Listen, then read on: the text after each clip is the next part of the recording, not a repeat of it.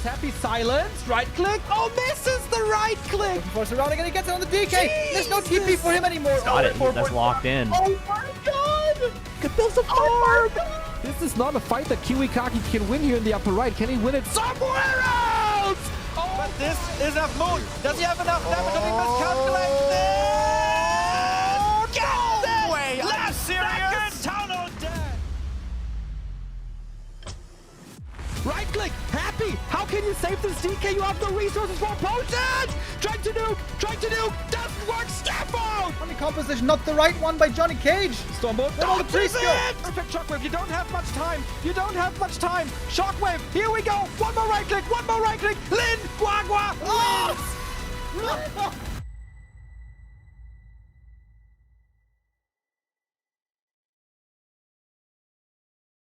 Hello, good day and welcome everybody. We are 1 hour earlier today than our regular scheduled timing normally because we have a little bit of a preamble, perhaps we could say. We're going to have the M Cup again later, M Cup 7 starting at 1 p.m, but we have another show match today as well, the Can Humba Beat Moon Season 2 show match series.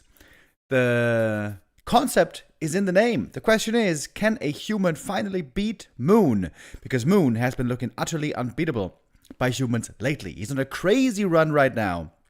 26 wins in a row against the humans. In fact, in Season 1, we saw many try and many fail. Chimiko, TH, Starbuck, Sock, and Fortitude all tried, all failed. Only one got 2 maps, that was Sock. Today we're going to have a new contestant. The first one in the second season is going to be Leon to try his hand today. Leon today, and then in the following days, we don't know exactly, I think, when. Gonna have to find out about that in the coming days. Leon today, and Starbuck, Chimiko, Sock, and Fortitude, again, gonna be trying their luck. 26 wins in a row against human is incredible. That is almost overwhelming. Like, I might be overwhelmed as well today in the cast if I didn't have Saul Apeman by my side. Gonna give him a ring, and we're gonna have a nice little dual cast going on here. Also, we have the players right now doing the map pick bands. Hello, Mr. Remo Demo. Nice to see you. And here we have Mr. Apeman. Hello, Mr. Apeman. Nice to see you. Nice to hear from you on this wonderful Thursday. Early afternoon. How you doing? I'm doing very well, and I'm wondering, can Humba beat Moon? Because we are in this amazing show match that tests this in season number 1, because like with TV shows, right? Breaking Bad season 1, pretty good. Breaking Bad season 2, that was when Saul Goodman was introduced, so even better. And yes, maybe in season 2 of these show matches, sponsored and organized by Yang Feng, we'll finally find a human player in the planet Earth that can win more than 2 games in Playoff 5 versus Moon, because so far, nobody succeeded, even Mighty Fortitude. Yeah, Leon, of course, is coming into today as an underdog. We're going to have a play all 5 series, by the way. Same as before. I had this confused with the Yang Feng Invitational, where we don't have play all 5s, but we have play all 5s here. We're going to play out all 5 maps, where all maps are worth additional prize money. And the bounty to finally beat Moon is even $500 bonus, because nobody has been able to do it so far. We're going to get into the action here in a moment. I'm doing a bit of adminning. You mentioned Breaking Bad. I used to love that show. You being avowedly a big fan of Saul Apeman, of Saul Goodman, excuse me. Did you like the show better, the Breaking Bad show, or the Better Call Saul show?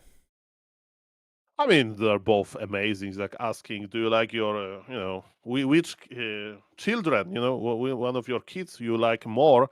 So no, both were amazing, of course. Kind of different vibe, The last seasons of Better Call Saul was a little bit like slower. But while in Breaking Bad, the actions were non-stop. And it's going to be the same in this show match. Am I right? I see the players are ready. I saw that you picked the colors. The colors change, I think, right? Because Moon rejoined the lobby or something. That's nicely done. Yes, there's a lot of updates to Warcraft III Champions. So shout out to all of the developers. Mr. Ruhi, Mr. Elephant, right? Mr. Faro, I mean, who has elephant in his profile picture. Now this lobby, we can pick the colors. That's so cool. Hell yeah. And we've had blue and yellow for the longest time, red and blue, red and yellow, but I've always been a big fan of also having other interesting color sets. There's a lot of different interesting combos, and this is actually something I'm kind of excited for. Now today, guys, we're showing the nude feature. We are loading into the game, play all 5. Here we go, and look at these beautiful colors. Mr. Apeman starting things off on Autumn Leaves. Ball first map. Oh yes, on the bottom left on Autumn Leaves, there is Moon!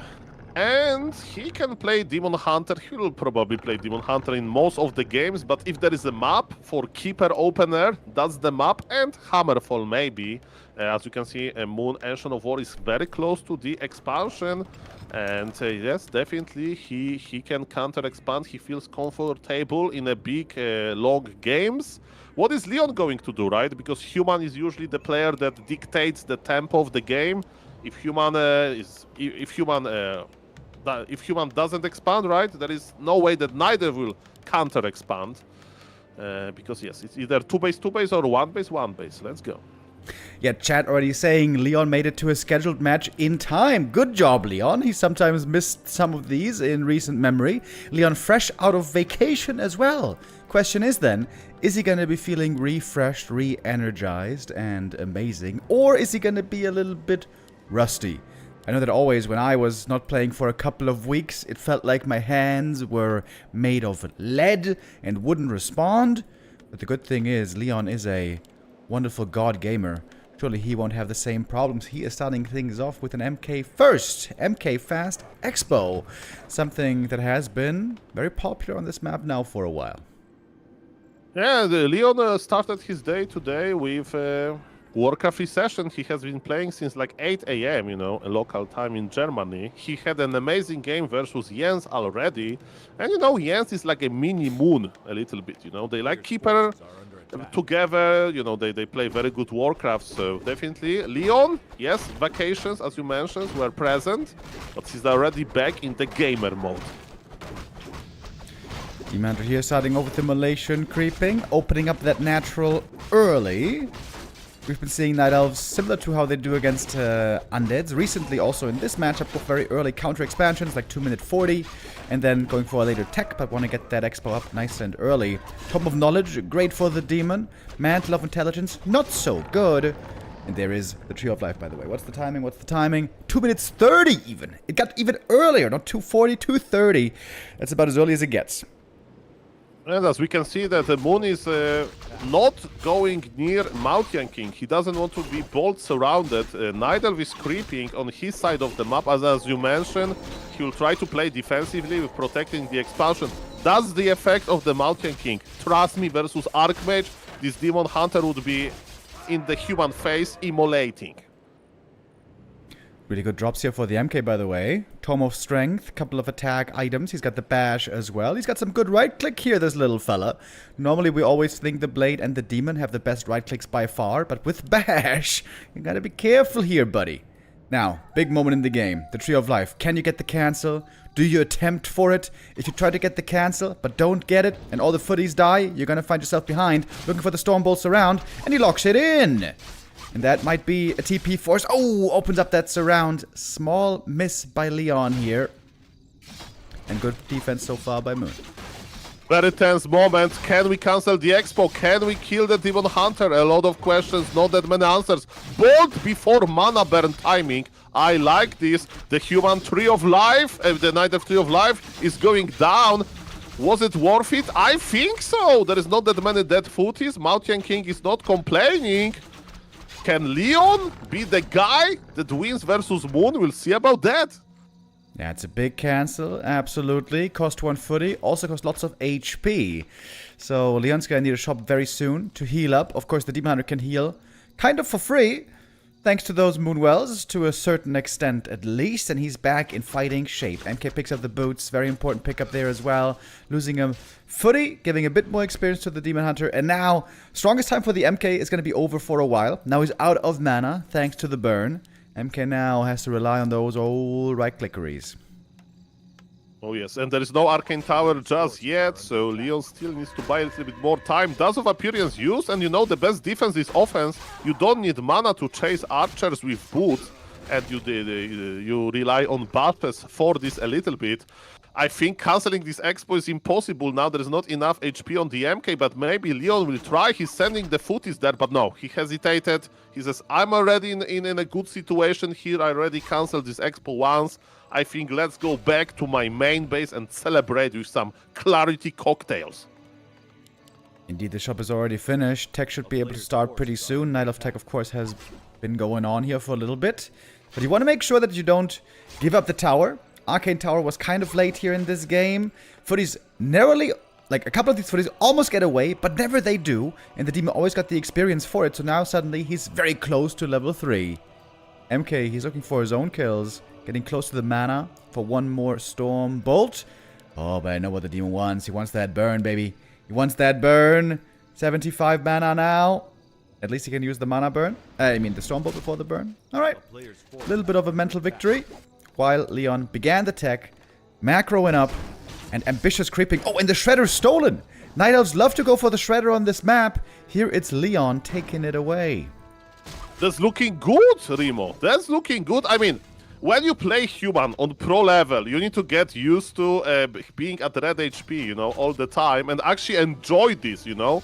Like, embrace the pain. Look at this MK! MK is like, guys, I'm back, I'm here with you. I have 180 HP. Leon is very comfortable with playing in like those stressful situations. I love it. Did you play the game The Darkest Dungeon by any chance? It's like a little bit, It's yes. a 2D game. Because when you said embrace the pain, that is exactly the mantra of the Flagellant, which was my favorite class in that game. That's a guy who whips himself. I'm sure many human players can sympathize with that feeling on the current patch, where it does feel sometimes like you're whipping yourself a little bit, but you don't want to be the whipping boy. Boy, oh boy, Demon is now level 3, gathering up footy kill after footy kill. He got the necessary experience. Where's that Shredder, by the way? It should be getting to work in the main base now. Yeah, with the Shredder active, there is a possibility here to go tier 3 for Leon. Is that what we're expecting here? I mean, let's see what the Moon is going to do, right? And we see a very nice thing. Tinker second with Pocket Factory. So Tinker, of course, in the late game can be retrained for rockets. But this Pocket Factory addition is pretty cool because it's good to harass a human expansion with, right? Arcane Tower is not strong enough to deal with Pocket Factory. But look at this, Remo Demo. There is a Mr. Moon is cosplaying as a pilot now. Zeppelin drop is incoming. Yeah, Moon is very famous for his hit-and-run playstyle. His lame playstyle can be very hard to deal with. Some humans go for a bunch of towers against Moon, like 2 towers in the main base, 3 towers at the expansion. If you don't have that, this drop harass is really dangerous, especially dangerous for the Shredder, by the way. That would be a huge loss if this one goes down. Here comes the Tinker, trying to take out that Shredder. We need to get a repair going here. Okay, there's a lot of things happening at the same time. Demon Hunter is going to burn MK mana. That was successful. This Shredder is not looking good, man. He was idle for a long time. There is 3 HP on Shredder, and Goblin Tinker, fellow kinda mechanical unit, kills the Shredder. He was the chosen one for that. Pocket Factories in the main of Leon. And yes, that's what Moon wanted. Mayhem, no Arcane Tower is looking so good for our Humba Slayer, I guess. Yeah, Moon here starting to show what he's made of. Going for Blizzard first with the Archmage's Leon. Ooh, it's a lot of damage on these peasants. Oh, goodness. Everything here deep in the red. The Zeppelin though. Gotta be careful about that one. Demon Hunter now hurt. Of course, got the TP. TP's out. Bought lots of time. And that was a great attack by Moon again. Aye, aye. Moon is on the way for tier 3 even without his own Shredder. His lumber economy looks, you know, not perfect, but okay. By the way, Neo is not casting right now, but I think he's smiling. Look at this. Triple Ancient of Lore. That's what Neo was activating. That was his advice to all of the Night Elves, you know, in 2-base situation, just make more production buildings. And yes, Moon economy is looking fresh, and he even bought a fresh Shredder. Who has the Shredder now? Yeah, with that also you can afford lots of upgrades, which get great value on the Dryad Bear army. 1-1 already in queue, as it turns out. Okay, so Archmage with Blizzard, we have some Spellbreakers, slow on the Zeppelin, but it's funny that there is very little anti-air damage, so Zeppelin will survive. And yes, if Moon is pressuring now, it only means that the game is looking good for the Nidelf, right? In closer situations, Nidelf would be afraid to go to the middle of the map, because Human is usually ahead in supply, and it's the case here, but Moon has better levels, Moon has momentum, and Moon is not complaining about this situation. Yeah, it's looking pretty rough for Leon. Of course, he came into this as the underdog. Moon, as mentioned before, on an incredible run right now. Moon, number 6 ranked player in the world. Leon, number 29. But in this matchup, I'm pretty sure Moon is number 1 when it comes to Night Elf versus Human. Incredible how strong he's been looking here. Also, he is the one to innovate with the Tinker. Tinker in the end game is going to retrain into rockets, which can be really good there. But also, in the mid game, decent for harassing the human base. And I think especially good for creeping. Tinker Pocket Factory creeping on the right map can also be fantastic. Chance now maybe for a hero kill. Seems like Leon needs one. But all he gets once more is a TP out. Okay, Demon Hunter survived by barely. Speaking of bears, we have triple Druid of the Claw in production with Wellspring on top of that. But look at the towers! Mr. Rimo Dimo, I just noticed them. Tricky Leon. I think Moon knows that they're coming up there, though. Somehow he's making an AP behind the tree line. That one's going to be finishing last, if it finishes at all. Yeah, 3 guard towers here are going to provide quite a bit of additional damage, and there is some vision being given. Yeah, Leon needs vision! He can snipe those towers! How do we get vision? Send a breaker! Be brave, breaker! We need 1 breaker! It can work, actually! There is vision again! Moon didn't cancel his tower, it was killed! No experience, of course. What about another one? Is there no vision here? It's crazy! I don't know how the vision works, apparently. That AP is finishing. Vision currently is not available. Vision could be given by a flying unit like a Zeppelin, but that's also pretty expensive. Rejuve stolen. Oh, but the Night Elf army is looking quite strong here. Gotta be said. The AP reveals itself by shooting. And this AP has a nice target to shoot at because 1 tower was cancelled, but Moon is going in. He has a lot of bears. Everything is red HP. MK saves himself with the kill scroll. Can towers help? We'll see about that. Leon is kiting to the top left. He's trying to win with Blizzard, but can he hold his position? It looks like he can. Moon is running back. Scourge Bone Chimes here, wonderful for Moon as well. It's hard for the human to bring down the bears in the first place. When they're life-stealing as well, it's even harder. MK still working with very low HP here. Goes for the Invo Potion. Needs some healing though, he needs some healing bad. Yes, heal scroll, regen scroll, something. The priests are getting overwhelmed. We have 3 guard towers versus 1 ancient protector with the help of 5 wisps. Moon is actually not even mining now from his expansion. He's just busy mass repairing. There is Wellspring, Rimo Dimo. So this Ancient Protector is, you know, is quite tough to deal with, as we can observe, honestly. Maybe human towers, they need buffs. What about that? They can't buff themselves with Masonry, but that's kind of expensive. 1 AP is beating 3 human towers. Look what's happening right here before our eyes. Oh my god, the humans in the new patch, they don't want to see something like this going on. They're having it tough enough. Nice, the Tower of Nurture Blessing, and with 5 Wisps also. So that was expensive, right? Supply is even. The Priest and Brilliance Aura are working hard to bring Leon to a good shape. Okay, Demon Hunter, forget the towers. We are fighting in the middle again. Workshop now done here, which came up proxy. He's trying to go for more teams, but it might be a little bit too late. Another reinforcing unit here picked off. Has Moon even lost anything except for that 1 AP in this hold? I'm not sure that he did. Seems to be defending pretty easy so far, and that's even without rockets. Now a bad position for the Bears, fighting next to the workshop. This could be a good spot for the human army. But there's no Blizzard left. There's no Stormbolt left. Demanded with a mana burn once again, ruining all the fun of the human player.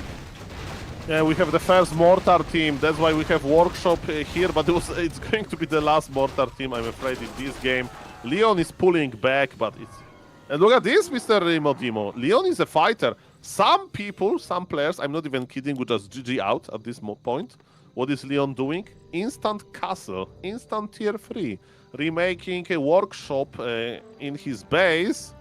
And he's going for this like sock style of playing Warcraft 3 versus Night Elf.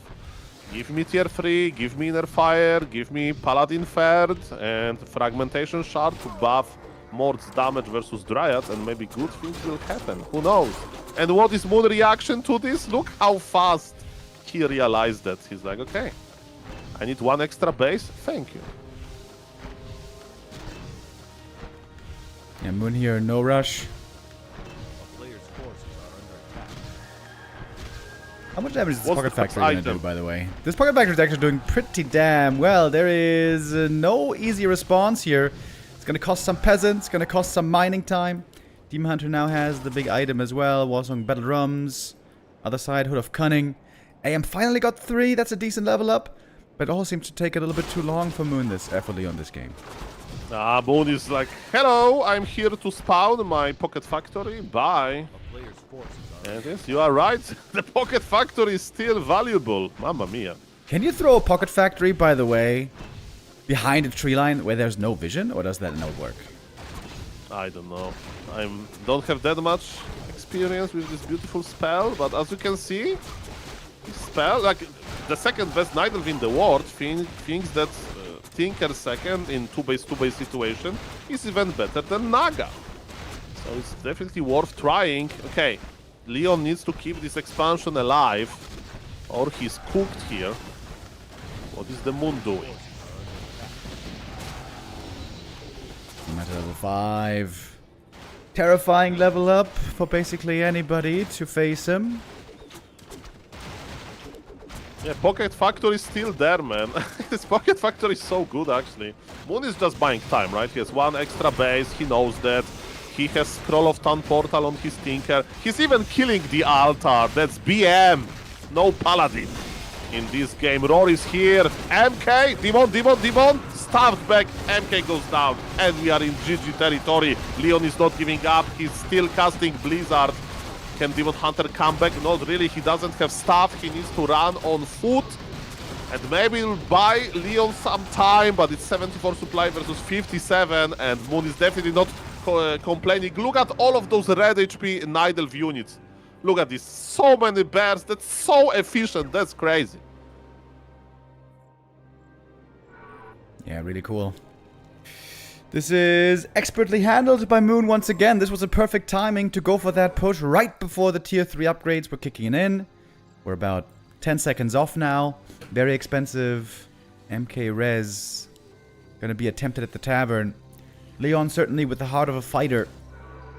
Not giving up this first map so far. First of 5 maps, of course, in this tournament series, or rather, show match series. Alright, we got Inner Fire. Last ditch effort for Leon. Yeah, he has 2 bases and 7 workers in total at 37 lumber. Mamma mia. But yes, we have Inner Fire Mord. No Fragmentation Shards, we can't afford that. It's good versus Dryad, right? Not versus Bear, so Inner Fire is definitely more important here. And what is Leon going to do? I mean, he's still making those workers. He's still trying to, revive his economy a little bit. And look at this. Moon sent 1 bear, and this 1 bear will creep with 3 of life. Lol. It's enough, I guess. Yeah, pretty cool. With Nature's Blessing, seems to be totally doable. Stressful army to micro here for the human. AM had full mana a moment ago. Well, not much longer. 1 more mana burn, and that's it. Say goodbye to your spells. Tinker even level 5 by now. Oh, goodness. Pocket Factory, level 3. We're gonna call it here. GG, well played, and well played indeed. It was. Moon continues his impressive run. Mamma mia. I mean, I think you can agree with me, though, Mr. Dimo, that at the early game went to Leon. He cancelled the expo. He kept his footies alive, And then he lost some footies, and Zeppelin drop happened. He even stole the Shredder. Maybe if you'd send the Shredder to Lumber earlier, if you'd repair the Shredder a lot of ifs, but yes, the early game wasn't a disaster, right? And then the genius of Moon with this Zeppelin drop, and then you saw the game. Mamma mia, very, very, very nice game, and I love it. All right, we got the second lobby hosted, same game name. And we Ready? are, I believe, ready to go if the players give us the go-ahead. Indeed we are. Off we go. Okay. Question from the chat. Do knights work at all against Night Elf? Very rarely we've seen Sok make them work. They just take so long to come online. If you expand first, go tier 2, build an army, go creeping, go tier 3, get all the upgrades. Takes forever. In theory, though, if you get a lot of upgrades and Inner Fire and maybe even Pally, they can be good. But that's just theory. Yeah, we saw actually Kevin played versus Sok, a show match not that long ago. It's a young thing in invitational series, let's say. And Sok went in mass Inner Fire Knights without mords even. It was literally Knights, free upgraded Inner Fire Priests. That was a pretty nice game. I was like mouse overing this, the in-game armor reduction value, because if you mouse over into the unit armor, the game tells you the percentage of damage reduction. It was over 50%. Oh, I was about to ask you a trivia question. How much armor is needed for over 50% damage reduction? So I don't know the answer, but my guess would be like around 14 armor points, something like that, probably. It's 17. Interestingly, every point of armor... Hold on, do I get this correct? Yes, every point of armor increases EHP by 6%. Additively. Yeah, effective experience. Yes, there's very nice tables on Wikipedia that shows you that. And there is also a minus armor, right? So the table goes another way. That's what the undeads are interested about with their Orb of Corruption. Mamma mia. But nowadays, everyone's getting armor upgrades and rings. We can never get into minus armor territory anymore, Saj. I mean, we need one crazy guy that plays Alchemist with undeads. Just Acid Bomb. And the orb, and we Gucci. Okay, but sorry to digress. Ladies and gentlemen, game number 2, the same heroes, Archmage versus Demon Hunter. And look at this, Moon is creeping. It's slow, in the past. Mr. Rimo Dimo, you know Warcraft history much better than I do. Night Elves, they have a tendency to expand, to make Ancient of War at the Mer camp, to get the Mercs, and they get level 2 immediately. But now Mr. Moon is like, no, I will just creep the green camp. And then I will adjust.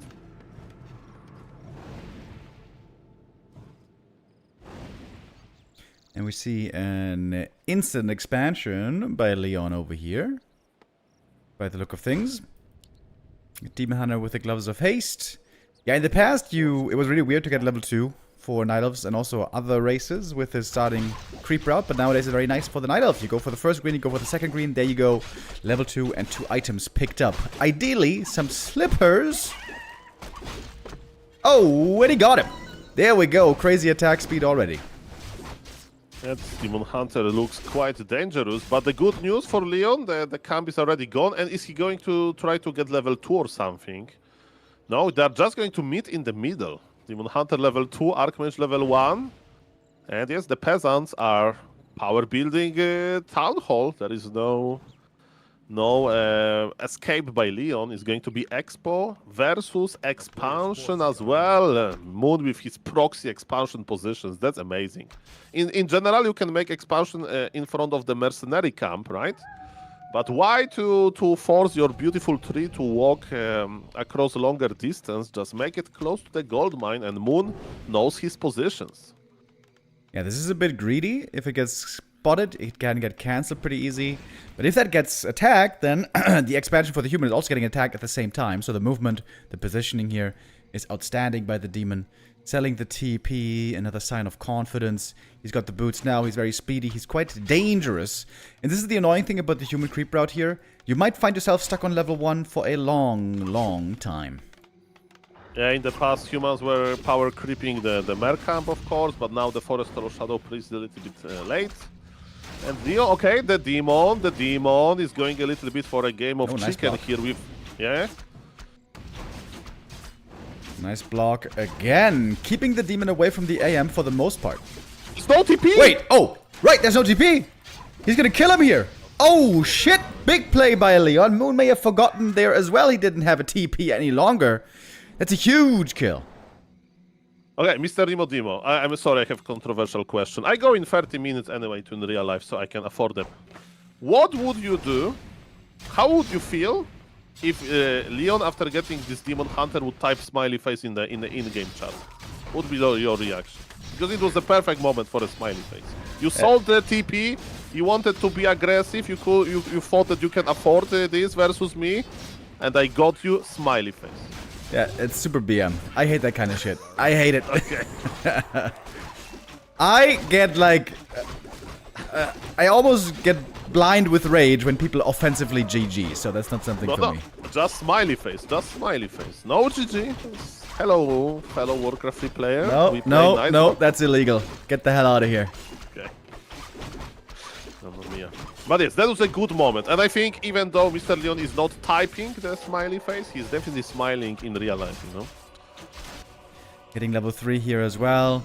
Beautiful level 3 creep route, right? The green camp, or 2 green camps in the natural and a demon hunter kill leads to a perfect creep route for level 3. Picking up the boots now himself, and he could cancel that entangled gold mine, I imagine. Okay, so what can go wrong for Leon? We'll see about that. I think nothing level 3 Archmage is going to hit. Expansion of Moon, Entangled Gold Mine is not ready. Is Moon going to commit 3 Wisps? We'll see about that. There are 3 Wisps in position. He's definitely thinking about this. Demon Hunter has no mana burn. Leon is like, okay, can I summon another Water Elemental? In 3 seconds, he'll be able to do it. And detonations is coming through. 10 seconds, the Water Elemental will appear. Can Leon escape? Another detonation! Look at this HP! 30 HP, mamma mia! Moon detonated 4 Wisps. But he got a lot of gold, he will remake them. Yeah, Leon here honestly could have gotten out a few more hits. He could have gotten this cancel here. He was a bit too timid with the Archmage. Understandable, I suppose, with the demon chasing you with boots. But guess what? He's not quite finished here yet. AM is back, harassing the Wisp down here. And the footies in the main base. Yeah, but now we have a fortified armor type, right? So this Water Elemental is not as obnoxious, not as dangerous versus Entangled Goldmine it was to be, used to be before. And you are right. Few more hits. I mean, it's easy to say, right? Because he's like red HP trying to reposition. But man, amazing player by both of them. And deny to finish with cherry on top. In tier 2 to finish in a moment as well. And the tier 2 gap is minimal here. This is good news for the human. We're gonna find out about the second hero soon. Once upon a time, we used to see lots of Blood Mage against Demon Hunter. He used to be a good counter. But the Blood Mage was heavily nerfed in the Pally Rifle days. And nowadays, he seems to be too weak of a hero to basically ever play. So now, humans having a very tough time. I think this is one of the big problems for human in this matchup. One of many. There seems to be no good hero to bring up against the Demon Hunter right now.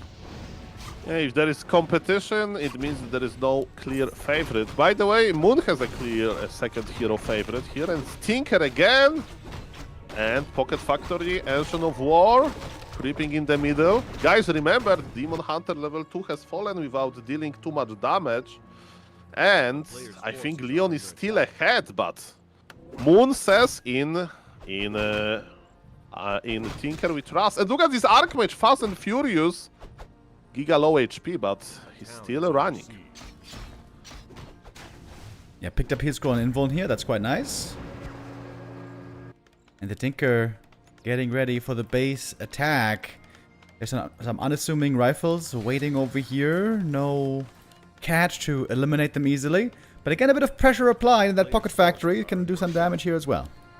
At least there is no Zeppelin on this map because there's no Goblin Laboratory. So yes, Moon needs to harass on foot. And there's Arcane Tower in the... Okay, Moon is not reacting. His Tinker lost a lot of mana actually.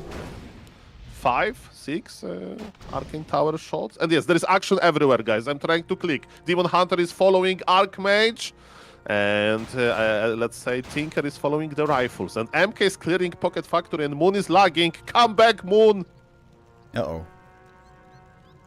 We're on the Russia Central server here. That seemed to be the best connection, I believe.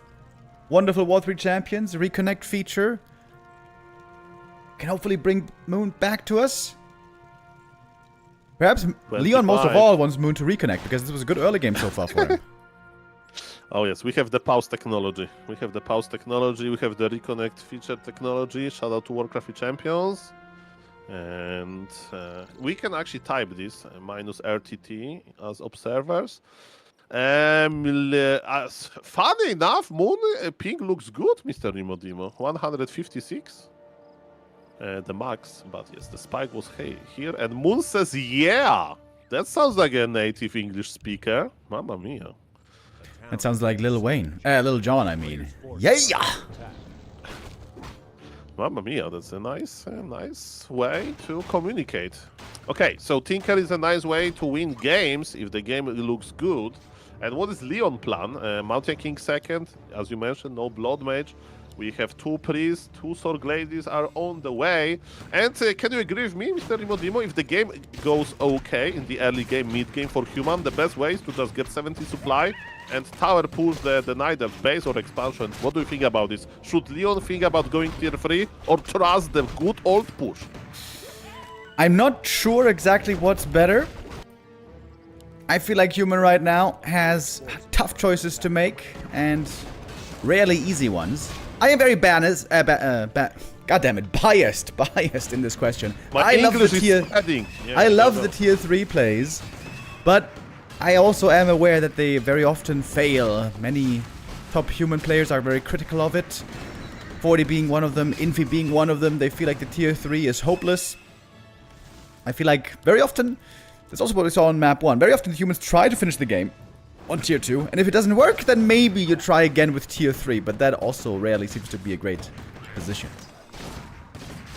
A good summary, definitely. I mean, there are also players, they have their own style. You may say that on pro level you should have all of the styles, right? But you know, some Nidals prefer Warden more than other Nidals and so on. Sok is definitely the tier 3 guy. And I don't know about the Leon. Mr. Leon, introduce yourself to us with your playstyle. And I see Workshop, yeah, but no tier 3. I don't think mortar teams without frag shards are really good at all, in my opinion. The cool thing is, if you have a workshop, you can go for cannon towers in the push, and that's really good if you can get them up. But they take forever to build. Is it like 60 seconds or 70 seconds, something like that? Rimodimo, I think so many stories about this. Cannon tower build time stopped Lemes, the original like Pala Rifle guy, from winning versus Happy on ladder. Oh my god. I swear to God, if this because he was pushing with cannon towers with Pala Rifle. It's a long story, but man, it was 5 seconds. If the cannon tower would finish, he would actually win. But of course, it's Happy. He killed the cannon tower 1 second before, and he won. Doesn't matter. Ladies and gentlemen, the push is here. No Mirisha at all. Is Mirisha coming? Not really. It's already here. I do apologize. Look at this tower position. That screams confidence. Look at this Blizzard. Can Leon do it? How many blizzards are we gonna have, though? Probably not too many. Demon ready with the next mana burn. Those towers are very far up front. I wonder if they should be a bit further back. I feel like that might be a better position. Arcane Tower being attempted first. Demon cannot really be rejuve here too easily. Oh, rejuve and then staff out, so it couldn't get stolen. But it maybe still did get stolen because the demon isn't healing at the moment. This push isn't looking too bad. Oh, he stole the rejuve on the MK. Oh my god, that's so big. Oh my god, that's so big. Perfect steal. That's perfect, but yes, where are the buildings? Like, you make war builds, not towers, if you want to make buildings as a wall off. But Mr. Leon thought that he can just make towers there. Towers are gone. Nidal is back. Kill scroll used by Moon. 78 supply versus 69. Human is still ahead in supply, but definitely not in mana. And Leon is starting his kiting dance. No tier 3, more breakers. Leon push is serious, but he's not achieving much. Yeah, Demand is also serious. There's just not much damage to threaten him. He can do seemingly whatever he likes. MK low HP in the front line. The Demon Hunter here untouched for the longest time. I gotta force that TP out. That was a sad TP. That was a TP that... Now it's time for sad face, you know? So we had our smiling face in game chat moment, opportunity of course. Now if I were Leon, I would type sad face actually. So I was ahead in the early game, mid game was and then I screwed up the late game push, and now I'm sad. Oh, the demon! Oh, if he gets a bash! Oh my god, that was so close! And okay, Moon should type smiley face now. Okay, I stop, I swear. But yes, there's a lot of emotional moments in this match. So many emojis from you, Mr. Apeman. It feels like you are Gen Z or something. I try to... Okay. I don't want to make it too weird, Mr. Emodimo. But last question. Do you watch TikTok? Do you know what TikTok is? I heard of it. So you don't... I will right? never use it, no.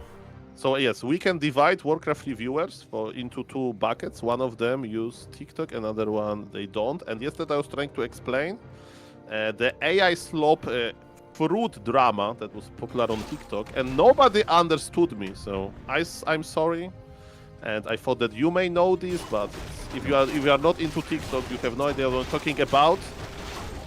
And Mr. Moon has idea how to win this game, because let me tell you that he's getting big levels and he's very close to the human expansion. No, okay, tier 3 is ongoing right now, and this time Leon has a lumber, so this tier 3 actually will kick in.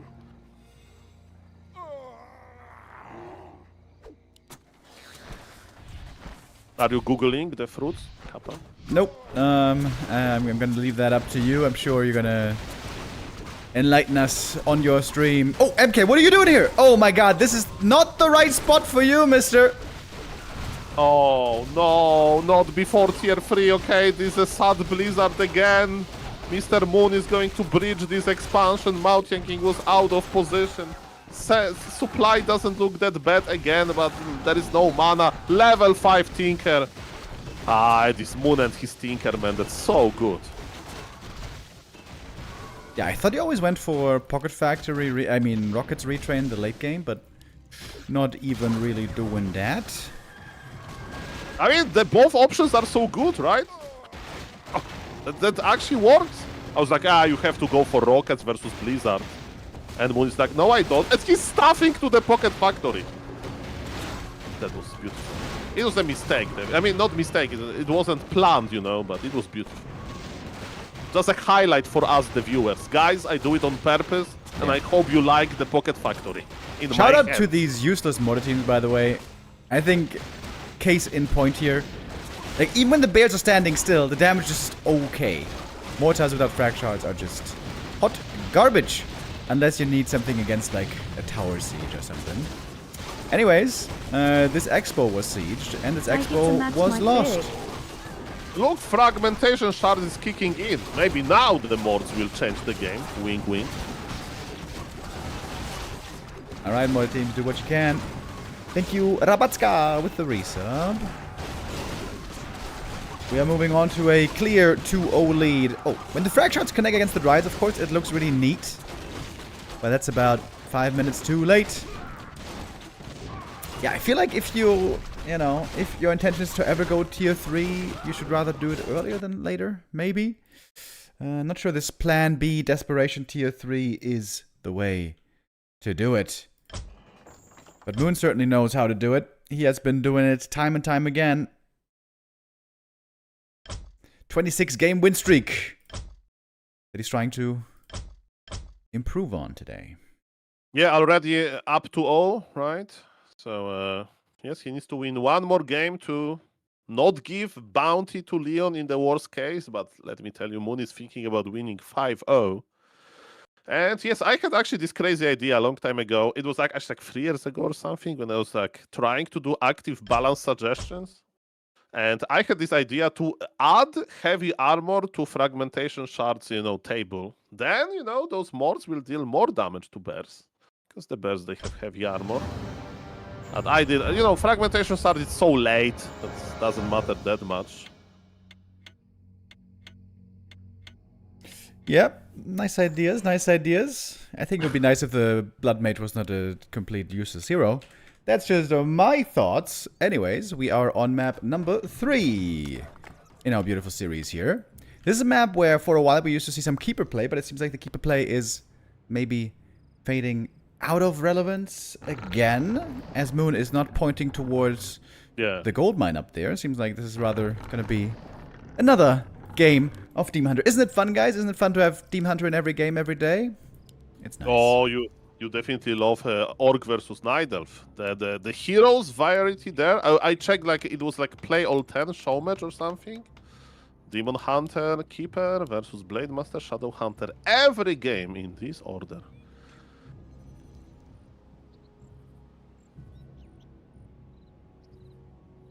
In the past, Dark Ranger openers were quite popular, right? In Human versus Night Elf. Oh yeah, Dark long Ranger time got ago. nerfed. I mean, it feels like a long time. Actually, it made me really sad, this nerf, but yes, let's not... if I will talk about this more, I will start crying, so I'll hold myself. MK first by Leon here, by the way. This is a bit unusual to see on this map. You gotta have a very clean creep of the first gold mine then, otherwise you're gonna take way too much damage. There is a serious opportunity here for Moon to cripple the human early, especially if Leon doesn't pull it off perfect. Has to play with a footy pull, of course, and properly tank and so on. Yeah, but on this map also Makura camp is pretty big, right? So Moon will take some time creeping the mighty Makura versus Undead, Night Elves, like live. I mean, I don't know if he's still doing this, but he was experimenting with making Ancient of War on the green camp. I'm not even kidding. Because, you know, just Demon Hunter gets out from the altar, picks item, and goes to harass the expo. But yes, definitely there'll be very fast Demon Hunter movement. And is the pull successful? So far, looks okay for Leon. Might even be going for a surround here. The Bursey, okay. This golem needs to come back. Uh-oh. Oh no. Uh-oh, yeah, that's not good. Golem returned back to his starting position. This means now he is what's the word? Reset, and he can throw his boulders again. And he's like MK. MK throws bolts, Rock Golem throws bolts. They're just, you know, brother from another mother. That's quite a bit of damage taken on the militia here. MK with Talisman of Evasion, that's okay. Demon Hunter passively so far, just creeping up. Getting a couple of smaller pickups here. But could still return to put some work on these peasants. Yeah, interesting idea by Moon, right? Like for example, on Concealed Heal, if you know that a human is creeping the lab, you always harass immediately, right? Here, Moon decided to creep level 2. And look at this, Leon doesn't know where the Ancient of War was located. It looks like Leon is going to the Night Elf base. Is it worth it? It means that his expansion will definitely be stopped for some time. And we are in this base race, you know, economy race territory. And let me tell you one thing, Rimodimo. Moon is so good at those trades. So I trust Moon that he'll play the best, you know, base trade possible. Yeah, Leon is expecting a Tree of Life somewhere. He's looking, he's scouting, he's like, what's going on? And he's being indecisive. He's going for the Moonwells, he's going back. He's not even forcing repair. Thank you, Nijo, gifting us up to Enkidu. Getting an Archer at least, but Archer losses are not enough here. He's at least trying to force back the Demon to create the space across the map where there are a lot of militia ready for the job. Yeah, maybe 2 men. Okay, bolts around. Demon Hunter has a TP, Demon Hunter has Immolation, but look at this. Moon is not even using Immolation. I think it was on purpose, maybe, to save some HP for later. MK has no more mana. Speaking about mana things, Demon Hunter is full mana, full HP because of power of the Moonwells. And is this Ancient of War going to die? We'll see about that. Moon is confirming that Leon is expanding, so... okay, surround! Mr. Remo Demo, do you have hope? D-Man was attacking the MK. I think that's a mistake, right? You gotta try to open the surround. He's trying to attack the MK again. This is definitely wrong targeting, isn't it? We got a hero kill. There we go. Leon gets the big kill. Moon here perhaps a bit careless with his positioning on the Demon. Everything is now hurt on MK and Footies, but the Demon dead. And it's a lot of free time for the economy, for the human, and for these Footies still. But now the Demon is back, trying to reclaim his glory. If you would judge this game through like the previous game, Nidal is still ahead. He lost his Demon Hunter only once, wink wink. But yes, Demon Hunter is back from the Tavern Revive. But you mentioned it's all about time, right? So human expansion is already done. So Arcane Tower is going up. The shop. Oh, the footies. Shop is on the way. That's legit, Mr. Dimo. That's legit. Demon Hunter needs to cross the map. There is no Tree of Life on the way. Tier 2 kicks in, and who is here again? The mighty Tinker. He's ready with his Pocket Factory to make some gift for all of those hardworking peasants in the expo. Yeah, tech is going to be late for Leon this game. This did not exactly work out the way he was hoping timing-wise. Cool position on the Pocket Factory. Way back of the expansion. Hard to reach. There's no range units yet in the human army. But the Stormbolt is ranged, and that catches the Tinker. That might be the next kill. The Demon comes back, looking for some more juicy mana burns. Mamma mia, this position, Tinker with Pocket Factory in like some kind of the cave. As a gamer, I would like to live there. That looks very comfy. He knows gets surrounded again. Not quite. Mamma mia. Okay, there's fight everywhere, ladies and gentlemen. This Tinker is chilling. Double Pocket Factory is his kingdom. Look at this, Mr. Dimo. That's so sick. Oh my god, dude. Don't you just love Moon? You gotta love him. Tinker all of a sudden he's almost level 2. Just by killing peasants. Demon Hunter wants to get another Clarity Cancel. Ooh, playing a bit with fire here. Almost walking into a surround. But this is so much damage inflicted. So many peasants going down. Look at the sad state of the peasant economy in the main base. There's only 2 peasants left there. Leon has to hit that P button. Well, there's a lot of militia needed, that's for sure. And the most funny part is that the Pocket Factory is still there. And remember, Clockwork Goblins, they don't deal that much damage. And when they attack, but when they explode, they deal a little bit of area of effect damage. And that was definitely worth it. And look at the confidence on Moon. He's counter-expanding directly on the spot right now. The Pocket Factory harassment is over, but all of those workers, they need a regen scroll. Is Leon going to give it to them? I don't know. Now would be very nice to do Zeppelin drop, but I don't know if it's too greedy or not, because all of those red HP peasants, let me tell you, they can die very quickly. Tinker here off to a great start. 2.5 already. If he creeps the shop, that's going to be a nice quick level 3. Speaking of level 3, MK just got it. Didn't pick up the item. Although normally, Gloves of Haste pretty good for him. I guess he's going to return for it. He never got Boots of Speed either this game, by the way. MK without Boots. Feeling very sluggish. Yeah, he can't afford. The economy in the human base not looking too good.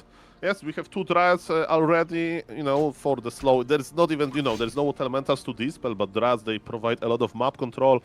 MK is full mana, but... And look at this. This is a trademark move by Moon. 2 Dryads just chasing entire human army. That's so cool. Mamma mia. Yeah, the footies had defend, then they could reflect some of these spears, but without defend, there's no way. Oh, almost a signature Dryads around there. Leon also really good with his footy early game micro, much more detailed than many other humans. Get those boots, baby. Get those boots. He's not getting them boots. Last hit stealer, maybe? Alright, gets one at least. Yeah, it was quite important. Both Demon Hunter and Tinker are getting level 3. You know, very soon they will get it. And Mr. Dimo, I'm looking for some hope for Leon. No second hero just yet, but we have Sanctums on the way. We have a lot of rifles. But man, Moon is not stopping. Moon is tier 3 is more than halfway done. MK has no more mana. Is one Arcane Tower good enough to stop this big push? We'll see about that. This looks dangerous even without bears. Mamma mia.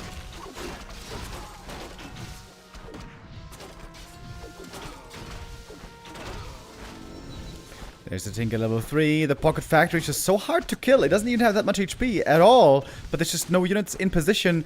And Moon is doing a great job. He has his army in position, close by, to protect the Pocket Factory if the human committed to it.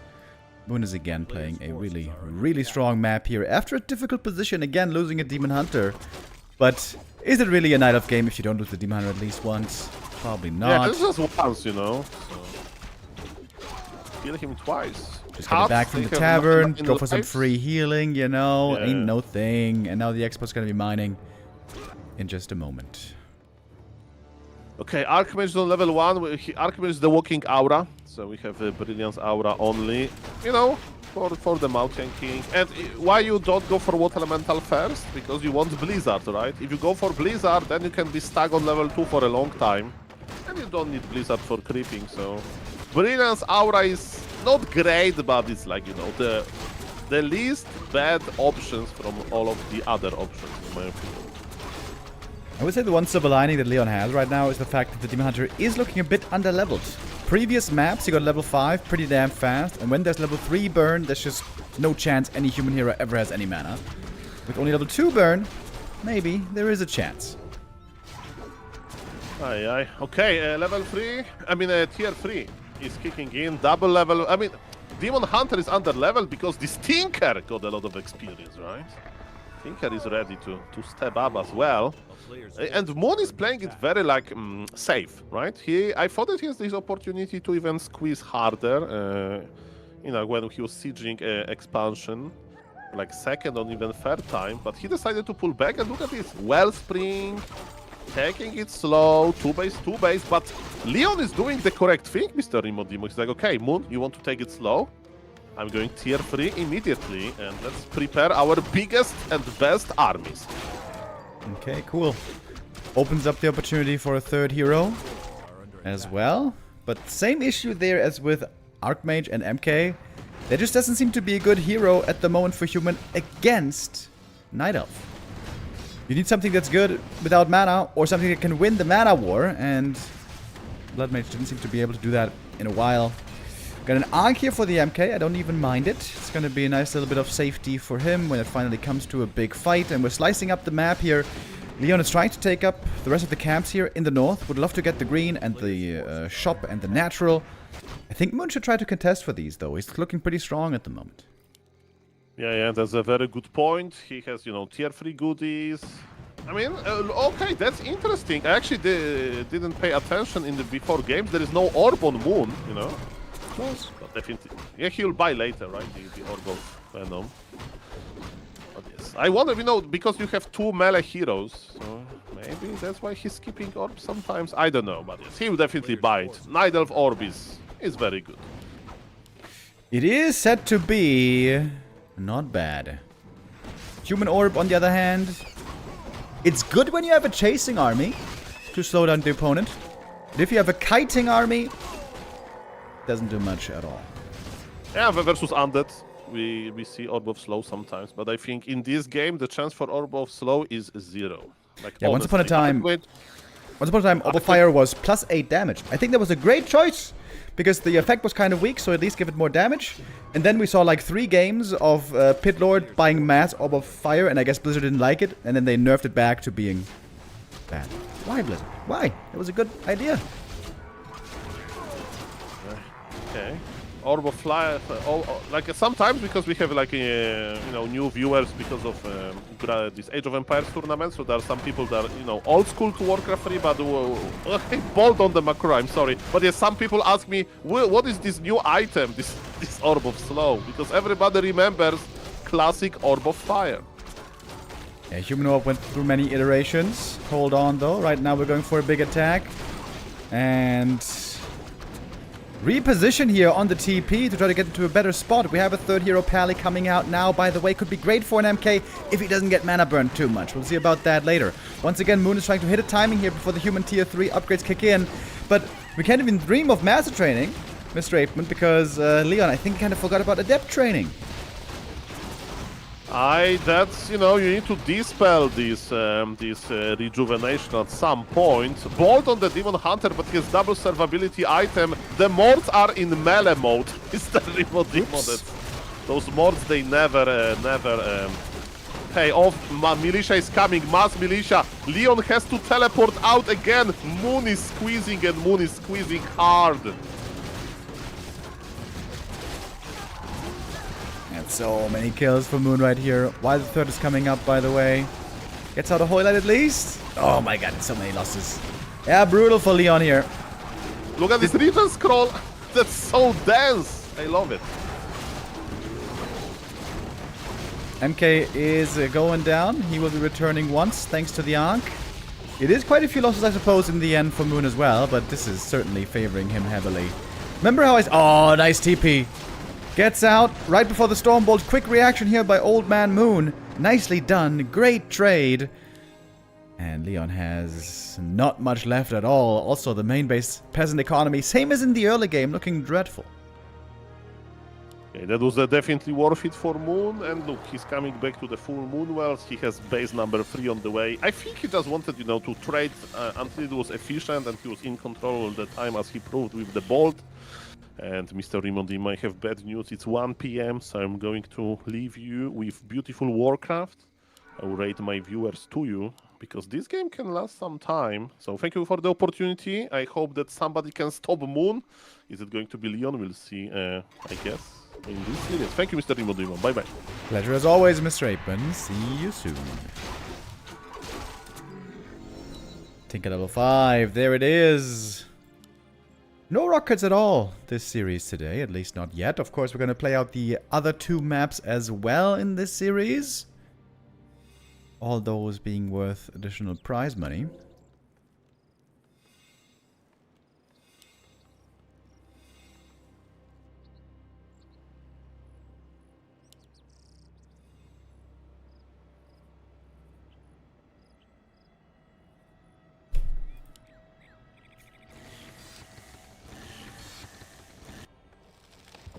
So when's the tier 3 fully kicking in here? We got master training now. We got frag shards. We got the triple hero. Hello, raiders. Good day, everybody. It often seems like the human army when it's at 80 supply, it doesn't even look very big, right? I mean, this isn't exactly 80 supply yet. We got more also still in production. Also difficult to make the right choice. What exactly are you going to build? What macro choice are you going to make? What units precisely do you need? How many mortar teams do you want to have? Mortar teams, good damage output if they perfectly connect. Which is kind of a big if against top players. But of course they provide no front line.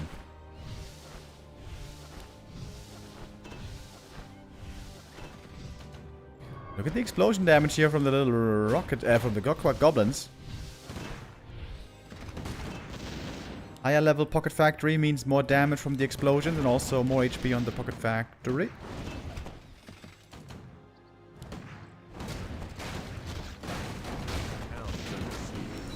Penny level 2. That's a nice level up, actually. Finally, we have the aura for everybody. 2 more armor is a good little increase. Dryads with 4 armor here, having 2/2 upgrades. Oh, nice anti-magic. Perfectly timed against the Stormbolt. MK rendered useless here at the beginning. There needs to be a dispel. A little bit too late here. Leon didn't dispel the anti-magic.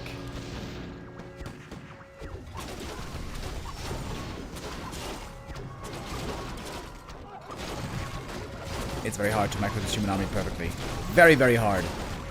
And the mana burns are absolutely brutal. And now it's level 3 mana burn with 1 more kill. Dryads dancing against the mortar team shots. Finally, 1 Dryad goes down. This one stood still there for a little bit too long. Another TP right outside the base. How many TPs did he have to buy? How much gold did he have to spend on this? That's a good position for the Blizzard here. Players maybe shouldn't be attacking into this spot specifically. MK has a Stormbolt ready. Demon in trouble. There should be a staff for him, surely. Gets the mana burn out before leaving. And again, lots of units getting away on low hit points. A great escape by Moon again.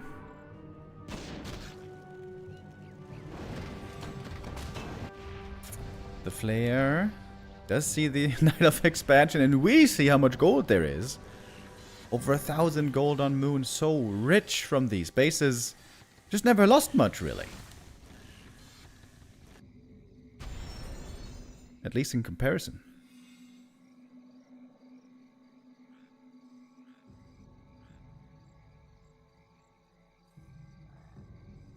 Did they fix the Crypt Lord Carapace armor value for the M Cup? I doubt it.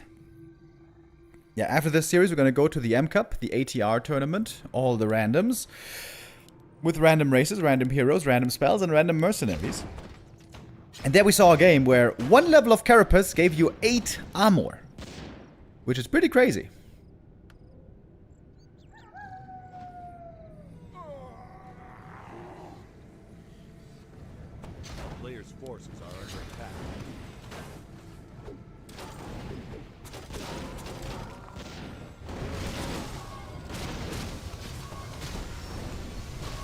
Nice.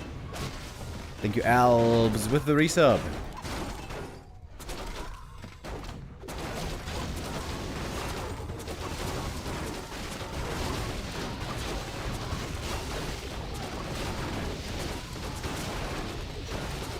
Everything here for Leon.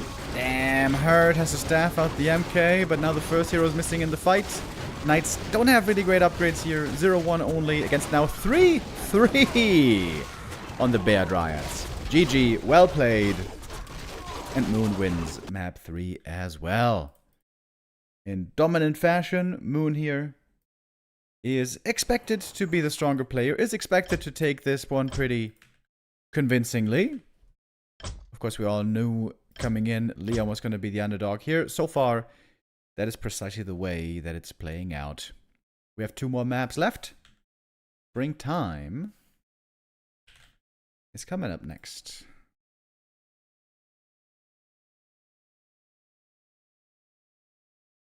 We could go for a little Gamba as well. I forgot that so far today.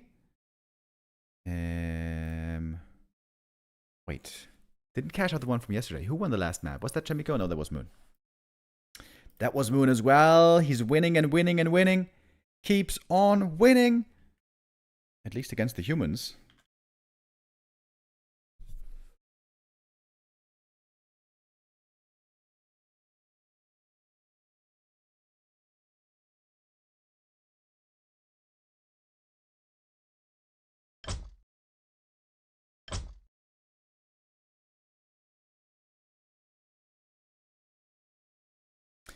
Infi versus LawLiet should be coming up after this. Let me take a look at the admin group, actually. Yeah, Infi versus LawLiet first. Then Happy versus Abver, and then we're going to have the lower bracket game. Also, that's going to be Creepjack today at 5 p.m.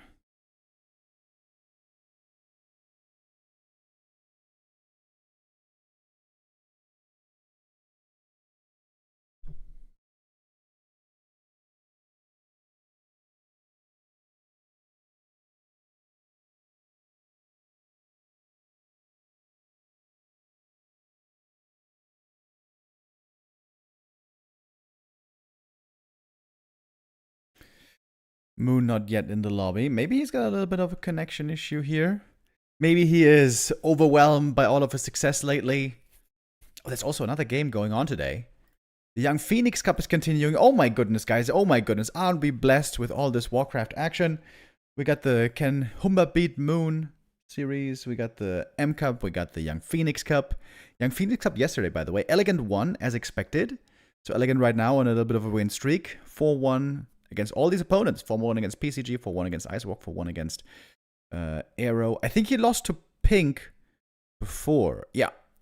In the first go-around, it was Pink getting the victory and bringing Elegant's run to a close. Elegant, at the moment, the most successful player, but Ugly still has a chance. Pink still has a chance. Ugly also had a really good run here, which I didn't necessarily expect. Also had kind of easy opponents at times. Snowdream and Kennedy, not really the craziest. The 0-4 for Hazy here was a big surprise. It kind of stopped his hype train a little bit.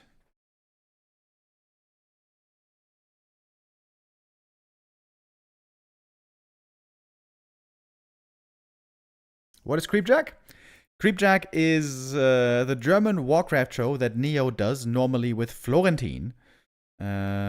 Sometimes on Thursdays when Florentin has the time.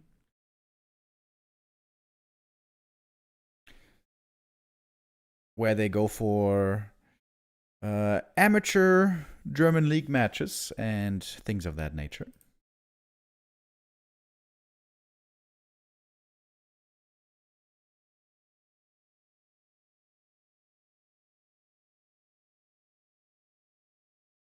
Leon is in the lobby, ready and waiting. Maybe Moon needs a little bit of a break. Maybe the kids are calling for him in the evening. It seems like sometimes Moon is a little bit out of sorts when he has to play super late, like in the B Cup, M Cup, or the Gladiator show matches. When he has to play at like 2 a.m., 3 a.m., of course, Korea time is 1 hour later than China time. But right now, it's not that late in Korea. It is prime time, as they say. 8, 10, 10 past 8 in Korea.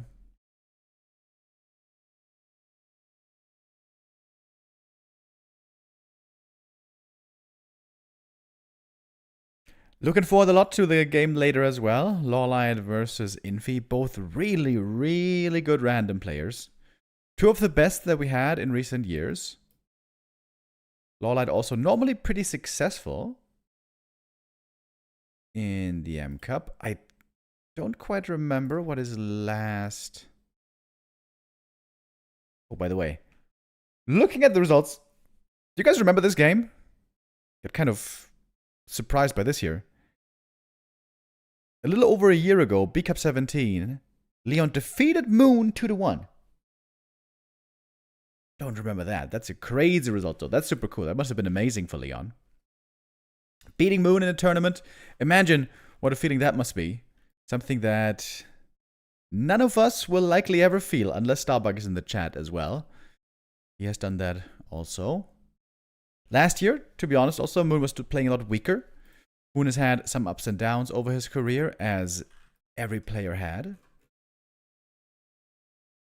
But I would say Moon has really been enjoying the new patch and a stronger presence again. So this is M Cup 6 here. Where did LawLiet place? Top 6? Okay, not too bad, not too amazing.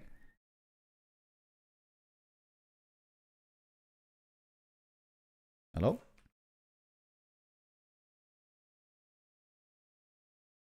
M Cup 5, we had him in top 6 as well. M Cup 4, we had him in top 6 as well. Okay, interesting. So the last 3 times, LawLiet always ended up dying here in the lower bracket quarterfinals. A bit of a pattern emerging. Maybe Moon thinks this is the best of 5, because he is still not showing up.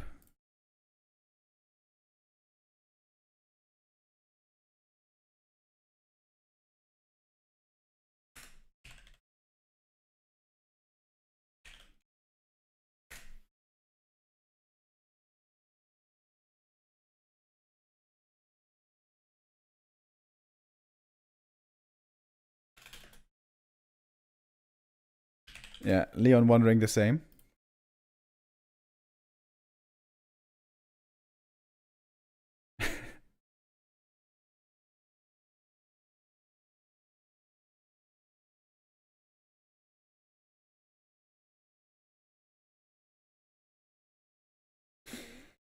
Yeah, the Yangfeng Invitational standalone show matches are BO5, so first to 3 wins and ends the series, but Season 1 indeed was Play All 5, where we played all 5 maps, so Moon might be able to remember from that one.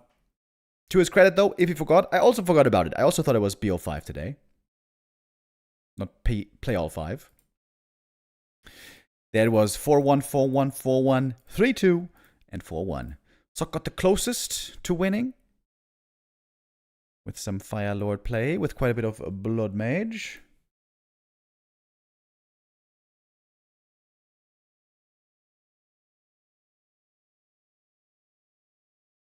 I seem to remember Abver from way, way a long time ago. In the Deadman era. Is that the same Abver? Yes. It is the Russian player Abver who has been around a long, long time. Really good random player, really good FFA player. Not able to compete in standard 1v1 on the highest level, but in the M Cup we've seen him also last season do really well.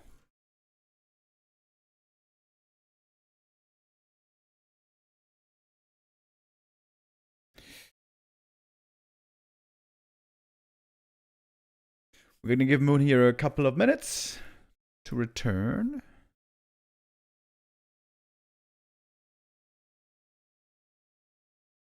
If he doesn't show up, does that mean Leon gets the def win on the other 2 maps? Does that mean he gets the prize money bonus Well, he wouldn't get the bonus because he didn't beat Moon in total in the series. Maybe we're just gonna postpone the other 2 maps if Moon doesn't show up here. Moon normally very, very responsible and very reliable usually. I don't think there was ever a tournament where Moon was late even. Maybe he just, you know, forgot, slipped his mind. Or it could be internet connection. I have been plagued by internet connections as well recently. Up until about a week ago or maybe 2 weeks ago, there was a little span of a couple of weeks where sometimes my internet would be dropping. And that's so goddamn annoying. As many of you will know as well, when the internet connection drops and all of a sudden you're left there like a caveman without the interwebs. It's very annoying. But when you're streaming live every day, almost every day, then it's even worse, I would say. What day are we on today, by the way? Consecutive streaming day 816 today.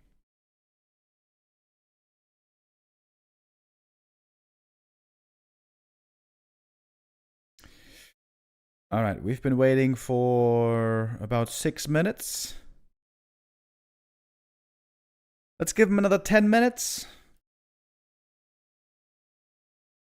And then we will have to switch over at some point. We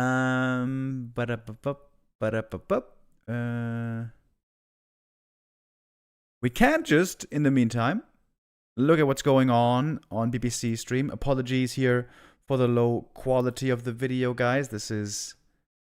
Oh, wait. Oh, hold on. Maybe... There's a better stream. Oh yeah, nice.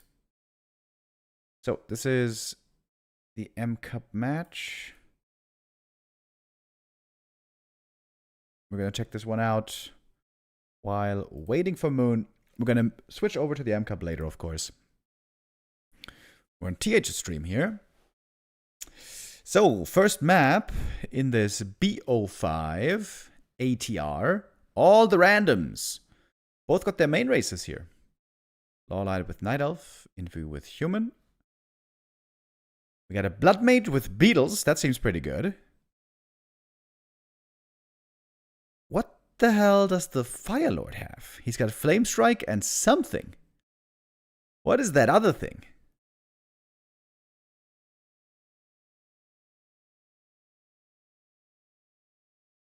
Looking for the Expo cancel. Oh, he's gonna get it as well right before the TP.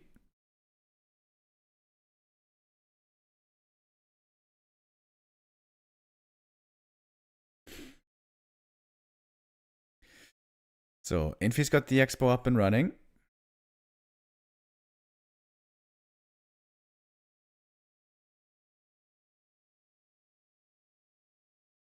LawLiet. Oh, wait. He expanded on the left. LawLiet's trying to go for double expansion.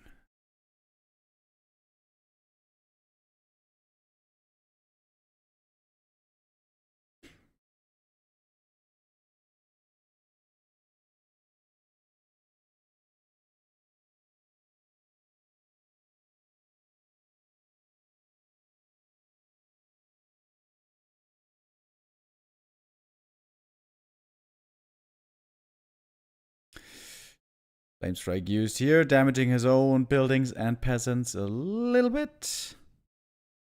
Oh, Ancient of Lore cancel in the main, maybe. Oh, okay, the footy is successful here, but it's going to cost them a little bit. What the hell is that other Fire Lord ability, by the way? It looks like a Draenei, yeah. But there's no summoned Draenei ability. That must just be... must just be like... a glitch, right? Also, Flame Strike, not the greatest ability to have because it's very, very mana heavy. Normally you can only support it well if you have something like Siphon mana.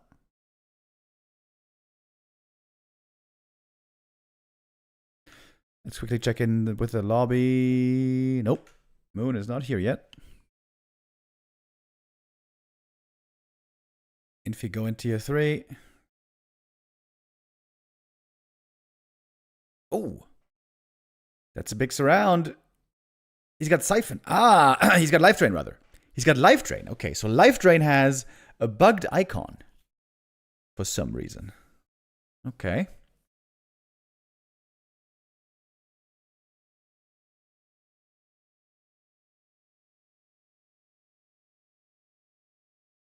He's got Metamorphosis, by the way. So the Blood Mage... Wait. Oh, shit, dude. If you use Metamorphosis, do you get, like, plus 600 range?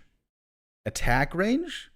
Does that mean you would have over 1,000 attack range with Metamorph? Plus Chaos damage, plus 500 hit points?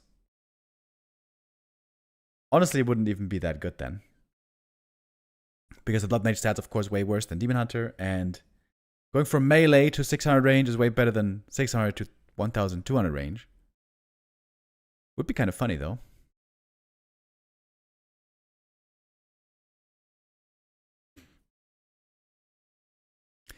Double Ancient of Wind being made here. LawLiet's aware that it's going to be mass Dragonhawk / Griffins. And he probably wants to get out some Talons, some Crows soon.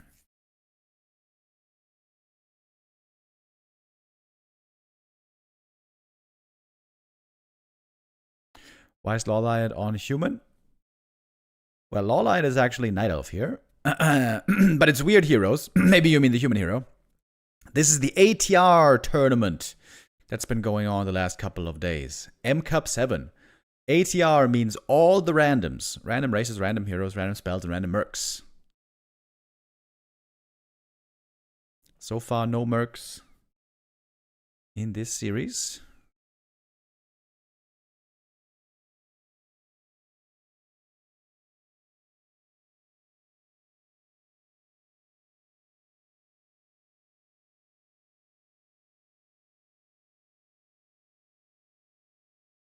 Yeah, I guess the way we're going to do it is, after this map is done, if Moon isn't here, then we're going to keep going with that series.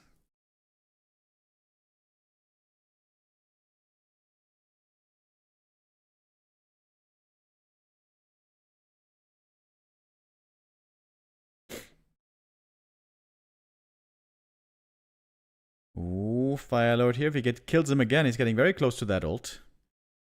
He's playing Blood Mage solo so far, by the way. It's a lot of bonus experience he's getting here on tier 2 and even more on tier 3. It's a lot of summons.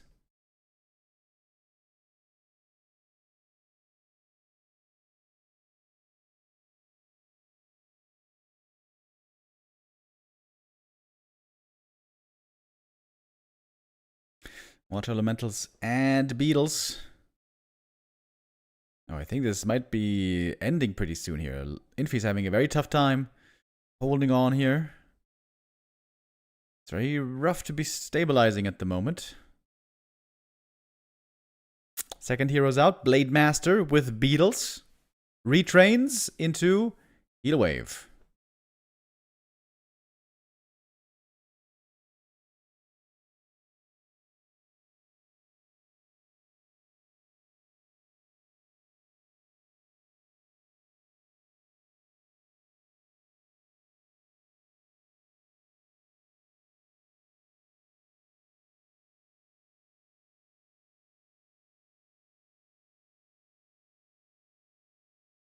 We got a Griffin out now, but that one doesn't do much against the Dryads.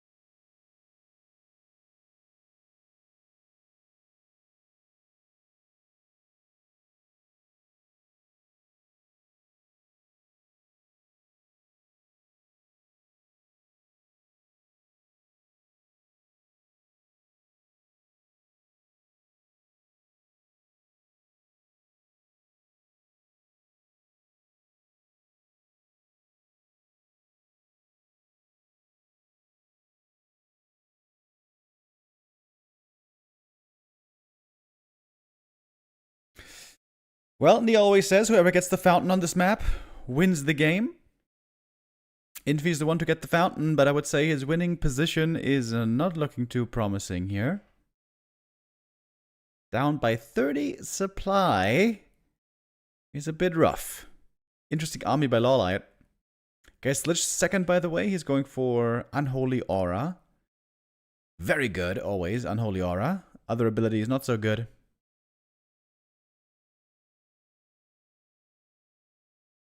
Infi lots of gold, but he is supply blocked. How do you do all those farms?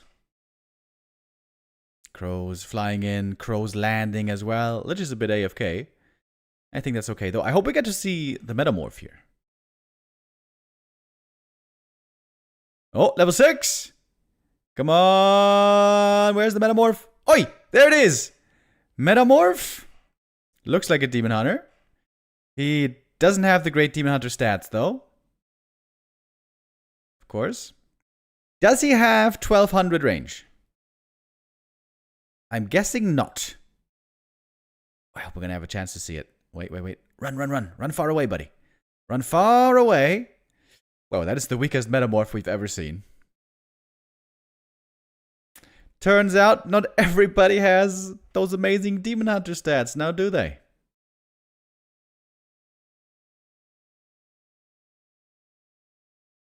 This Metamorph is doing almost nothing.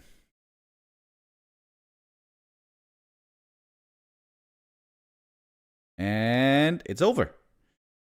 Well, didn't do much, but maybe it did enough. I'm glad we got to see it at least. We didn't exactly see if the range was increased.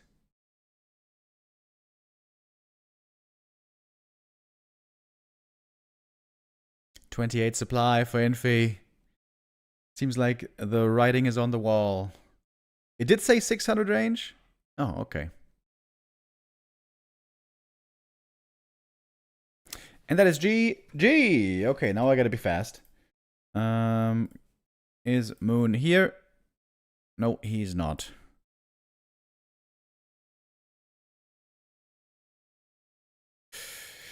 Apparently, the connection seems to have been lost for Moon.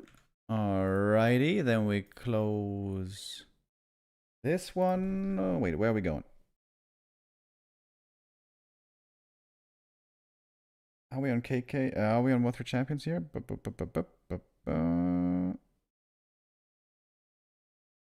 I think we're on Warcraft Champions.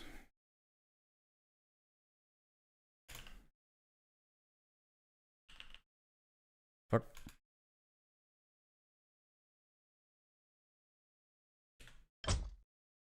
Nice. Alright, I made it to the lobby. I guess this is where we switch over. Then I gotta change the titles here and stuff. The Moon versus Leon show match is over for now. Now it's time for MCup 7 playoffs. Also gotta change the title because this is always confusing to people why we have players playing different races and stuff.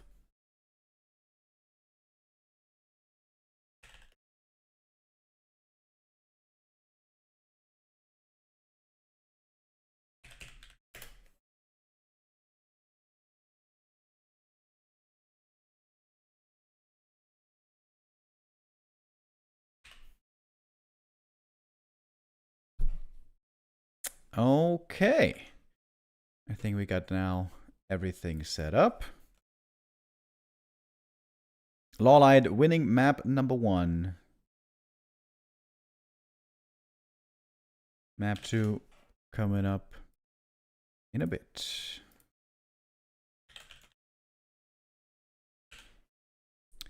Infi is, of course, the reigning defending champion of MCup 6. Was able to beat Happy finally in the grand final.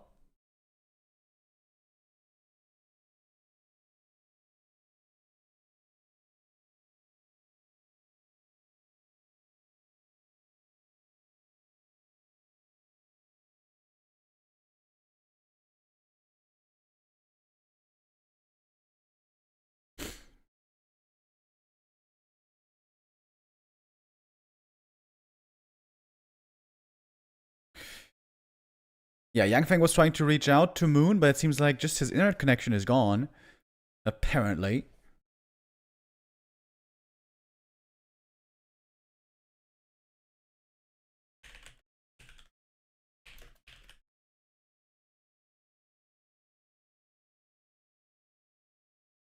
Oh, wait.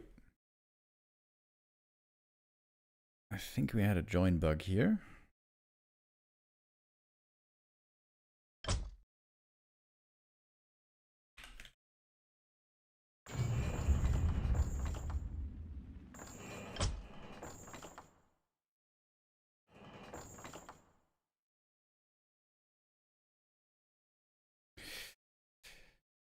Do we have patch notes? There has not been a new PTR update yet, so no patch notes yet. But if Blizzard keeps going with the same patch rhythm, which was every 6 months, then in the next couple of months, maybe next 2 months or so, we might get another patch. Maybe. I'm working on my patch suggestion video. It's gonna be a long one this time.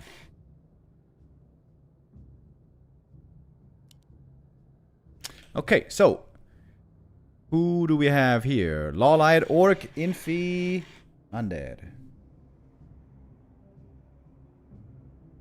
Right? Right.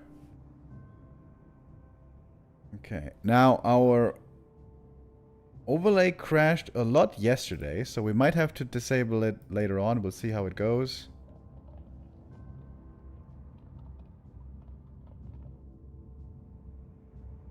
But let's hope for the best here now. Oh yeah, right. LawLiet is up 1-0.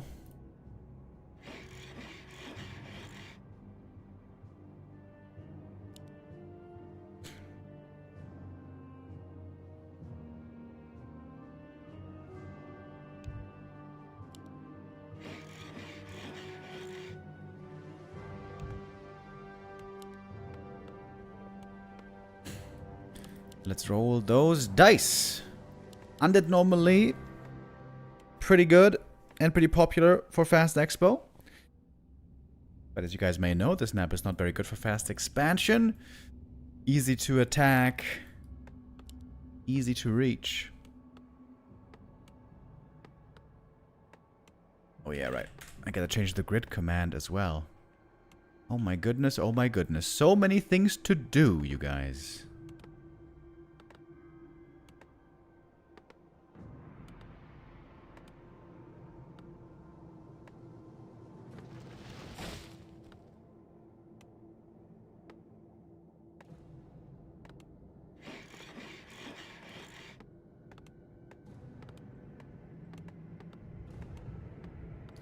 Crypt Lord first. Normally not a good hero because he's very low mana. And also low armor. But he is going with him. A player's forces are under attack. Panda first for Infi. Stormbolt is always good. Oh, he has Stormbolt and Entangle. That could be pretty damn sick. As long as he has the mana for it. Were any of the Moon versus Leon games close? Not really, to be honest. Not really.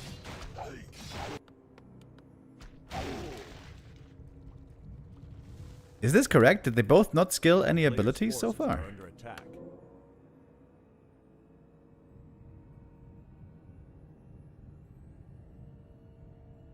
It seems like they're both holding the skill points here. No one's expanding. Attacking up.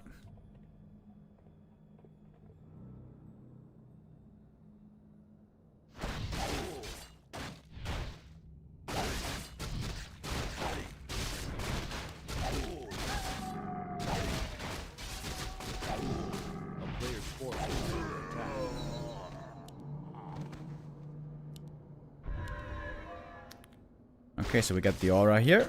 Endurance aura is always great. Stormbolt's always great. Panda now considering if he wants to go for Entangle or Nova.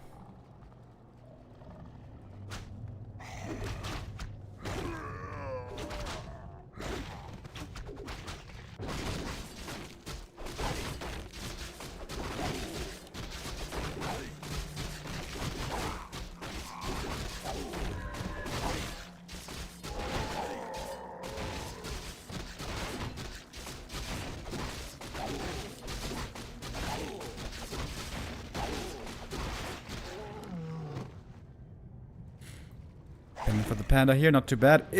Oh! Did you see that? He acted like he went for the ultimate split. Ooh, nice deny here. I would go Entangle here for sure. Entangle really good against Headhunters, but I guess Stormbolt's even better.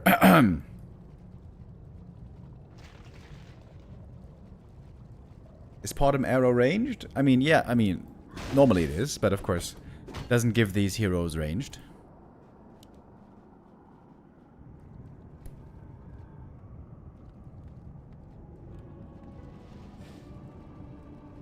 Panda close to 3, level 2. Stormbolt would be great.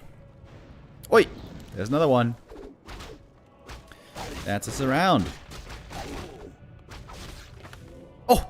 He's got Ensnare, right! That's a Troll Trapper. Oh, that's also so good in the early game.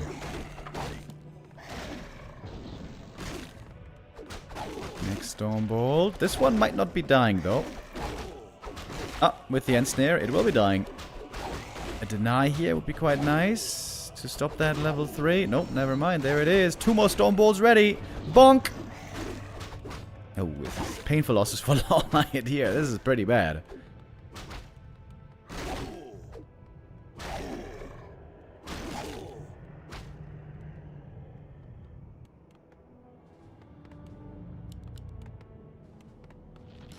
And we're on the way to tier 3 already.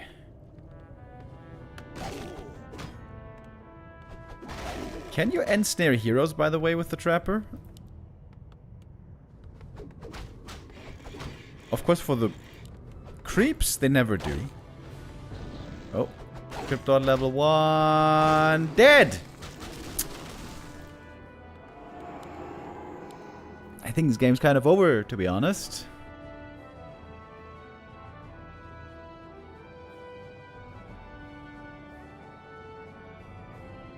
Once per series, by the way, the players can re-roll.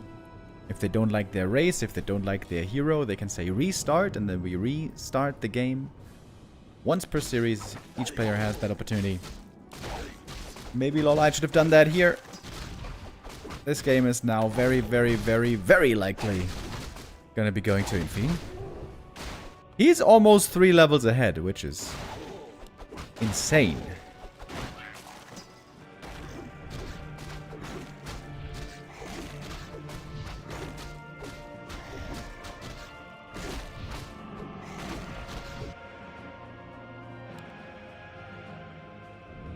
Second hero, Panda.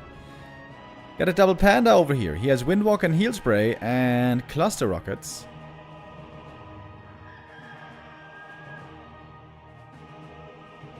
A player's forces are under attack.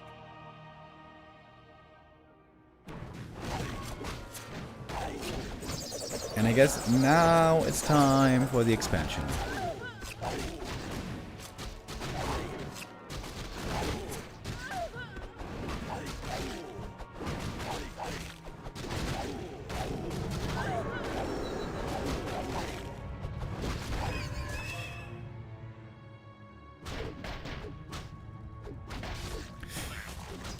Finally got the level 2 at least.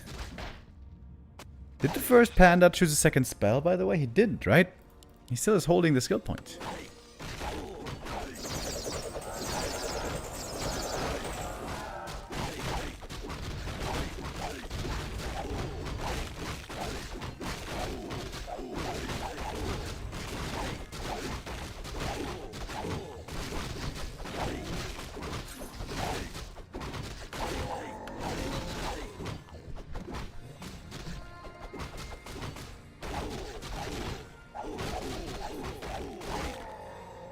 No second hero for LawLiet here. He's just... Town is under siege. Oh, he could have cancelled the expo so easy, by the way. If he had only known about it earlier. Now he knows about it. Maybe he can still cancel it, though. Forces are under attack. I guess he can.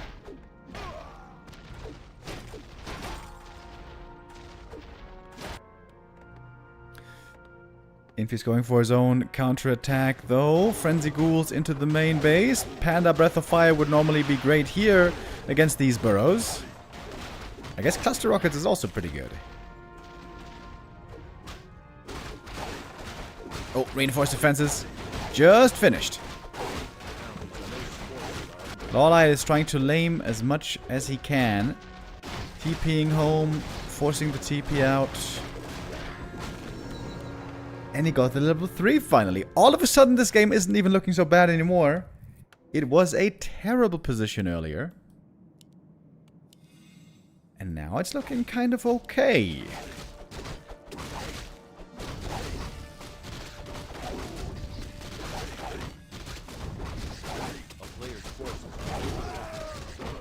Goes for the Nova, by the way. That, of course, you know, that's actually pretty... That's really smart by LawLiet.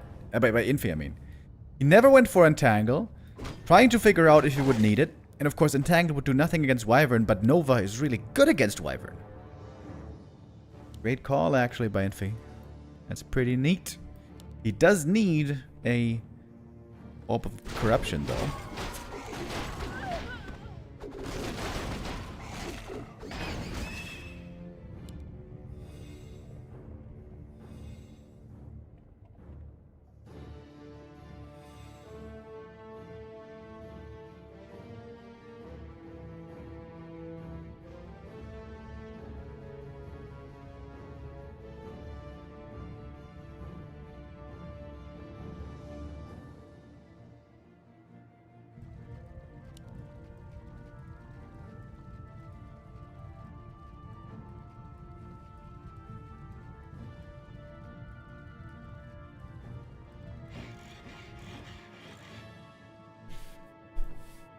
I like the Trapper over here. A player's forces are under Protecting the expansion, having the end snare ready. If the Crypto had a sick ultimate here, I would say, okay, maybe this could be, you know. This could be something. There's a Nova, remember? Yep, there it is. Stormbolt Nova, that is pretty good. As long as you have mana for it. Bad Rider. Bad Rider again. Okay, not too bad. Panda's looking damn good though. Close to level 5 right here.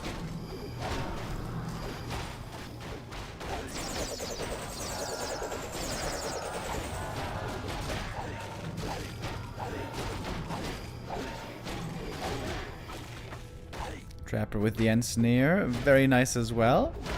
I'm not sure why we have a destroyer. Isn't there like literally zero need for a destroyer here? Seems that way.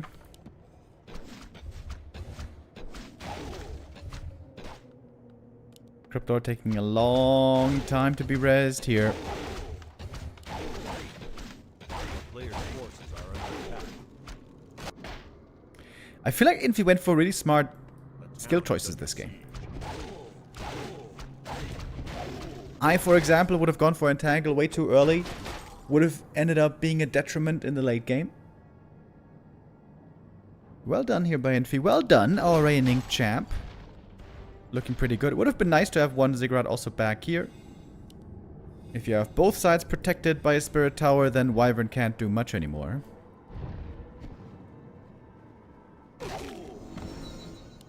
And there we got the Panda level 5.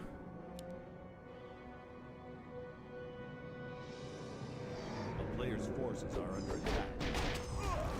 Oi! Zapper comes to blow up the tower here. That's neat as well. I love how chat is, by the way, very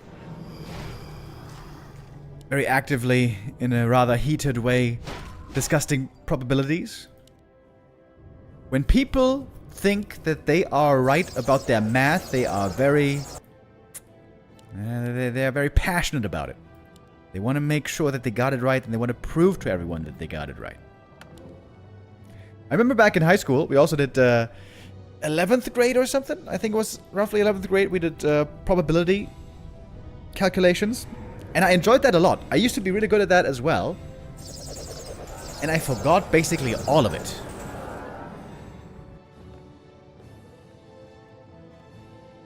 That was the last time I enjoyed math in school, I remember. And then in 12th and 13th grade, we did like integral calculations. What's it called again? I hated that shit.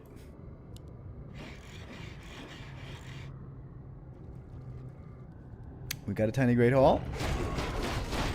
Infi is actually keeping up in supply, and I suppose in gold. But the hero power is not equal. Is under siege. A player's forces are under attack. Good scouting by Infi.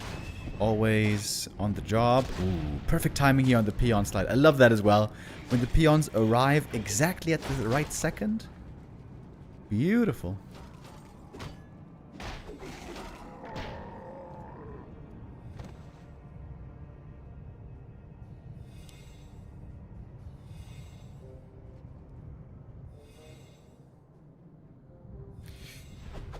I loved math until I started to study it at the university. Then I saw what real math is like, and it's horrible.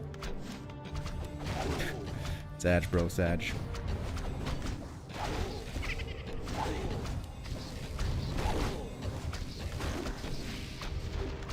Nice split against the Nova here. Dude, the Trapper is so good for Ensnare. Somehow that Trapper is still alive.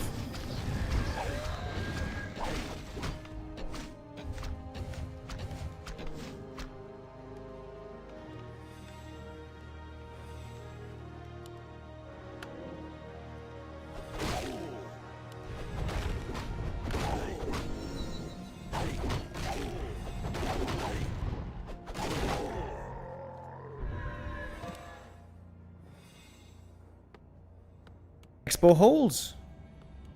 Tell you what, tell you what, tell you what. This Panda's ult, by the way, is Death and Decay. That could be pretty sick against a base.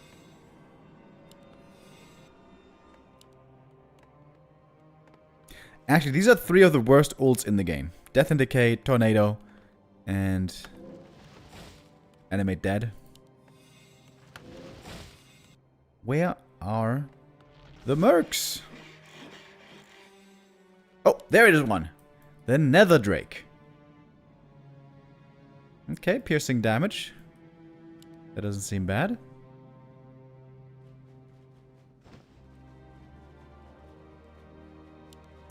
What? Yo, guys, I know that many of you used to play World of Warcraft back in the day in the Burning Crusade. I had a good friend of mine back then, Anton. He was obsessed with WoW at that time. And I think he told me that there was this really rare mythic mount or whatever at the end of the Burning Crusade, and it was kind of a Nether Drake, right? Or Nether Dragon or whatever. Looked similar to this one? I think I remember that right, right?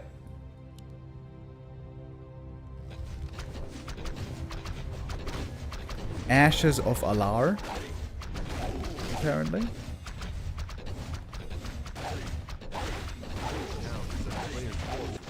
Wyvern back in the main base. No tower was made here in the back. Bit of an oversight, maybe.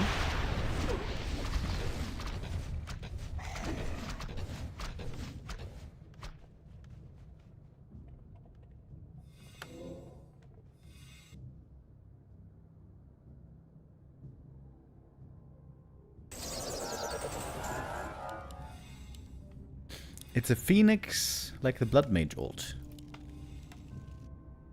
Players' forces are under Okay. attack. Blood Mage ult, in my opinion, coolest ult in the game. Cool and strong.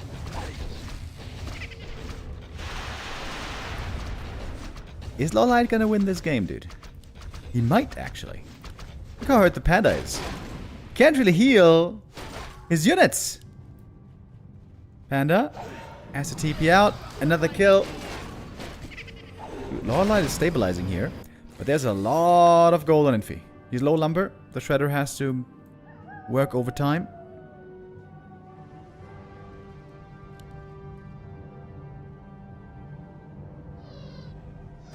I love the Infernal since I was a kid. It's so cool. Yeah, true. Infernal is also really cool. I'm not trying to dispute that, but I think the Phoenix is even cooler. I think the concept is so cool. You know, he burns everything and then he slowly burns down. Not so slowly, actually. And then he rises from the ashes.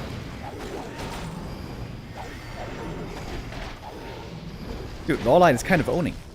What a survivor spirit by LawLiet here. He's really struggling with healing, Infi. And that Panda is about to die. He looks to be dead. He's ticking out. He's ticking out. Shadow Strike. Boom! Level 6 Crypt Lord. Now he's got Tornado. Maybe Infi should have played Fiends. Would have been the safer way to go, I guess. Oh my god, the bats are connecting so well. LawLiet has the perfect mix all the time of bats and wyvern.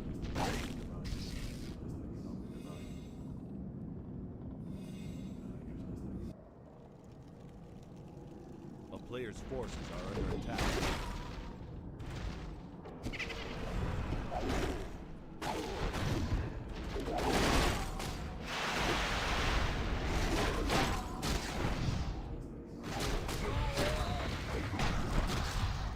Pretty good kiting here as well.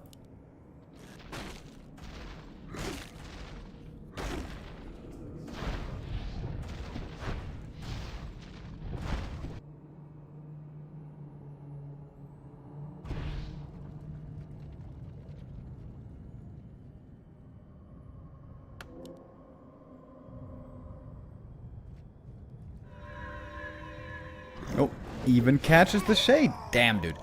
At some point, LawLiet was level 1 versus level 3. The early game was just an unmitigated disaster. Misclick over here. Ghouls and Shredder. Oi! Oi! Oi, bruv! Get back to work.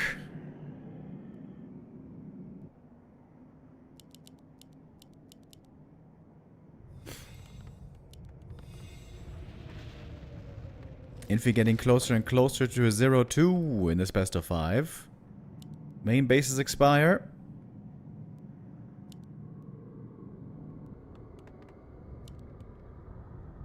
And we got another tiny Great Hall. Let's go. I'm really surprised that LawLiet played Crypt Lord solo, though. He didn't even skill the ult. Did the overlay break? No. Nope. Overlay didn't break so far. Ooh, that's a great item as well.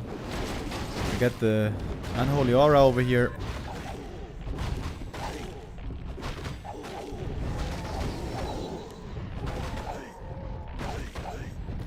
Okay, 5-4 levels now against level 6. Level 6 with no ultimate.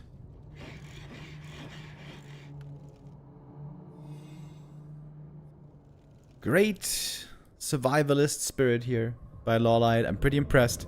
Oh, he retrains.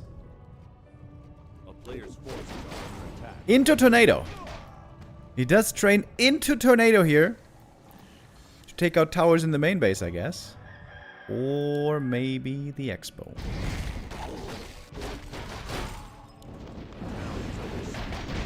Oh, there's the Tornado. Look at the damage! Dude, it is actually so much damage against buildings. Holy hell. Wait. It does more damage the closer you are, the Tornado. Whee! Level 7. Cloak of Flames not useful in this case. That means no more Gargs, by the way.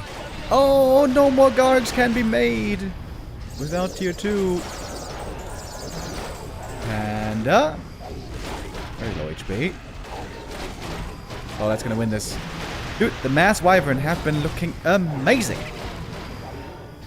Wait, is he still making Gargs? No, I think he queued them before.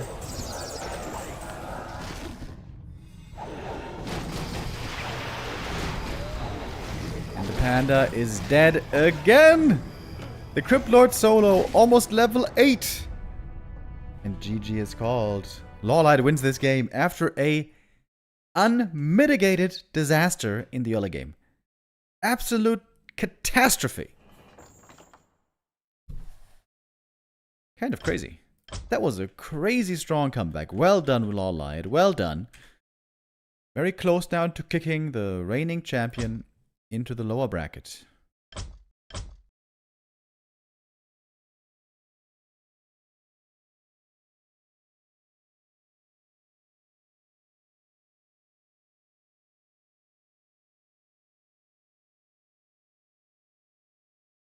3 match points for LawLiet now for the rest of this series. The winner, by the way, of this game is going to move up obviously in the lower bracket. The loser we're going to see in the last match of the day in the M Cup. It's going to be lower bracket round 1 played later between the loser of this game and Happy versus Abver. Happy is going into that match as the huge favorite. So likely the loser here is going to face Abver later. We might have a minute or two before the next map starts. I want to see if we could take a little look at the Angeline stream. Angeline is streaming, I think he should be streaming, the Young Phoenix Cup right now.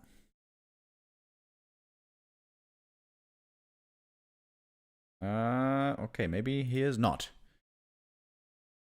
His stream seems to be offline at the moment. Do we have a score update from the Young Phoenix Cup?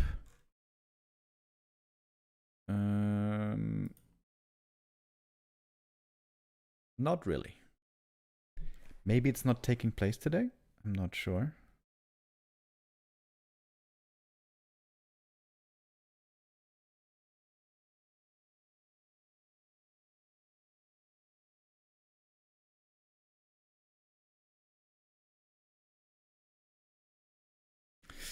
Could be a short day in the M Cup today if this series is short and then Happy's series is short as well. Happy's series tend to be short quite often.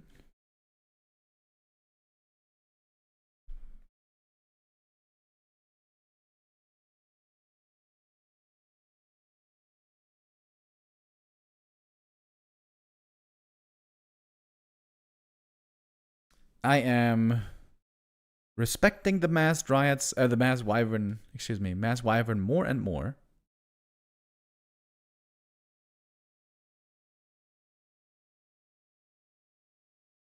In ATR.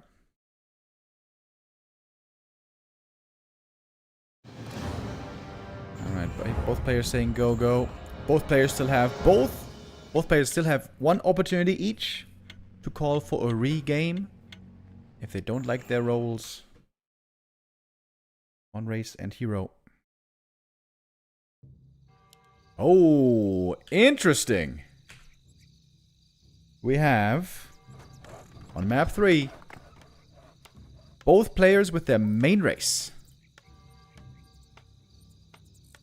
Infi up here, top left in the red, human. LawLiet as the blue night elf.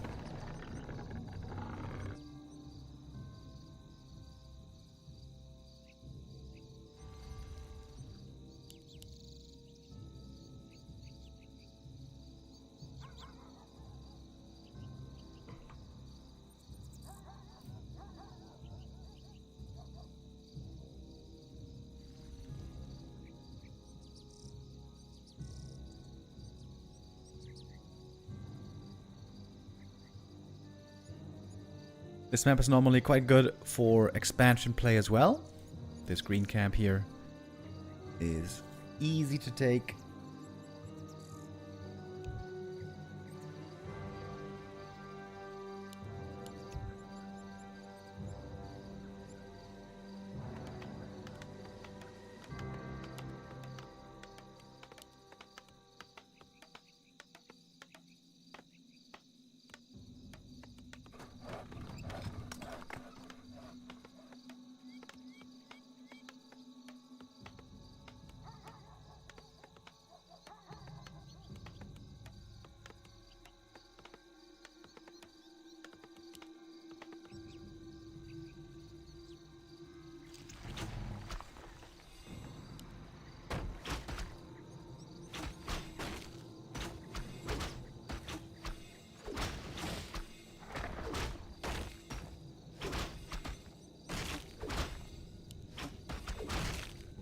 Ooh, very close here, almost a deny to start things off. It's a panda for LawLiet this time. Dark Ranger on the other side. He's going for Entangle.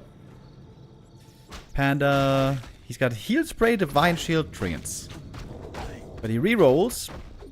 Oh, now he's got Farsight and and Tutored Aura and Shadow Strike again.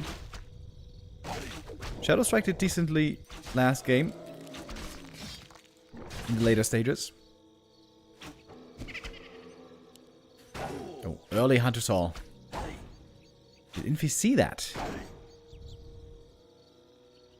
Mass hunts all in, this could be. 2 Shadow Strikes used to get this footy kill here. Takes a while. Now he's got it.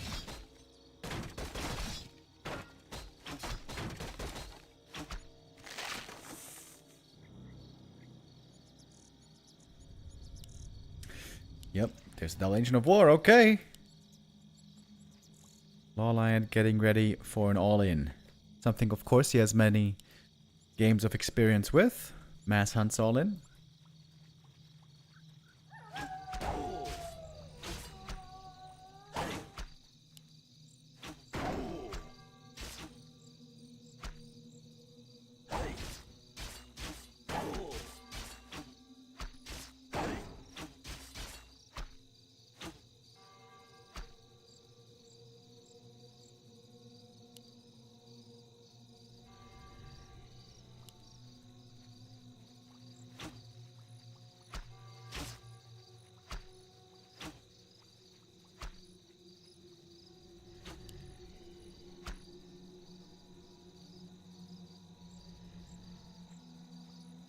Players' forces are under attack.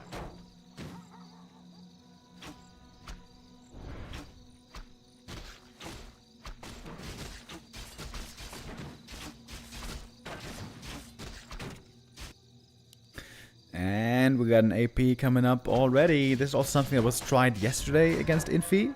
But he was scouting really well, saw the AP coming, got the cancel.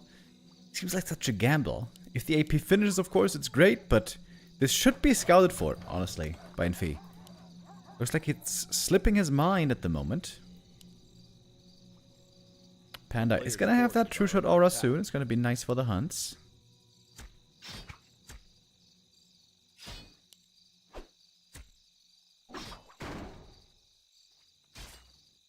Ooh, the AP. 6 seconds off. And is gonna finish. Gets the footy kill here. That's Panda level 2.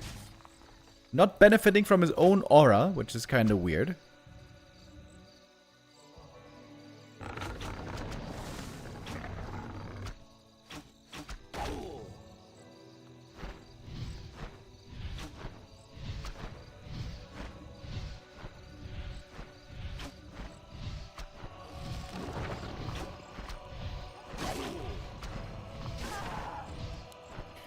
Both heroes still far away from a level 3 here. There's no transition for LawLiet. This is mass hunts all in, baby. Town is under siege.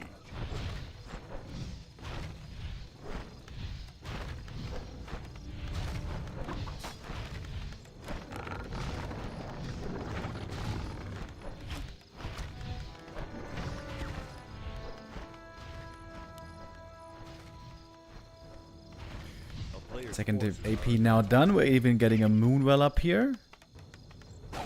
Oh!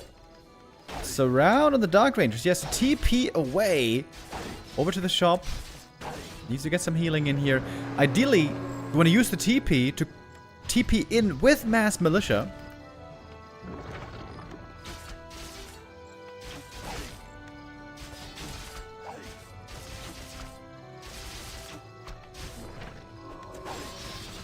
And even the Hunter saved here, nicely done.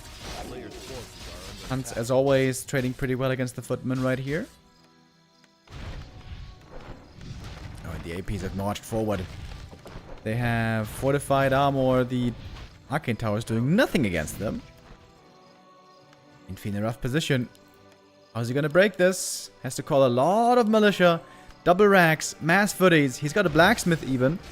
But no rifles being made so far. I'm not sure if he has defend or not. Well, he does.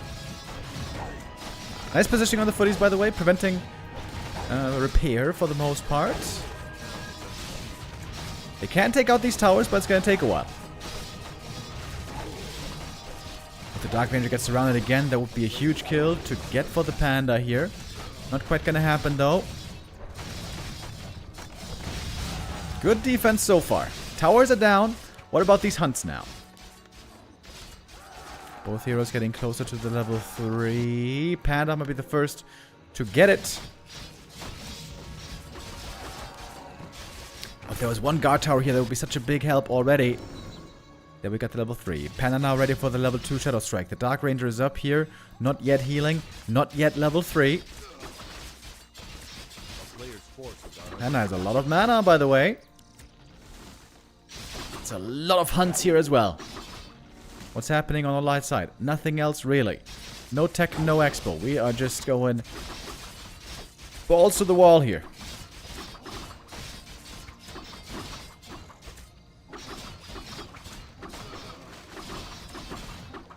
The APs were broken, but the hunts are still here. The Panda! Wait a minute! Panda got surrounded! Thanks to the Entangle, I suppose. Getting surrounded here, TPing away, running the hunts out of range. They're supposed to stay behind. We have rifles now as well to provide some piercing damage. Level 3 on the Dark Ranger. The Wisp is ready and waiting here to dispel the Entangle. And another AP finishes. Dark Ranger could look for 2 kills here. Right click and Entangle. Small oversight by Infi right here. Oh, many of his units are looking very hurt. Panda is returning with full mana and hit points and level 4. Level 2 aura now to give +3 to the hunts. And that's GG. Infi calls the game. LawLiet wins it 3-0. Making quick work of the reigning champion. Not even 10 minutes in this game. Seemed like he had the hold. If only he had one more guard tower, I feel like that could have made a big difference here. Maybe not setting up enough towers at the expansion. And with that, Infi thrown into the lower bracket, where we are going to see him play later on. He's going to face the loser of Happy versus Abver in the 3rd game of the day. 3rd M Cup game of the day.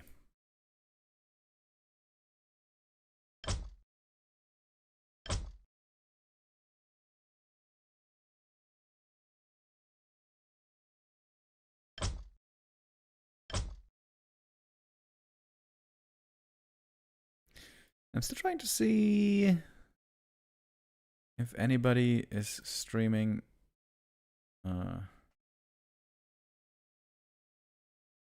other cup. What's it called again? Young Phoenix Cup. Doesn't seem like anybody is, though.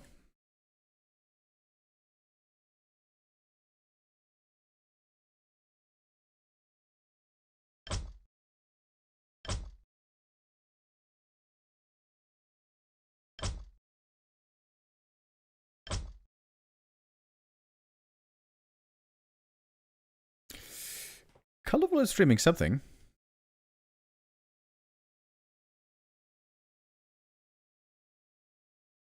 I guess he's watching through Flow TV. Ah yeah, Wolf had a bit of a connection issue.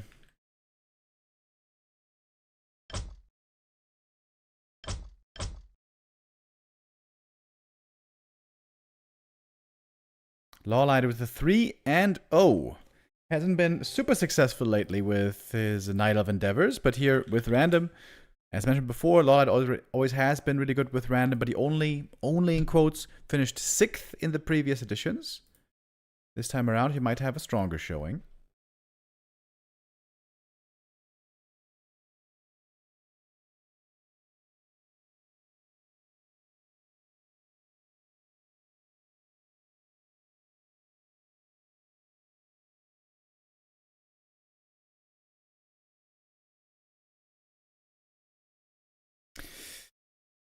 For our first map here in this next series, we're going to be going to Fairy Tale.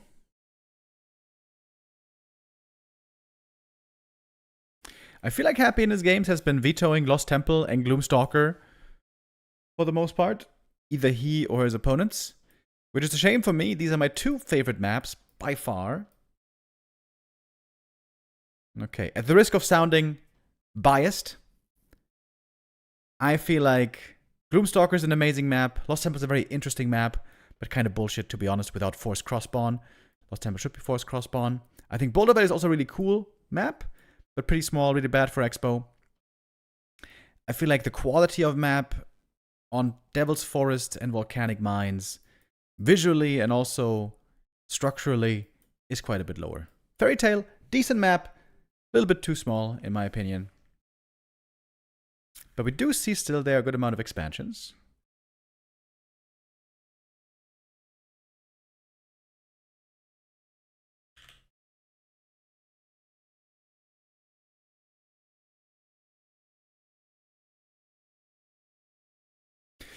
Today is our first day of the playoffs of the M Cup. It's going to be running quite a while. Beginning today, ending on Monday. 5 days of playoffs here. 3 matches on most days. The final day, I think, only has 2 matches. Yeah. We're going to have 2 upper bracket matches today. We saw LawLiet versus Infi already. Happy versus Abver coming up here now in just a moment. And then lower bracket round 1. Tomorrow we're going to be continuing with Hazy versus Dice, Yumi versus Life. And then again, lower bracket. And then we're going to have some up bracket days, lower bracket days. And indeed, our final decision to be on Monday. Happy has made every single grand final now for years in these competitions, making every M Cup grand final that he ever played, making almost every... No, wait, sorry. Making every B Cup grand final he ever played, making almost every M Cup grand final he ever played. Only in M Cup 1, Happy didn't make the grand final. That's when we didn't play with random races yet. It was just random heroes. So things have been getting more and more random, you could say.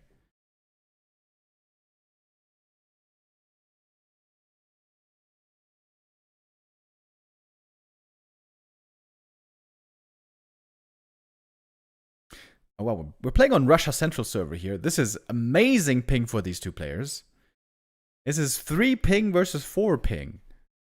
This might mean that the players are going to be lagging a lot. Next M Cup is random hotkeys. Oh my god, dude. Can you imagine playing without hotkeys? Playing with random hotkeys? Oh shit, that would be so annoying. That would be kind of funny though. Maybe they are looking for ways to make this more random. Maybe random maps. Maybe there's no more map vetoes. It's just a blank map icon until we load into the map. I feel like map vetoes in general in this tournament are overrated. Right? Like, if you don't know what race you're gonna get, if you don't know what race or hero or anything your opponent's gonna get, who the hell cares about maps? You know what? I feel like maps should just be random in this tournament.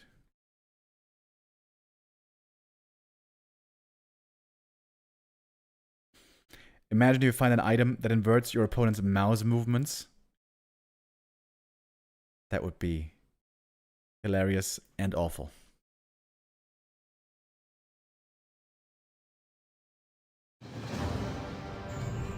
Alright, here we go. Fairy Tail. Map number 1.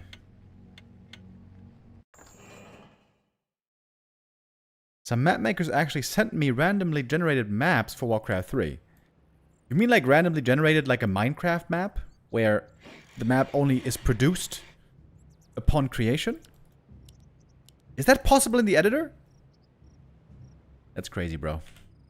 Warcraft 3, amazing. Warcraft 3 editor, amazing. If that's what you mean, even.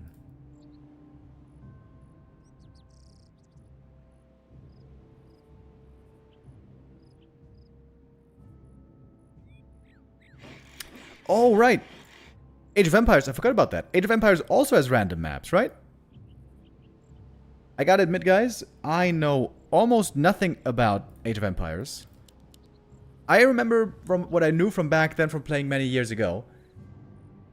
Paladins and Trebuchets were my favorite units in Age of Empires. I don't even know what civilization I played. Those were the early years, the dark years before internet. Orc mirror here, by the way, folks. We got Abver in the blue, Happy in the red.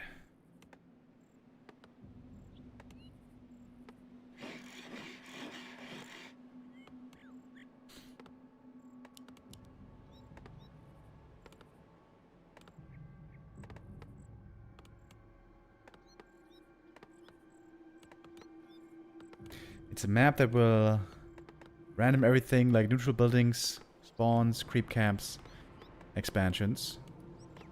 Okay, but it's alright. I think I know what you mean. We had something like that as well in the past with like Brightwater Oasis and Fields of Misery. But the layout of the map is the same, just the objectives are swapping randomly. So it's Firelord versus Naga. Both very good right-clickers at range. Naga highest int hero on level 1 in the game. Lots of mana.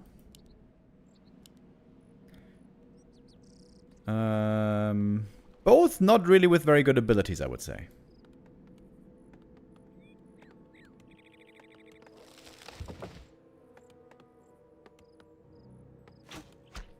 Thank you, WNKR10 with the resub.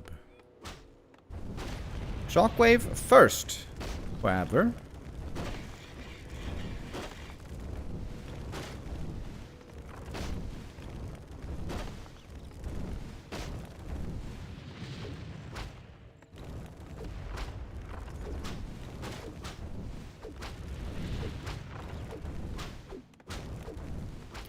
Harassing the peons here a little bit. So far, nobody seems to be intending to go headhunters.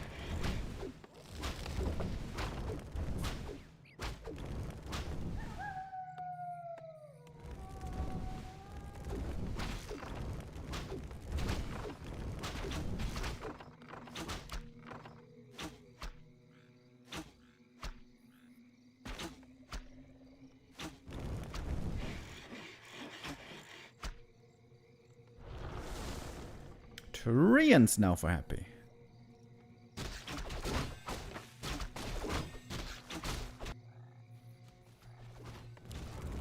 A player's forces are under attack.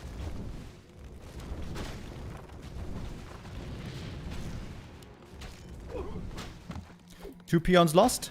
Pretty painful for the lumber economy here.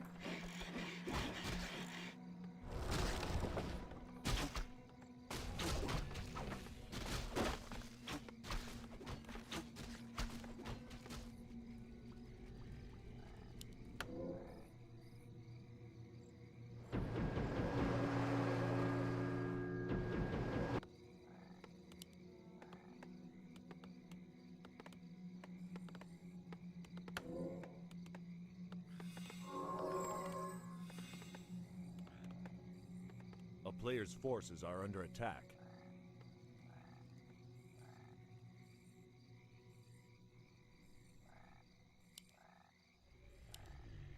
Not a bad start for Abver so far. Shockwave creeping. Alright then. Upon getting level 2, he can get some mana back from the creeps. Surely he's gonna have to go Siphon here. Happy can sadly never go for Nature's Blessing. Gotta be basic treants this game.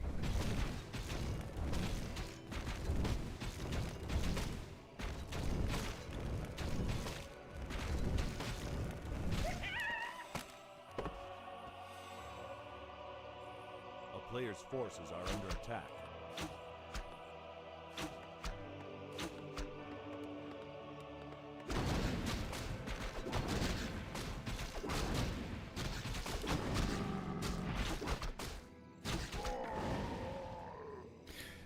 Arc made second with Blizzard. Blizzard, Rain of Fire, Windwalk. Okay. I am normally known to be a hero with lots of mana, but without Brilliance Aura, it's gonna be a lot less. Happy on tier 2. Raider Grunts.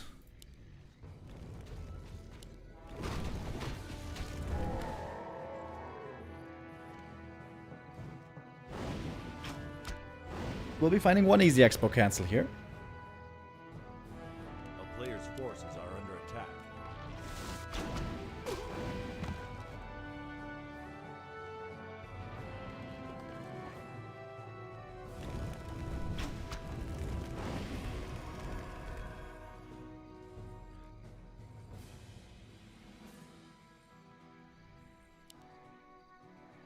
AM with Windwalker Sock's Dream?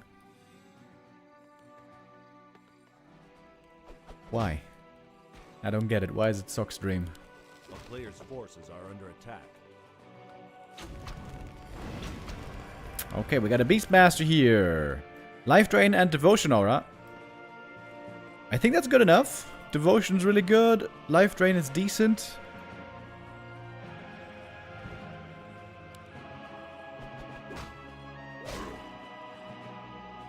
Every hero can reroll their abilities once before they select any skills. A player's forces are under attack.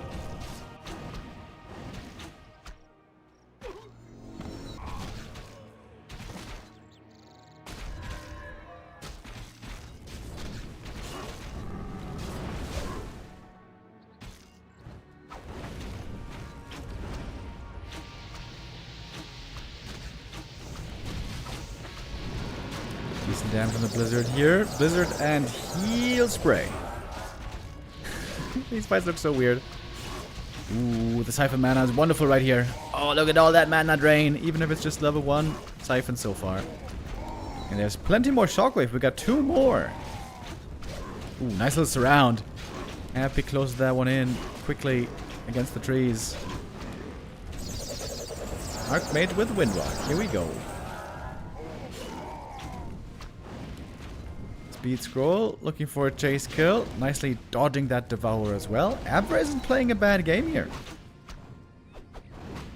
Level 2 now, going for... Oh! Gets the Raider though. Oh, that's a big one. Oh, that's a really big one.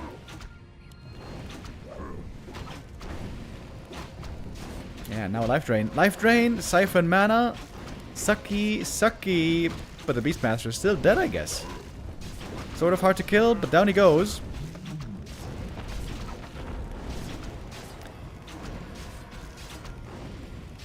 Firelord is a very good right clicker.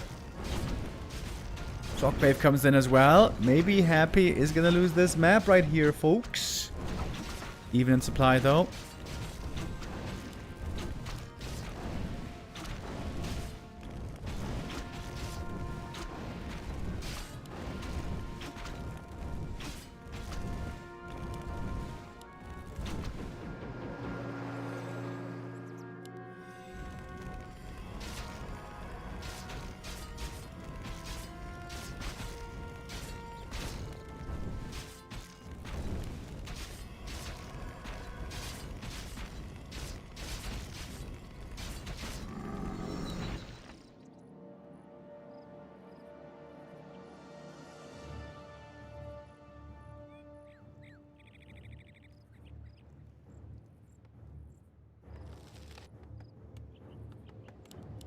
Man, this is some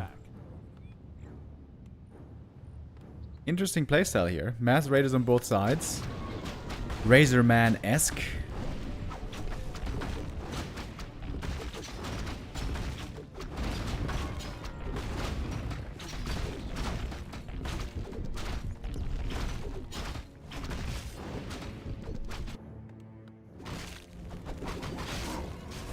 And I feel like Abver definitely has the better abilities here, doesn't he?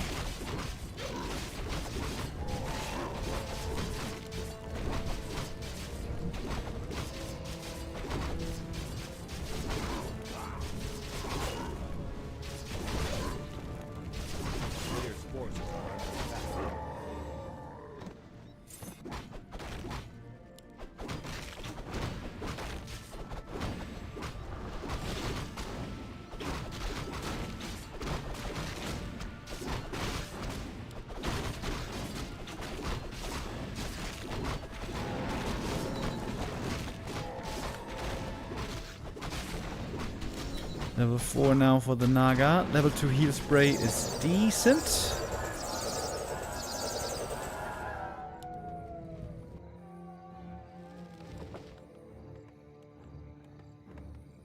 player's Oh, forces speed are scroll. under We're going in.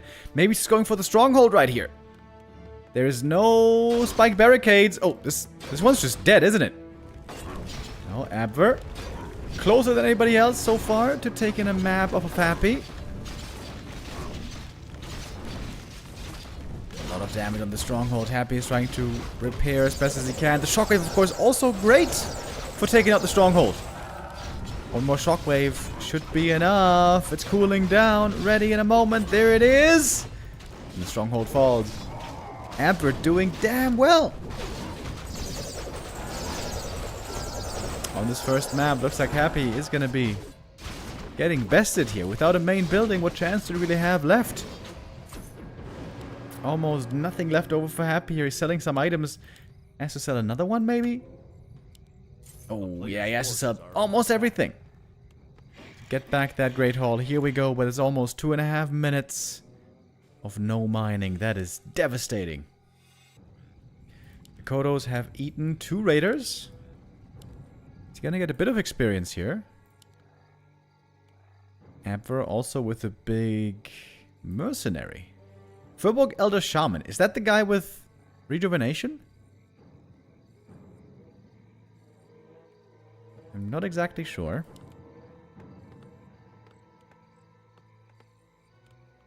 Windwalk plus Blizzard Harass with AM is kind of cool.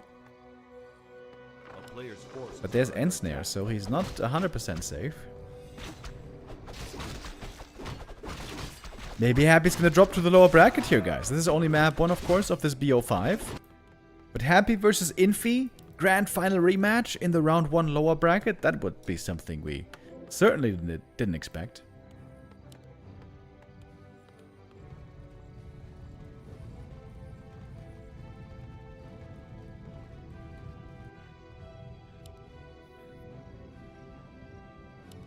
This Merc has Rejuve and Lightning Shield. Interesting.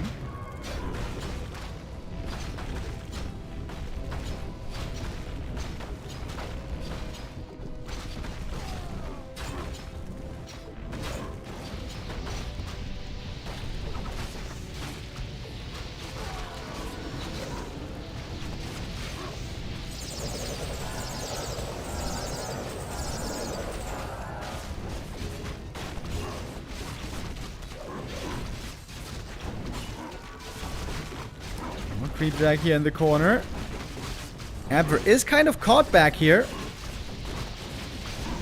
But he can life drain, he can shockwave. We're seeing some blizzard and heal spray as well. Alright, we're all using the abilities, of course, but Happy's running out of mana a lot sooner, it seems. Oh, the Rejuve is so sick. Rejuve and life drain. Look at that healing on the Beastmaster. Maybe he should be given the Ring of Protection here. Happy has to get a hero kill. Yeah. Oh, the life drain heal. The life drain heal is so sick. Mana potion, shockwave. Happy's about to lose all of his units here. Pretty damn close. I guess everyone's about to lose all of their units. Level 5 on the Naga. Oh, healing again. The heal spray, the life drain. The AM in the meantime, almost dying to the flak. Oh, and now he might be dead. Another ensnare. The AM is down. And Happy calls it GG. Abver with the win here on map 1 against Happy. Well, well, well. Gotta be honest with you guys. I was half expecting another 3-0 by Happy here. But this Abver guy.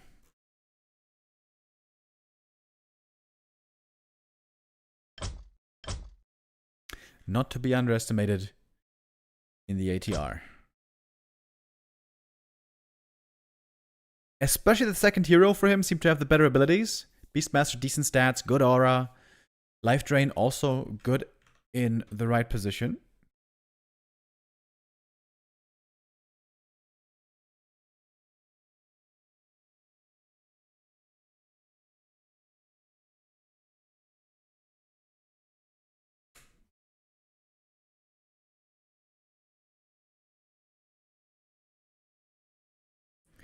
All right.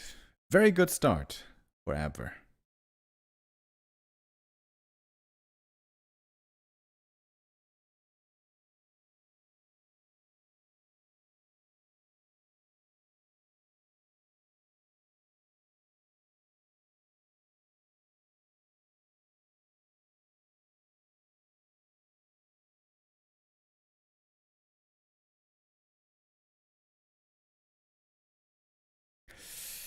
Both players, of course, still have their restart option available.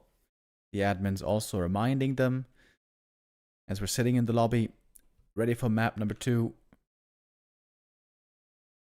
Boulder Vale is going to be our next destination.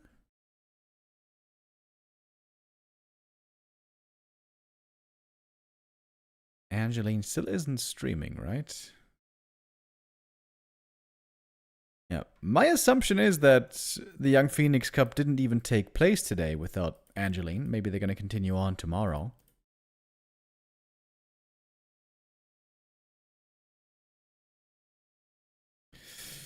BBC the Big Boss is giving the ready. Surprisingly, by the way, none of the Chinese observers lagged on the server. That's pretty good news.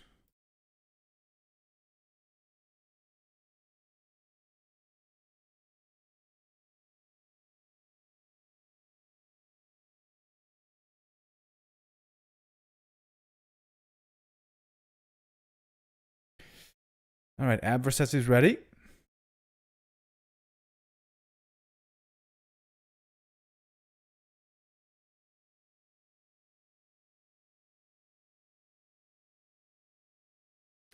Waiting for Happy right now. Happy had this issue a couple of months ago where he couldn't type for some reason in the lobby in Warcraft III Champions. Seems to be working now, though.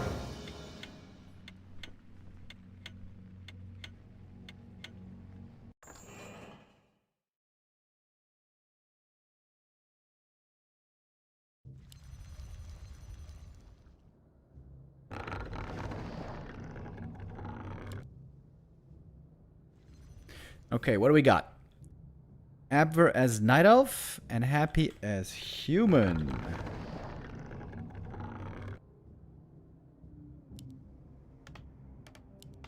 Like I said a couple of times before already, I think Human is Happy's weakest off race.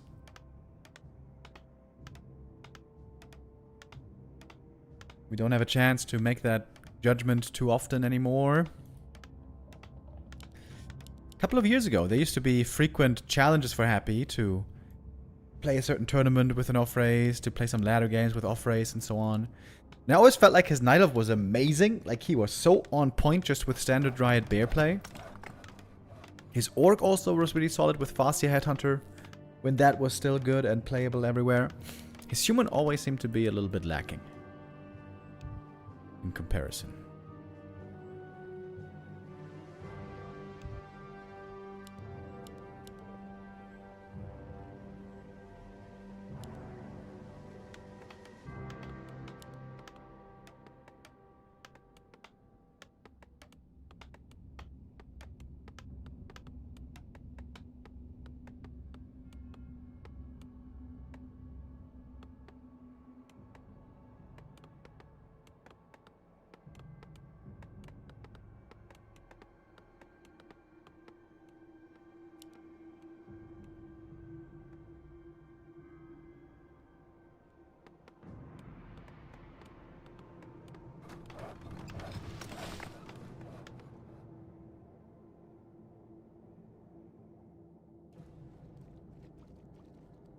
What is Abver's main race? That is Undead. Okay, heroes are out. We got a Blood Mage here with a Lava Spawn. Lava Spawn pretty good for creeping. Panda with Stormbolt and Crit. That seems pretty good. Could maybe even go Shockwave, but normally Stormbolt is better. Stormbolt Crit seems pretty damn good. If he gets level 6, could even go for Doom. If this Panda gets level 6, he's gonna be a beast. Would love to see this Panda solo played. Chances of having weaker spells on a second hero are gonna be pretty high.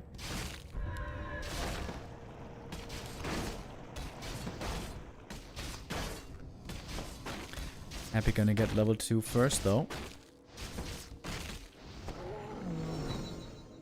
Ring +5. Okay, whatever.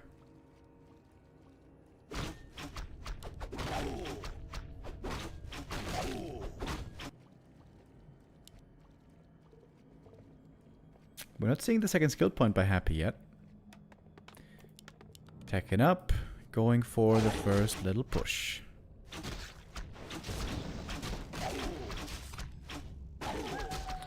Lava spawn, gonna give it a little bit more experience.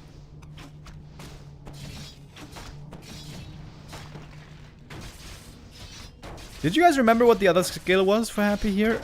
I kind of forgot.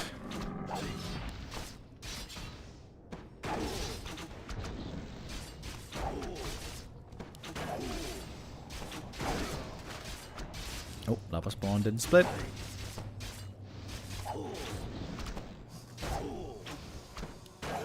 Yeah, this panda is looking pretty damn good. Not a bad right clicker, by the way. The panda has decent stats.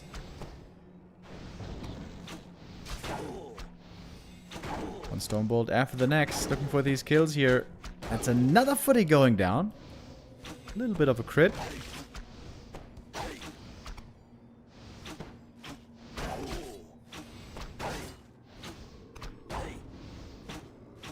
Happy's first little aggressive adventure doesn't really lead to too much. A player's forces are under Would attack. love to see boots on the panda here. The town is under siege.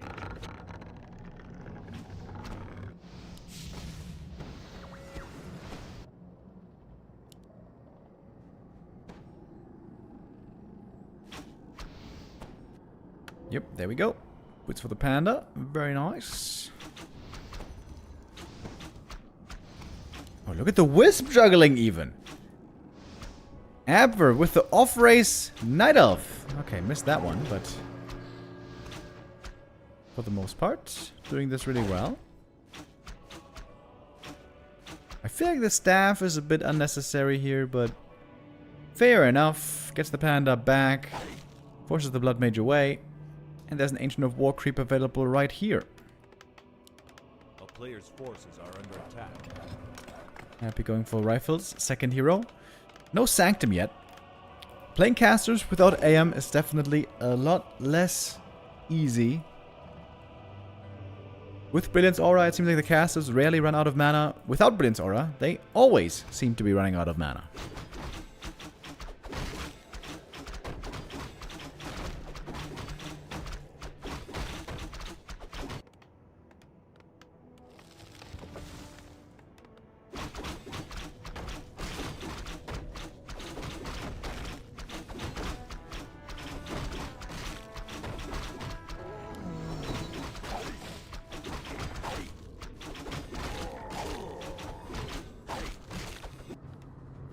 Okay, we got another panda. Lots of pandas today. This one has Endurance Aura. That's really good. Don't know what the other ability is going to be. He could go for double Aura, actually. This could be an Aura bot. Endurance Aura and True Shot Aura? Would that be good enough? I guess it depends on how good the other ability is. Oops. Oh, Stonebolt again. Blood Mage. Playing with fire here. Has to TP out. This game so far looking great for Abver.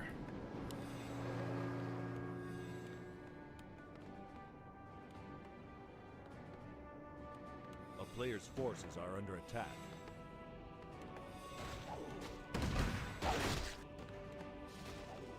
Oh, looks like he's gonna have to cut down the tree here. Oh, he is going for the Aura bot. Full mana panda, no active abilities. Two really good auras, though. Endurance Aura and True Shot Aura. That is pretty damn nice.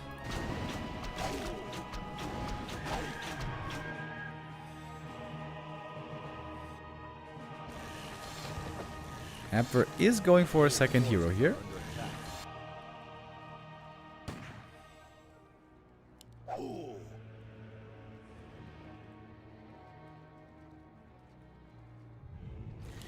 Pit Lord second.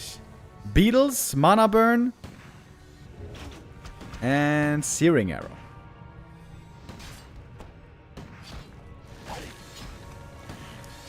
Okay, Happy wants to finish the game early here with his tier 2 tower push.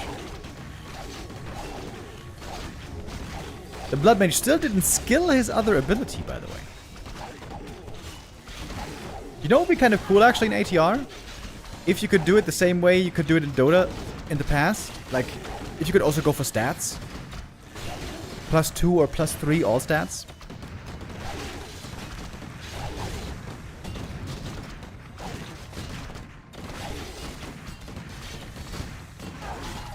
There's no bears yet here, of course. He's trying to go for drives. We have an AP up already. The Shredder being taken out. Abver had a great early game, but suddenly it seems like he doesn't have many units at all to handle this push. Beetles are a little bit annoying, but really they're not doing much damage here.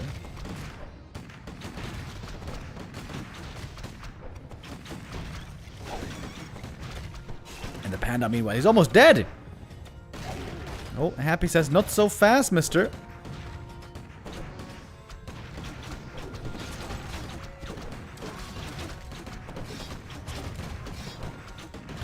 The rifles are looking pretty good with the aura support here.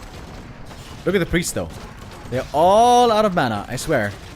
Whenever there's no Brilliance Aura, the priests always run out of mana so fast.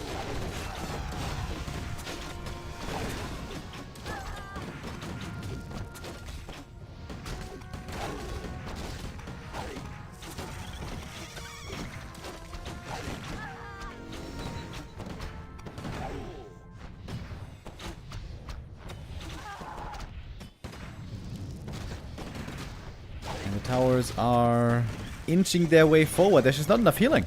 I think we're done here. Yep, GG. Happy ties it up. The score now 1-1. After what looked like a great early game, with the Panda getting all these kills, getting the boot, seemingly having great abilities.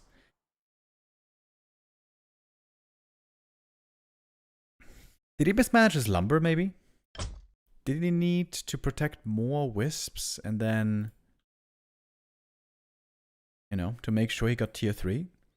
Because the bears were clearly lacking.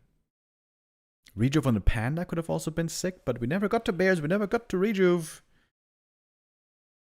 Happy there with a very determined game plan. Tier 2, push, kill him off. And that worked.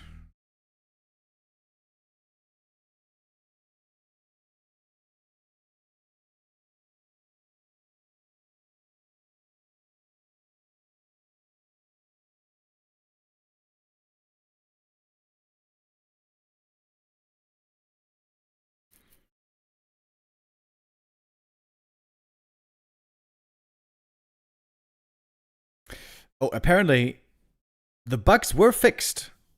Wonder Brown was asking in the lobby. We saw the previous days where the Carapace from the Crypt Lord gave 8 armor on 1 skill point, which was pretty nutty.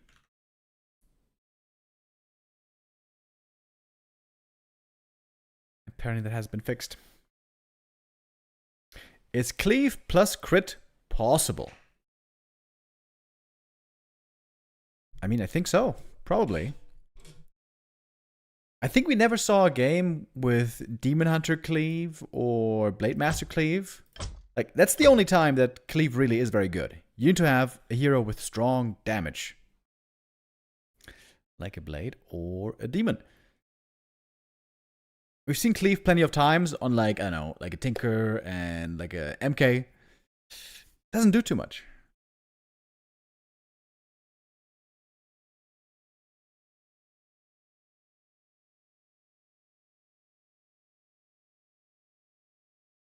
There was a game once with Demon Hunter Cleave. Ah, interesting.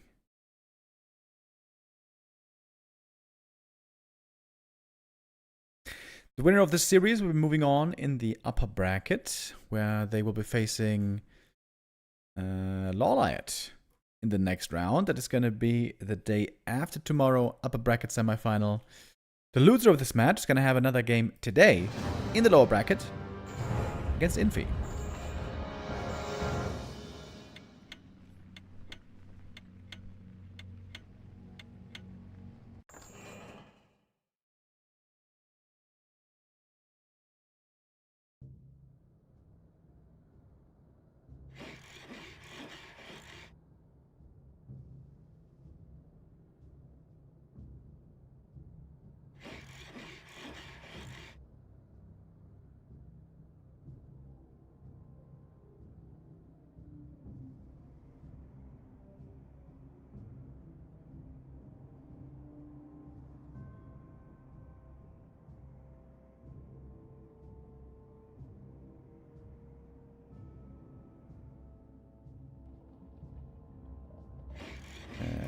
just setting up the next Gamba right here for map 3.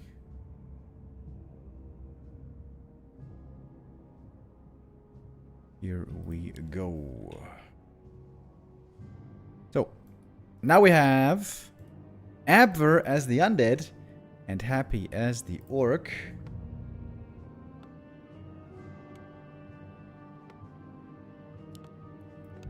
Happy didn't get his main race undead once so far.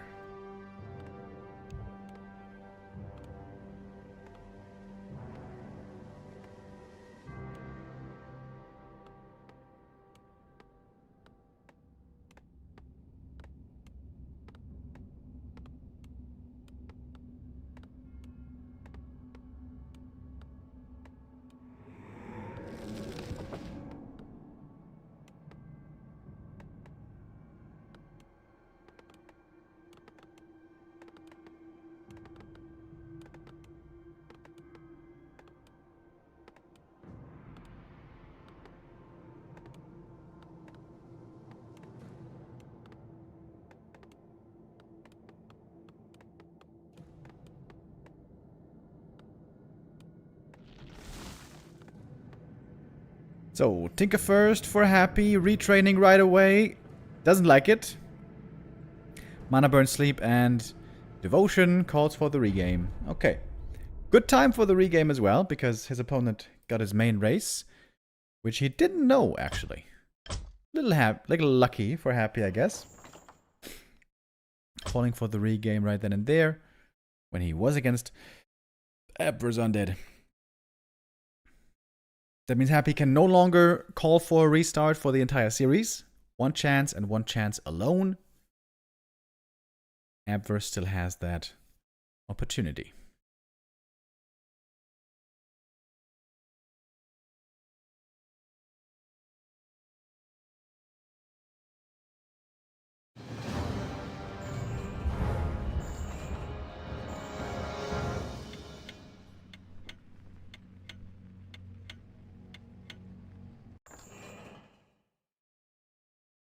Yo, thank you, Leon, with the raid. Hello, everybody. We are watching the M Cup 7 right now. Oh, guess what? Watching the M Cup 7? Where it's ATR. All the randoms. That means random races, random heroes, random mercenaries. And Abver, second time in a row, gets his main race. Undead again for Abver. And Night Elf. This time. Or Happy. Abver is going for the late altar build here. Crypt and Ziggurat first. This means you can get all 5 acolytes and ghouls quickly. Comes at the cost of a later hero though.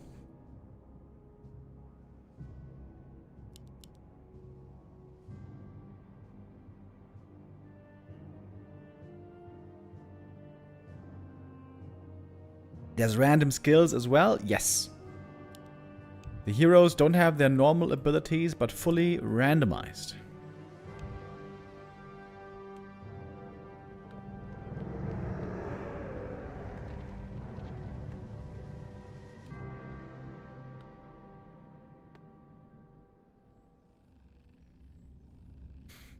Happy gonna have his hero out a lot earlier. He knows where to scout. This is forced cross spawn.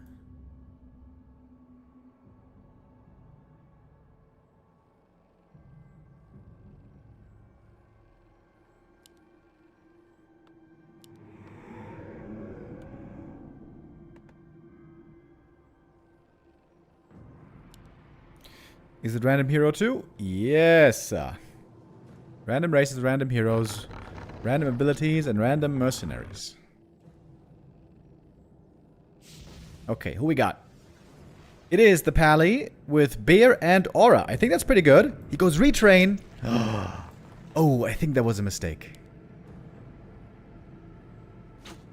Oh, now he's got Siphon and Rain of Fire. And Hawk. I think he should have gone Bear and Aura. The Bear is a decent summon. The Aura is a great Aura. Alright. It is what it is, though.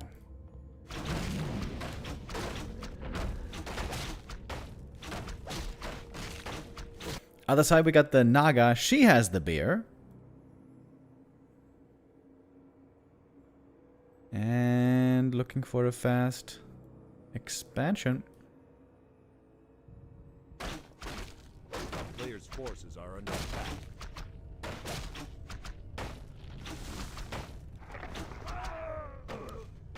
Happy got the level 2 early. Periapt is not that good normally.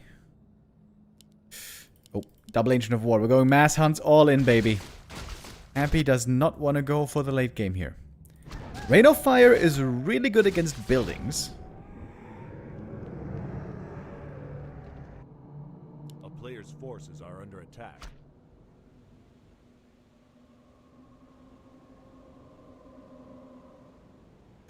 As Happy knows all too well from years past where he went for all-in pushes against human with Firelord many times.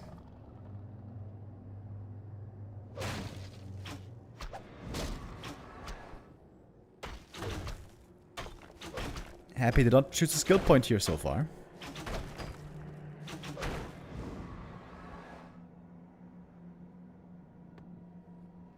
The Expo is stopped for now. Counterattack by Abver.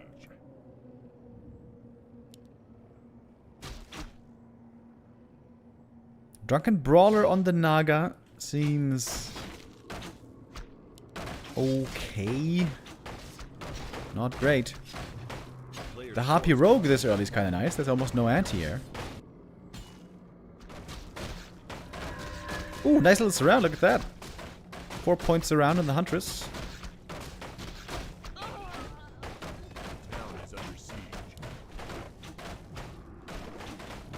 Happy has yet to choose a skill point here.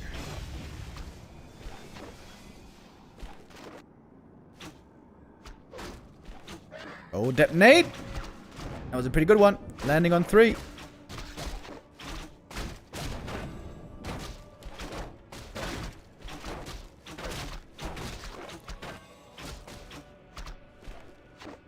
I think Happy wants to go for the level 2 Hawk. But first he needs level 3. I hate that Hawk. I hate it so much. Oh, that would be enough if he gets the kill here. Oh, one more hit. Boom. That's level 3. Yeah, and now we got the Hawk level 2.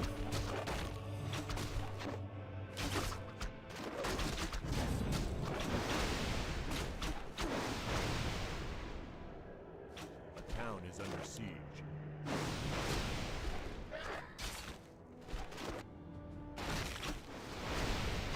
A player's forces are under attack.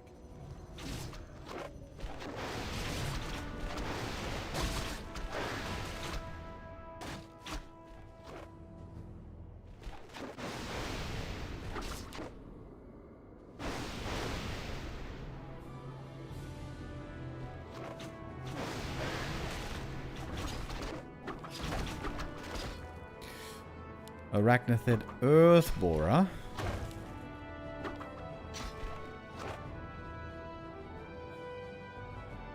Colin for life with the resub. Thank you very much.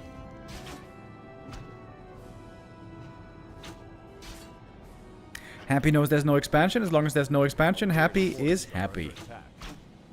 Oh wow, his tech was crazy late though. I guess he went for double Ancient of War hunts earlier. I guess that makes sense. The Hawk has a very long cooldown. 1 minute cooldown, same as the duration. So you can never spam the Hawk.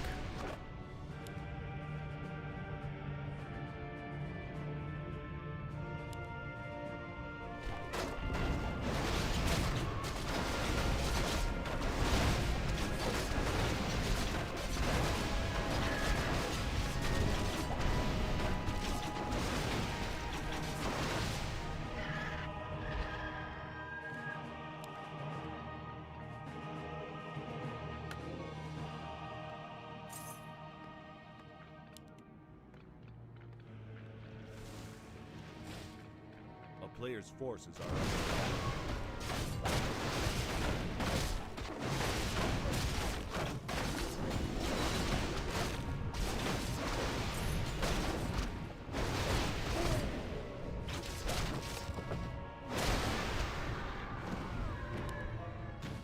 Nope. Speed scroll used.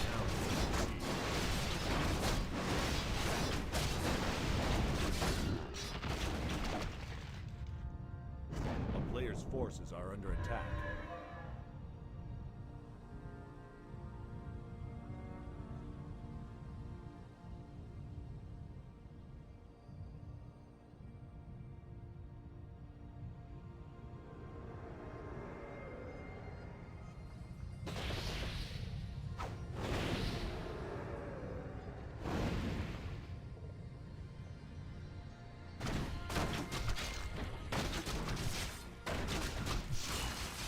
A player's forces are under attack.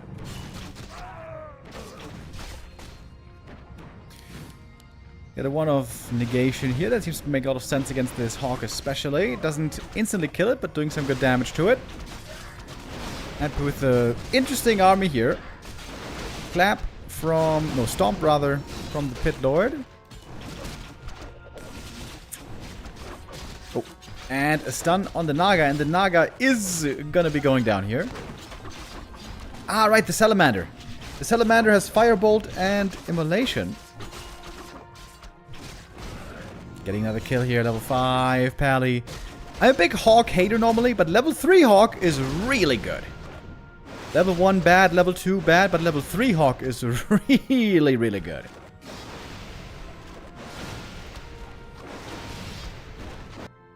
A player's force. Tinker second for Happy, he's got the mana burn.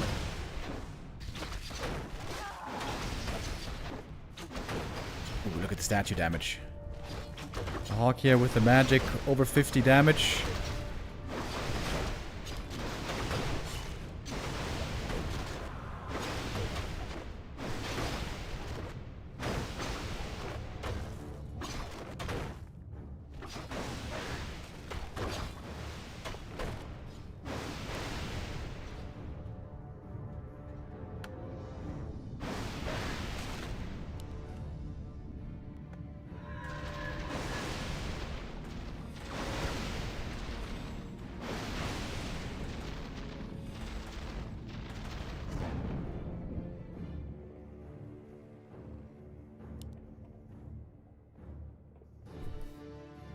Player's forces are under attack. Yeah, the ghouls certainly stand no chance anymore against this Hawk. Hawk also permanently invis.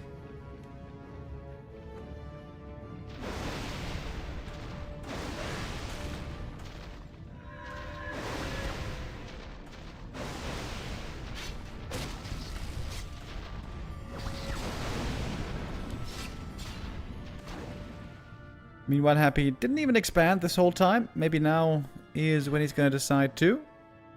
After winning some fights, after feeling strong, after a bit of harassing.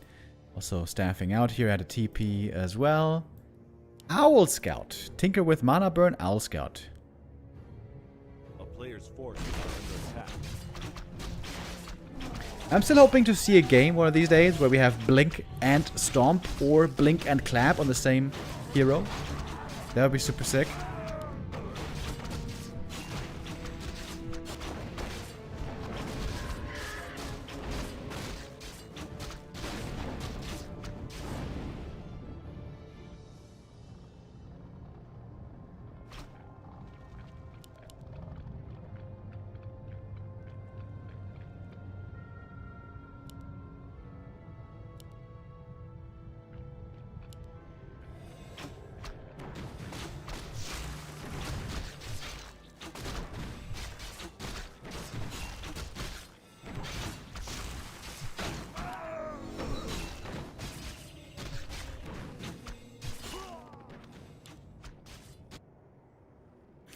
Happy now has that Tree of Life coming up. Big map like this. Unlikely to be getting cancelled.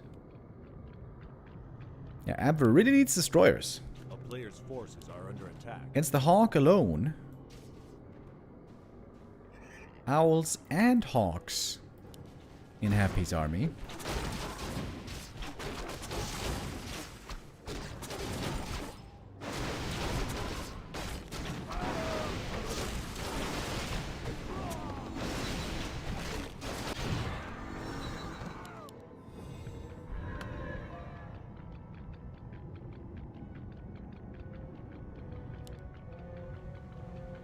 Elder Hydra for Abver over here. Does he have Fairy Fire? Looks like it, right? Just use Fairy Fire here against the creep. I'm not sure if that's the only ability. Happy with the double expo. Lots of creeping. Tally, of course, not benefiting from the experience here anymore.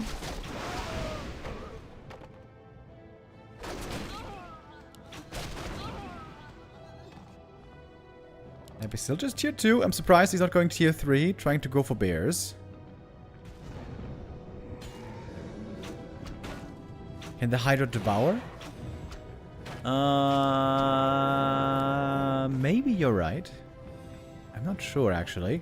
I know that it splits into smaller Hydras. A player's forces are under attack. When the Hydra dies, it's 3 little Hydras coming out.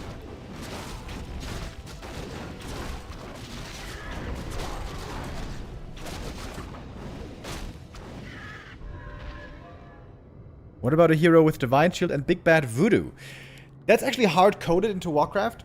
You cannot use channeling abilities, or channeling ultimates rather, and Invo Potion. So for example, if you use a big Invo Potion and then Starfall, then the big Invo is just cancelled.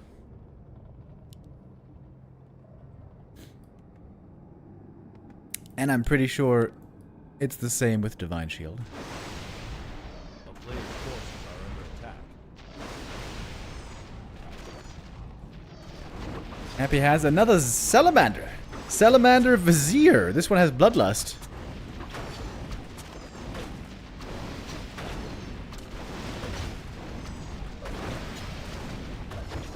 Who's still getting wrecked by the Hawk.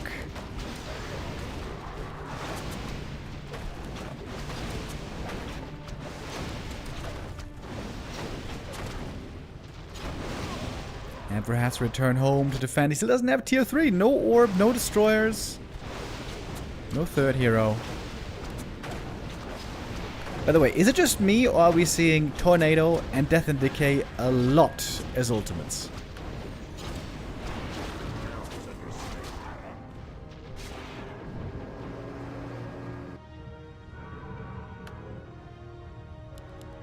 Sasquatch Oracle over here. This one has Rejuve. That's also very nice. Happy finally on the way to tier 3 as triple base mining is about to fully kick in for him here. Might be worth going for a Shredder. Actually, is there no lab on this map? No, there isn't, surprisingly. No lab over here.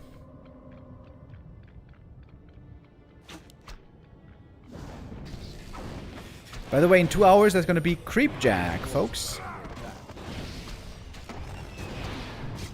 Wait, I think it's in 2 hours. Wait, was it at 7 p.m.? I mean, 5 p.m. or 6 p.m. lately? I gotta ask Neo, actually. Hold on.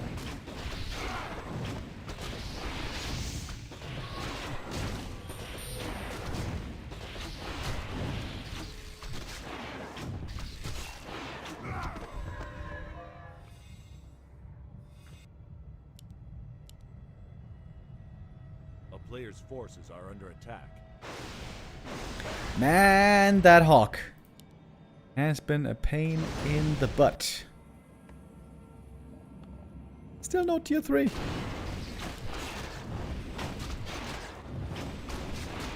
Naga's close to level 5 at least.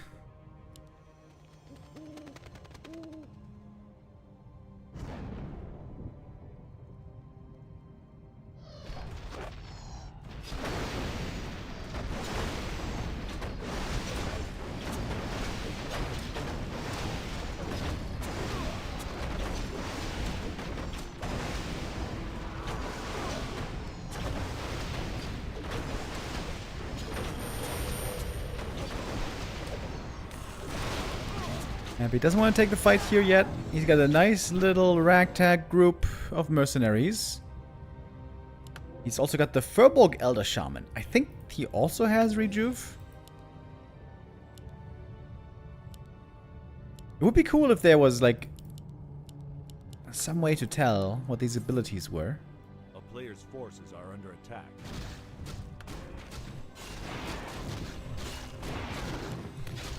Maiden of Pain over here. I think there's a Maiden of Pain that has silence.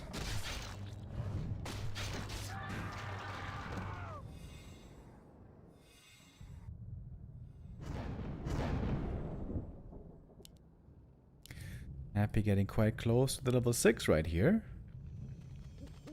With the first Orb of Venom, I could certainly see another one coming soon. And another expansion. Tree of Lives coming up in every corner.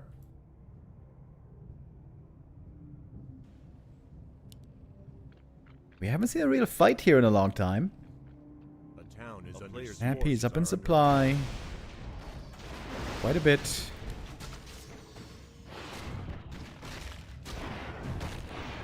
Double Elder Hydra. Naga level 5. Oh, the TP. Oh, not everything's in range. Oh, almost everything is out of range. But lucky for him, Happy TP'd out early. Happy is still avoiding any fight like the plague.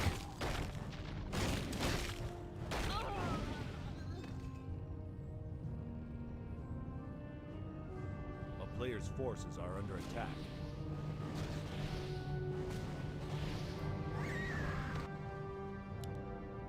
Is this the model of the Queen of Pain in Dota?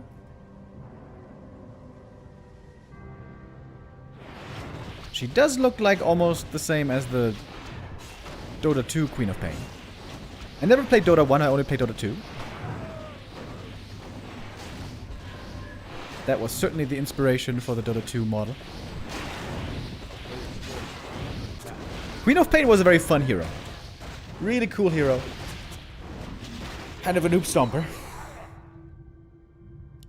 Dude, Dota 2 had so many amazing hero designs.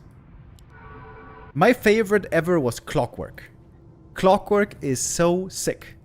And Invoker alone is such a genius concept. I never played Invoker. That shit was way too complicated for me, but brilliant. Also Puck. Puck, insanely well-designed hero. I was told before that apparently Puck was a community design. Well, not even the Dota developers came up with that idea, but, you know. Community feedback.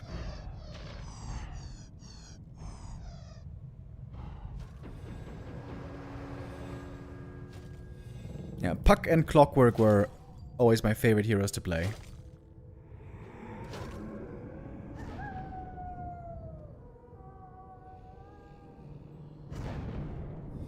When is Happy gonna take a fight finally, by the way? He's getting ready for 5 bases. He doesn't even have that much gold. Is the overlay bugged again? No, I don't think so. Happy's going full chaos damage. Yeah, pretty much. Okay. What does this Wildkin have, by the way? Now we have to guess which ability is which. Okay, level 3 Stomp is pretty sick, as you can see here. Okay, Wildkin also has Stomp. It's not level 3, though. Got Rejuve. Oh, Firebolt. Firebolt from the Salamander. Maiden of Pain. I don't even know what she did here. Oh, but that's a big kill on the Pit Lord, but he's going to be returning. Mana burn on the Naga. Pit Lord still pretty low HP. That Ankh only reses at 500. Staff to save the Mercs as well. Level 6 Pally. Is he going for the Death and Decay right away? Could use it here, maybe. Mana burns are huge.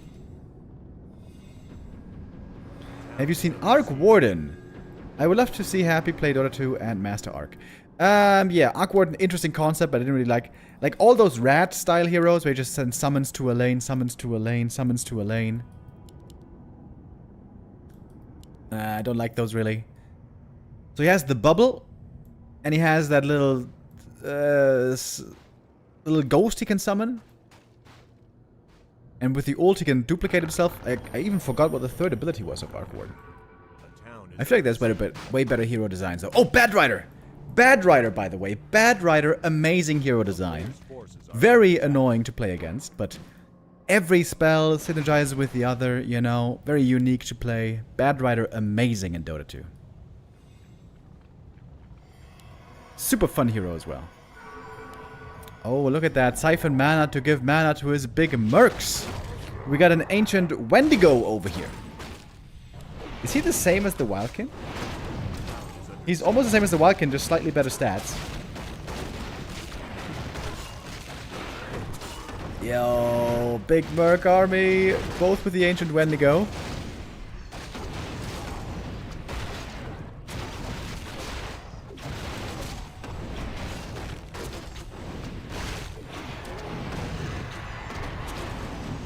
Wait, who's rezzing? Oh, the Wendigo has a res as well. Oh shit, okay. TP out.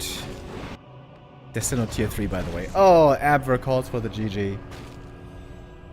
Yeah, I mean, Happy was, you know, sitting on 5 bases. It was pretty clear.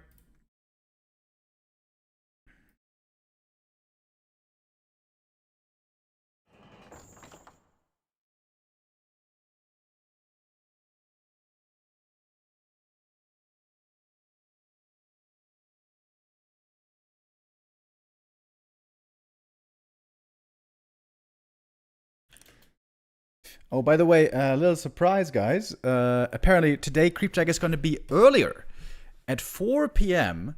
So we're going to be missing a few of the M Cup final matches. But yeah, Creepjack is going to be coming up then instead.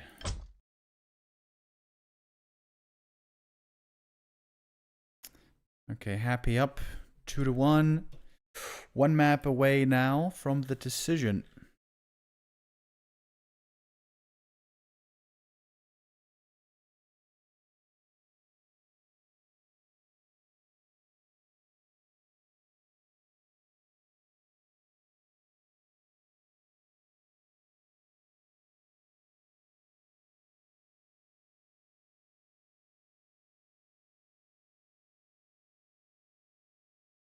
That's why he is the GOAT. Yeah, this was a very strong game by Happy here. I was a bit nervous for him. I wasn't quite so sure about that build on the Pally. He didn't even skill any abilities until he was level 3, right? Level 3 with the Hawk. But Happy there with the perfect push timing.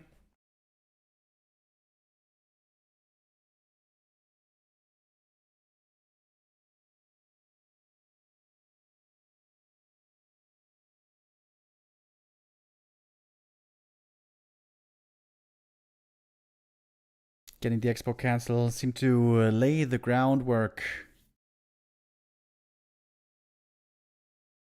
for everything. Okay, ready. We are ready on map number, or we're getting ready for map number 4. Oh, I have been forgetting about the Gumbas, haven't I? No, actually, I always forget which Gumba I did and which one I didn't. Happy now on match point. If Abver loses, he's going to drop into the lower bracket and meet Infi later.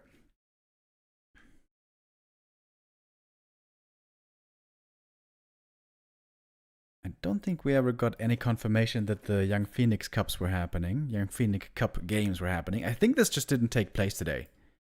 Elegant versus Pink. It's because we have so many tournaments going on all the time, which is a blessing. Elegant versus Pink, where Elegant is trying to keep his run going.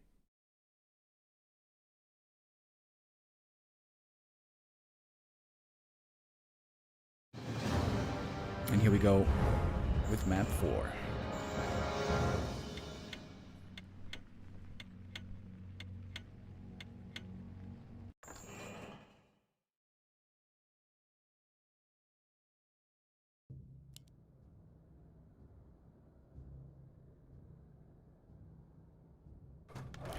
Abver getting undead again. Okay.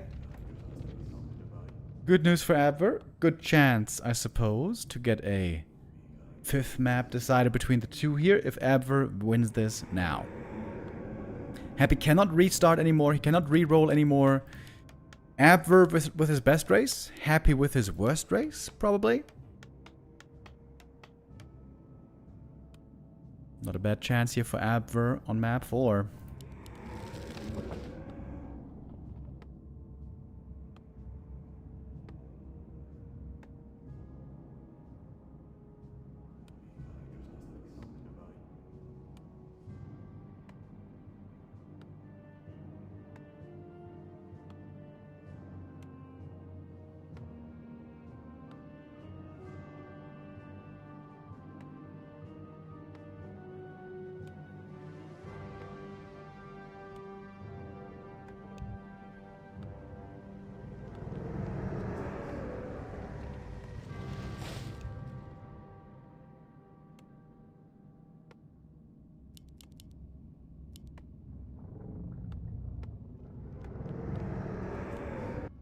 Alright then, let's see those heroes. Happy gonna have his hero once again quite a bit sooner. Happy never seems to be very fond of the fast expo here. Tier 2 expo maybe, tier 3 expo maybe. But tier 1 fast expo never seems to be the way he wants to go.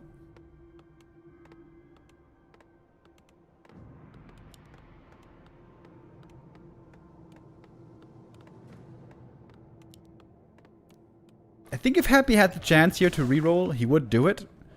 Seeing his opponent being undead and him being human. Alright, we get the Shadow Hunter with Heal Wave. That's pretty good. With Frost Armor, that's really good. Heal Wave, Frost Armor, that seems fantastic. Yeah, I would keep that as well. Shadow Hunter has very low DPS though. Wait, Abver calls for the regame. Really? With Undead. Okay. With Undead. I would not have expected that. Did he even see Happy's skills?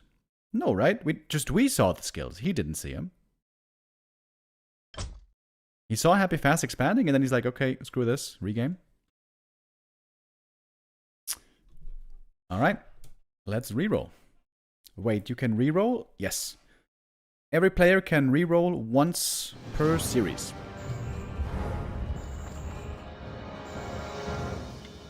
Up to 10 seconds after the hero comes out.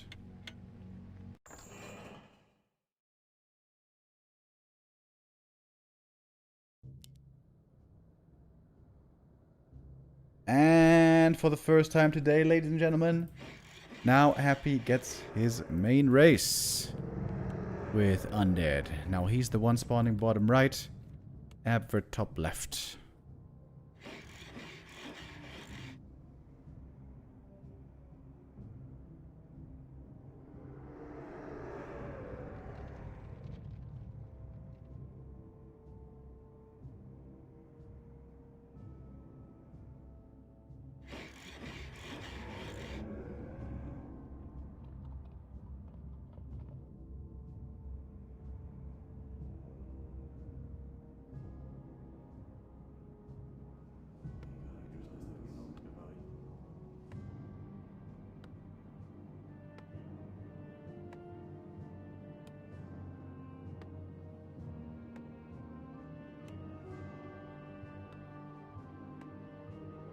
Thank you, Puthy, with the resub.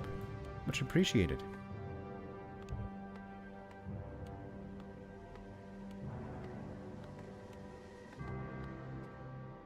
Isn't Undead the worst race if you don't have Undead heroes? Is it?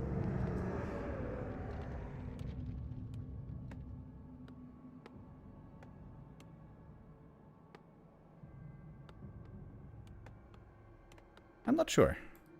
I mean, every race, for the most part, is worse without their main heroes. It's pretty self-evident. Mass Wyvern. Mass Wyvern, I think that's what you want to play. I think when you're Orc in this mode, you want to play Mass Wyvern. It's been looking really good so far this tournament. And yeah, if there's no Aura and no Coil, then it's way harder for Undead to deal with Mass Wyvern, that's for sure. And Mass Wyvern you can pretty much always make work. Firelord here with Hex, Divine Shield, Farsight. Oh my god, that is some garbage. Other side we got Blade with Hex. Blade with Hex is not bad actually. You hex something, you right click. What's the other thing? Flame Strike? Just gonna have Hex and most likely the Aura. True Shot. A player's forces are under attack.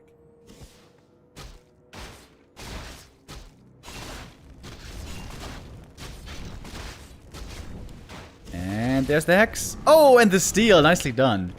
Happy didn't know about the Hex yet. Trying to return the favor by killing the Grunt. Holds that surround, but it might cost him 2 ghouls, actually. Oh! Oh, denies the Grunt as well. This is some really good Hex play by Abver here. Happy, does he close the surround? Oh! He doesn't, actually. X into surround here, failing once. Oh, now he's got it though. Oh, holds the surround. Very well done. Another Hex as well, and that's a kill.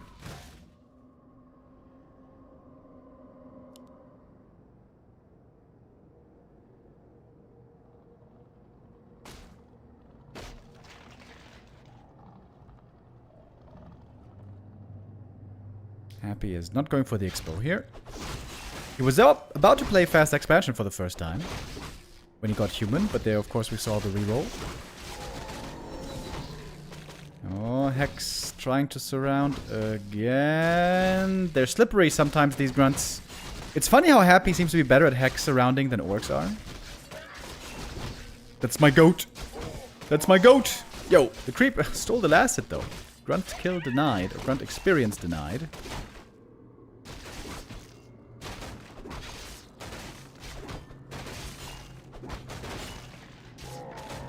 And yeah, he's going for the True Shot Aura. Gonna be nice for Fiend Destroyer later.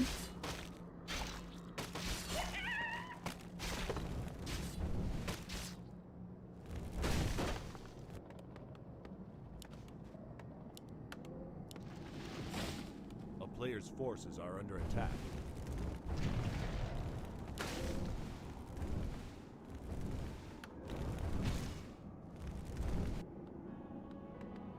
We got 1 Bestiary. I would love to see a second Bestiary. Looking for the Hex around, but good counters around this time. Happy almost closed it again. There's a TP though. Oh, Happy closing these surrounds. Damn well. Can the Ghoul hold the surround of the Grunt? Yes, he can. Oh, goddamn Happy. He's so clean with it. He's so clean with it. Gets another Grunt. 2.5 now on the Blade. Blade, of course, great right-click stats. He's gonna have that orb at some point. Okay, Divine Shield. 15 seconds.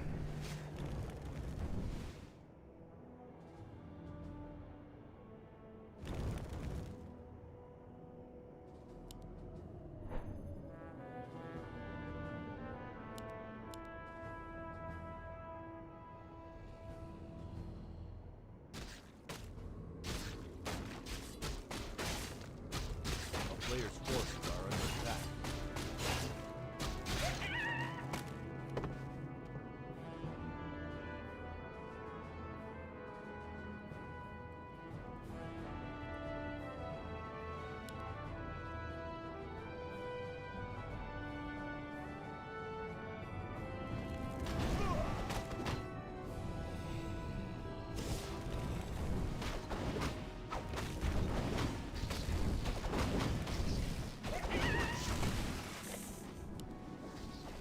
A player's forces are under attack.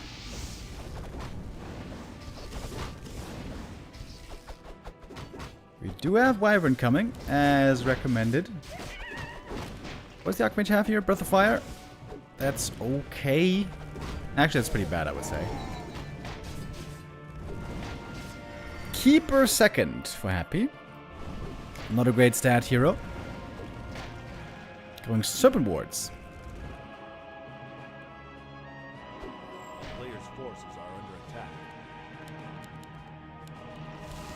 Happy's going Fiends, not Gargs. Interesting. Seems like most of the time when Happy plays against top level orcs with Matt's Wyvern. Oh, look at that sub reward. Oh, we got the kill on the Wyvern. When he faces orcs in the pro tournaments, then normally he goes gargoyles.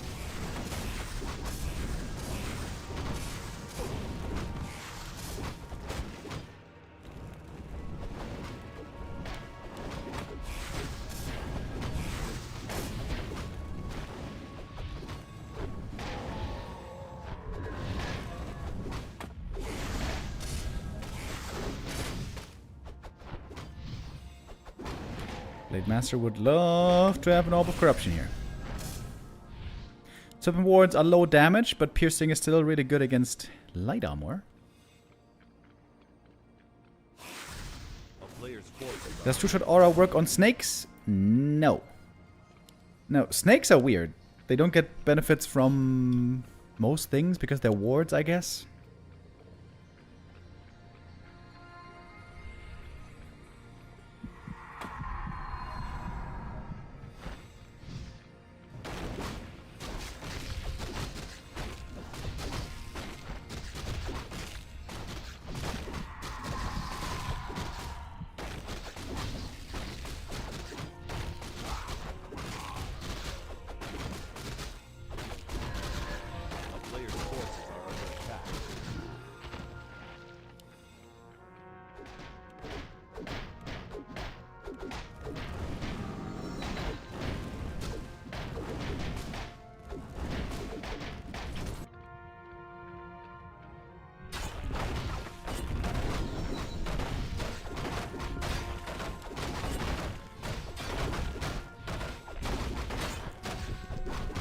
Plus 3 damage on the Fiends, that's pretty good. Plus 6 damage, I mean. Plus 6. Not plus 3.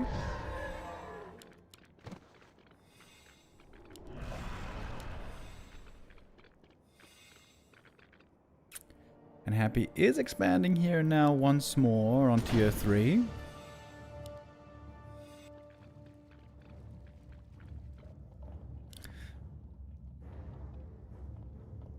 Archmage indeed has Frost Arrow, as Chad is saying. He does have Frost Arrow animation as well, right? Oh yeah, he does.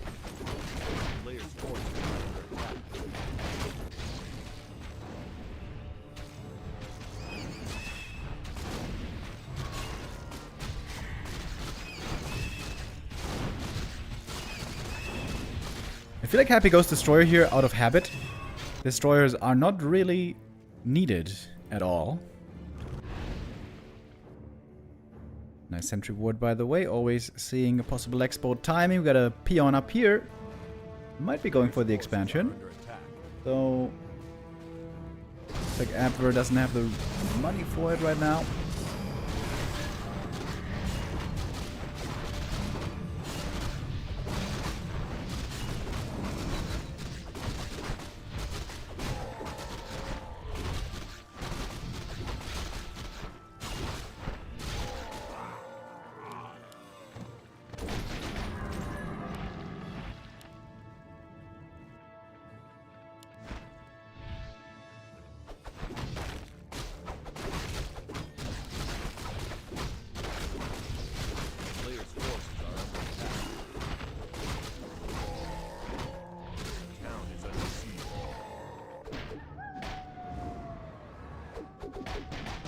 Wyvern have found the expansion. There's a TP coming in. Ooh, is that too late? Ooh, very close. Fiends couldn't quite reach for the web upgrade. Must have been researched by now.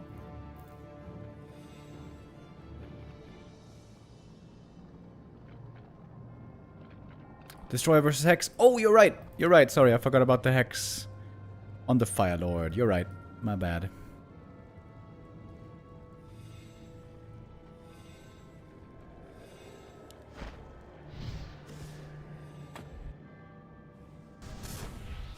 Very animalistic game today. We had hawks and owls and frogs and snakes.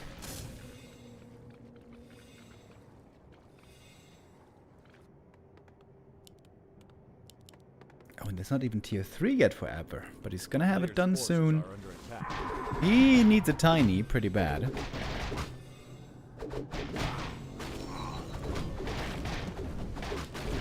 And also envenom spears.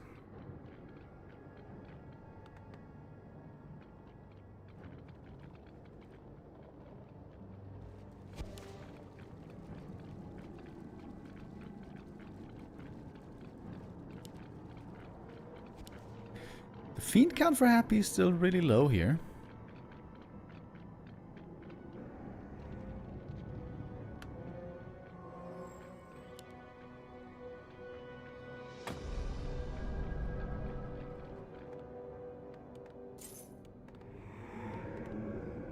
A player's forces are under attack.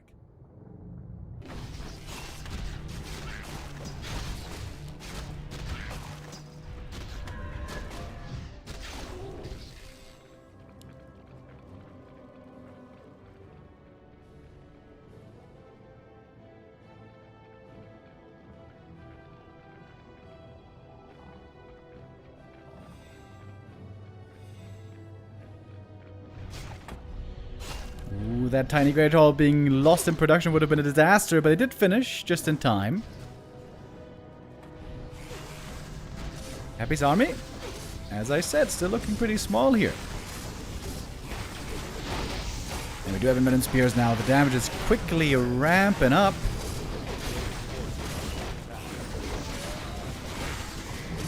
Easy kills on the statues. The cold arrow might be better than I first thought. Oh, Wyvern though also dying pretty quickly. The Serpent Ward's actually really nice here.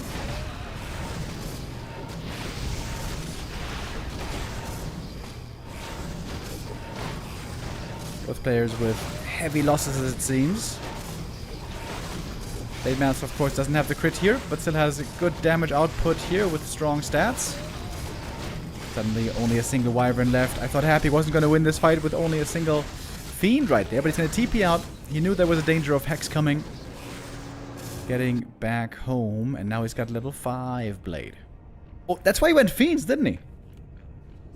Of course, that two-shot aura would have done nothing for the Gargs in the air battles. Yes, that makes sense. Yes, yes, yes. A player's forces are under attack. Happy is going for a 4th base up here. Alright.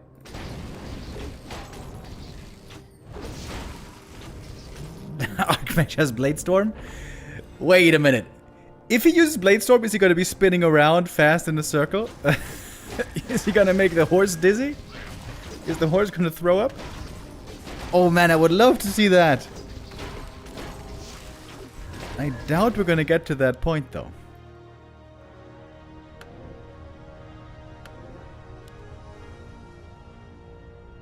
Wait, got an Infernal over here.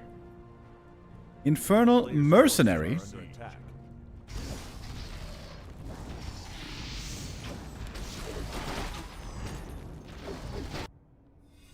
And that is some painful experience for the peons right here.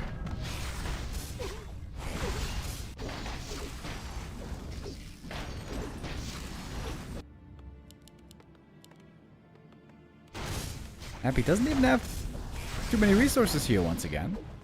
Trading 1 expo for 1 expo is amazing for Happy. Abver, I think you have to come back and get ready for the defense. He's just giving it up. Just gave up the expansion. Kind of shocking.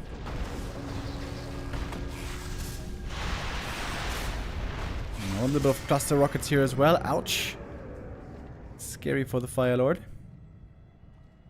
And this Hex is super strong, by the way. There is just simply no Dispel in the Orc army.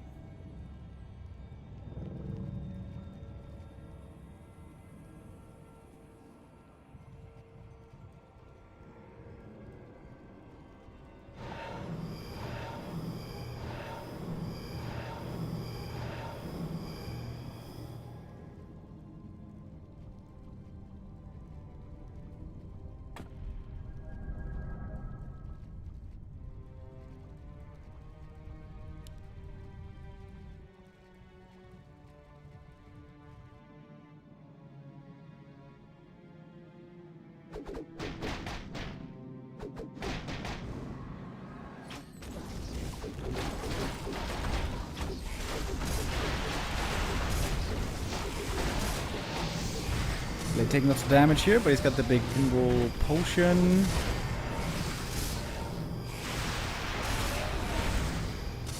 Man, the Serpent Wards are delivering really nicely.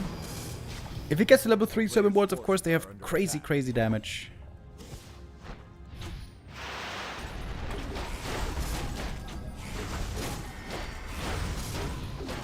Oh, Archmage almost dying. Ooh, he does die to the Maiden of Pain with the Chaos damage. Okay, now what is the ability here? I still don't know what it is. Anyways, it's GG. And Happy wins it 3-1.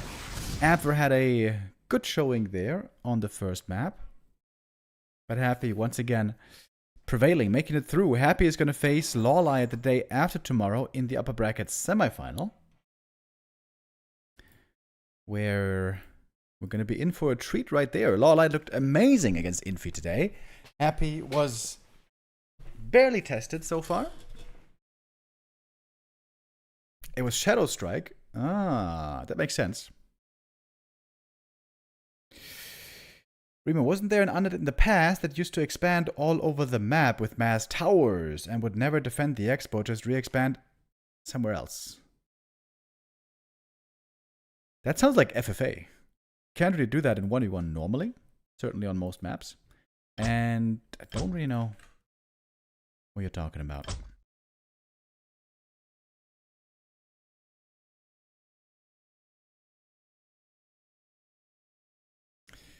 With that, we're going to have one game left today. We're only going to be able to show one map here, by the way. Infi versus Abver for our next game.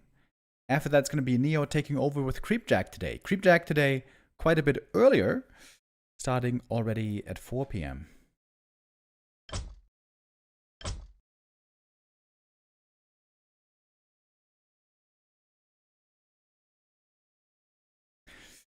Players gonna need a little bit of time here to get ready, do the vetoes and everything.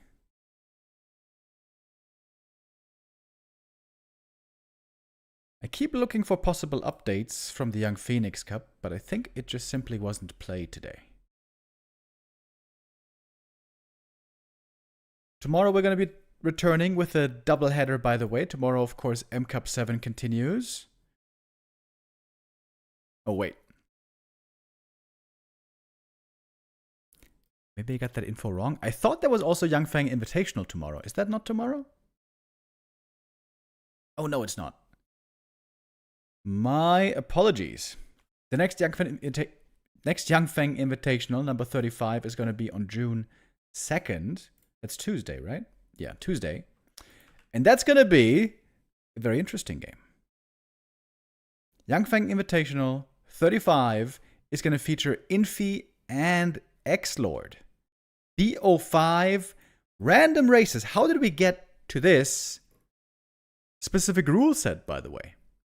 X-Lord inactive, but sometimes active in our Twitch chat. Gonna be playing random against Infi. Number 36 also has been determined already. It's gonna be X-Lord versus Leon. That is gonna be happening in Krefeld at the event. I'm not sure if X-Lord is going to be there in person. Maybe. Leon certainly is. Oh, X-Lord said that Infi is bad and Neo challenged him. Okay. Well, that's pretty spicy.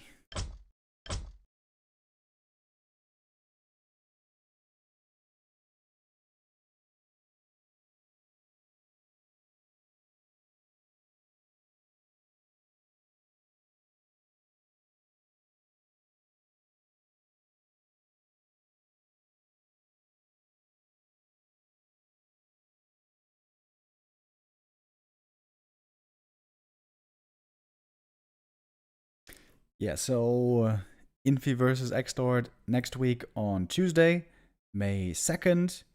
And then X-Lord versus Leon. The ESL Meisterschaft King against the Dach Inferno King. Gonna be 2 weeks from now. June 13th, gonna be a big day in Krefeld, Germany, at Takes Bar, where The final is going to be taking place from the Dach Inferno.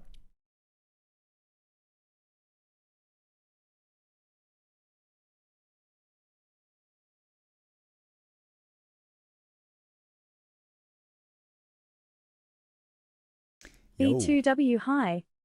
Exodon TV. Thank you very much. 85 months already, a regular. Always pleasant to see you here in the chat. Thank you for the continued support. We're in the lobby right now. The players are doing the picks and bans. Oh, we're going to have a chance here to see Lost Temple. Wait.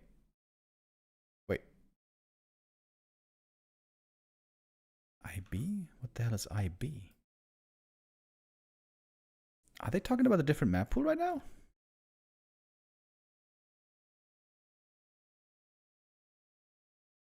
Boulder Vale, Gloomstalker. I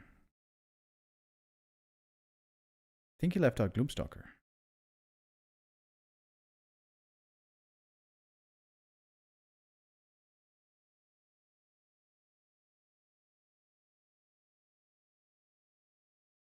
Ah, no. No, looks like we got it right. Gloomstalker was vetoed, apparently. Sadly. But we are starting, indeed, with Lost Temple, which I love to see. I love this map.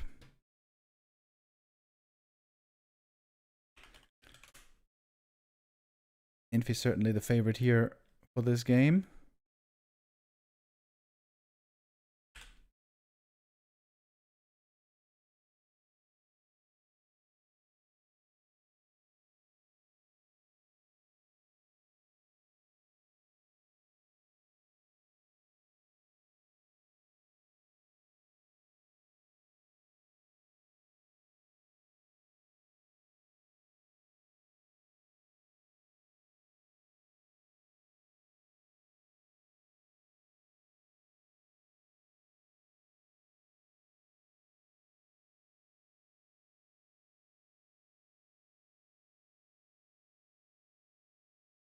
LT, the old reliable, like a good old lieutenant.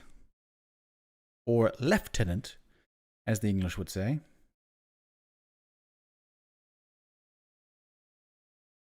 Did we check in today with BBC, by the way? Was it a day of pineapples? I think we didn't actually check in with him.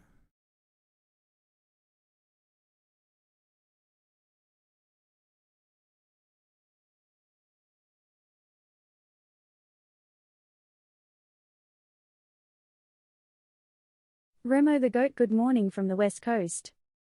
Yo, Midnight Imp with the resub. Thank you very much. Greetings to the West Coast. It's pretty early in the morning for you. Thanks for tuning in. After this map, I'm going to hand it over to Neo, by the way, where it's going to be the Creepjack continuing. Creepjack with Florentine and Neo.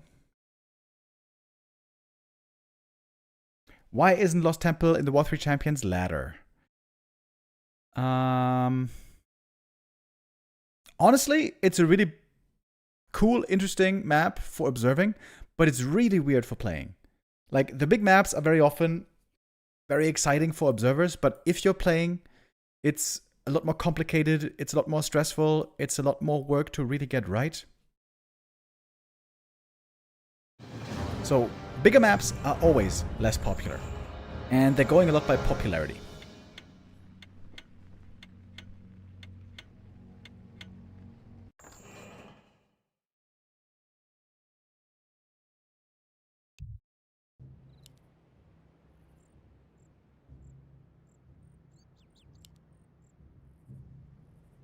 Oh, I like this. I like this setup right here already. We are on cross-spawn Lost Temple, the best kind of Lost Temple. It's Infi with Undead, Abver with Orc.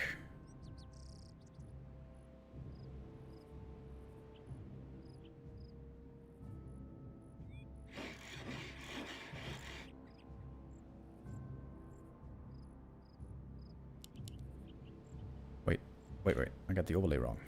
Here we go. Now I got it correct. Okay, here we are.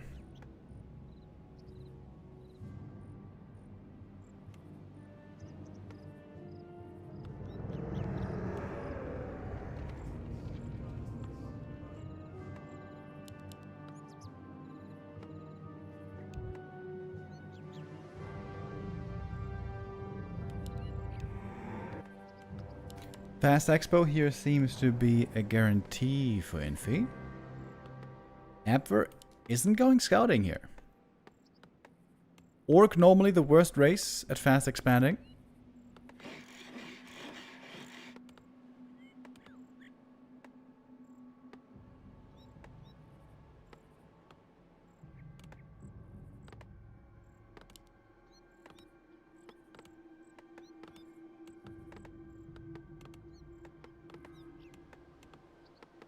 But on a big map like this, certainly could be a possibility, especially with cross positions. But neither player has scouted yet. Neither player has any idea where the opponent is.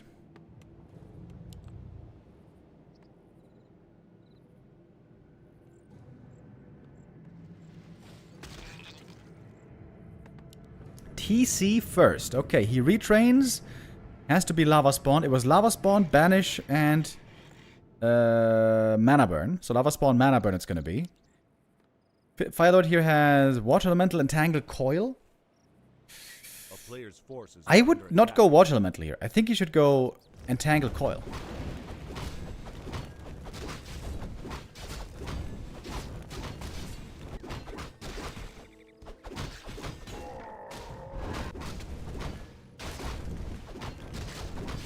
And he's creeping without Water Elemental, so it seems like he's going to be playing without Water Elemental. Easy camp, of course, on this map. Love this shop here on the high ground for Abver. You can reach that shop when standing over here. Very neat. And I haven't seen that in forever. You could even put the shop over here, then you can reach it from the middle of the map. Kinda cool, kinda cool.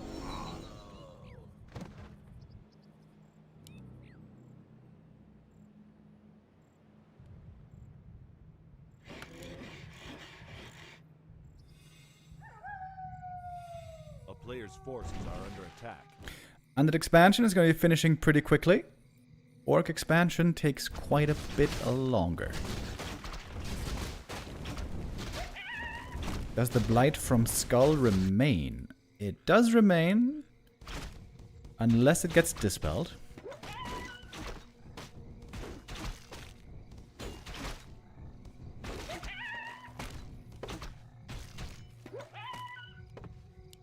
A player's forces are Lava under Spawn attack. going to be extinguishing here in a moment. TC, of course, quite the low mana hero, so it's not like you can spam those Lava Spawn like crazy.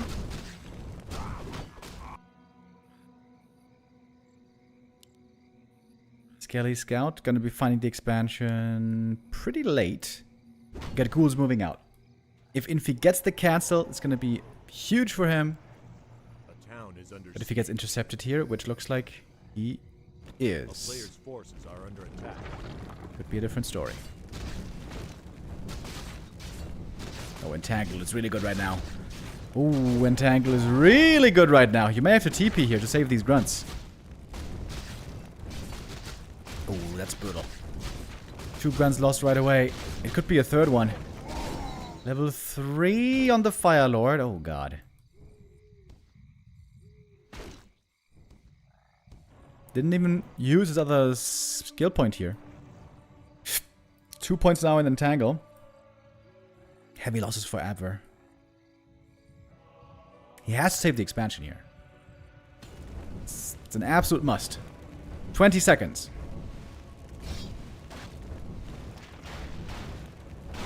There's not too much damage left here.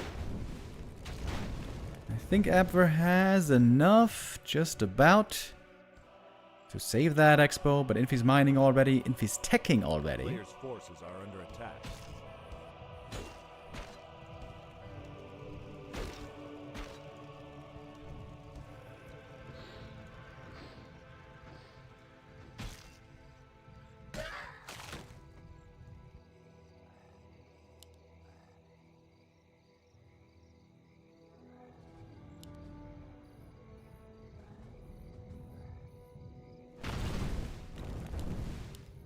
Gets a mana burn with a stomp sound. That's kind of funny.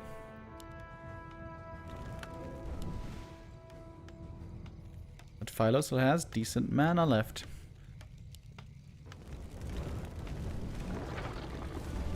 Yeah, the Entangle is pretty damn good here.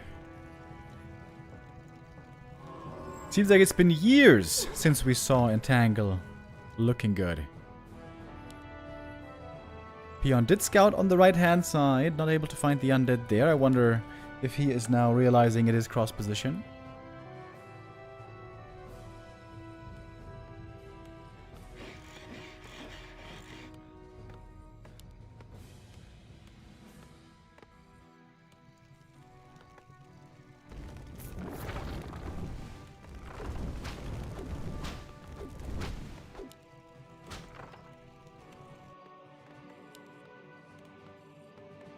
A player's forces are under attack.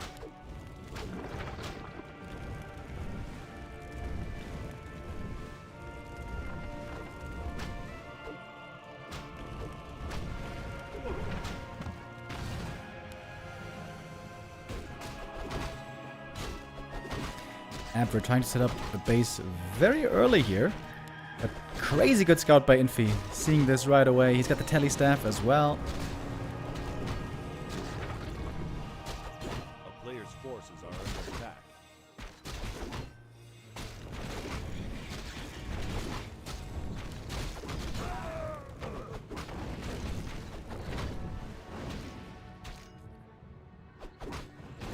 Chic IO, by the way. Thank you for the resub.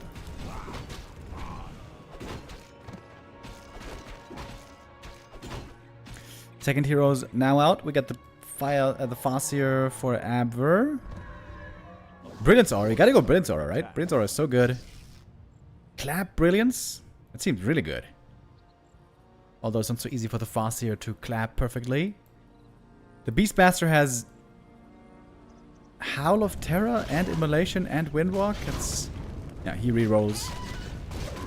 Now he's got Mana Burn and Dark Ritual and Sleep.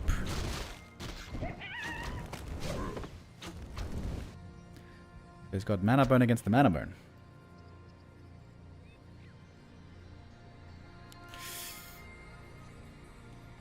A player's forces are under attack. A town is under siege. I'm afraid I'm gonna have to stop the stream here in a moment, guys. Isn't ranged bash insane?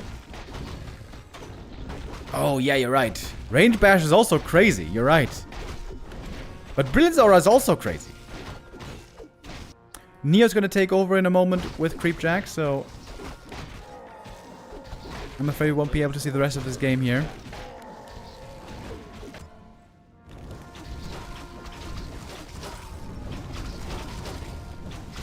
Infi going with Gargs. Ghouls and Gargs. Old school.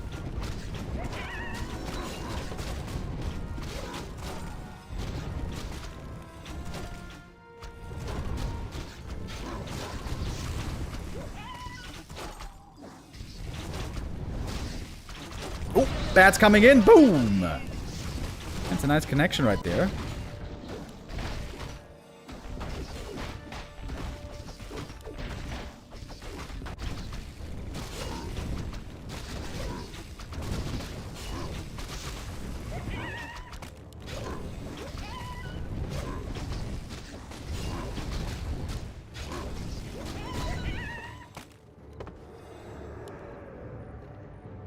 No Remori Riot? Okay.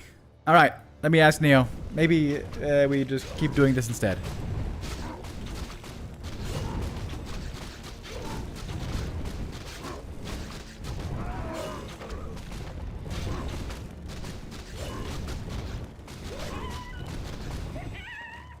Nope, here come more bats.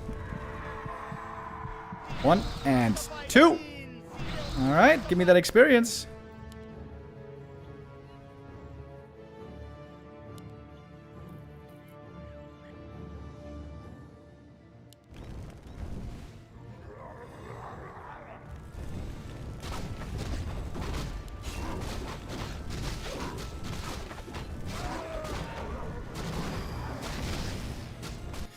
No third base here, but there's another attempt coming down in the bottom left.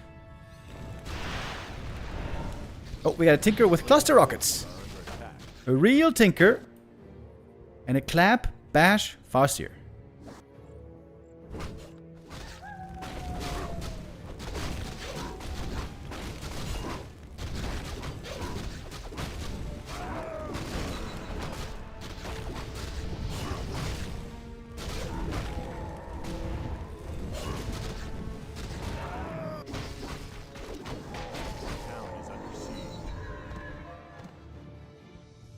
TC with Banish, Mana Burn. I mean, Mana Burn's great. Banish is not great. Clap also, of course, not great against Gargs.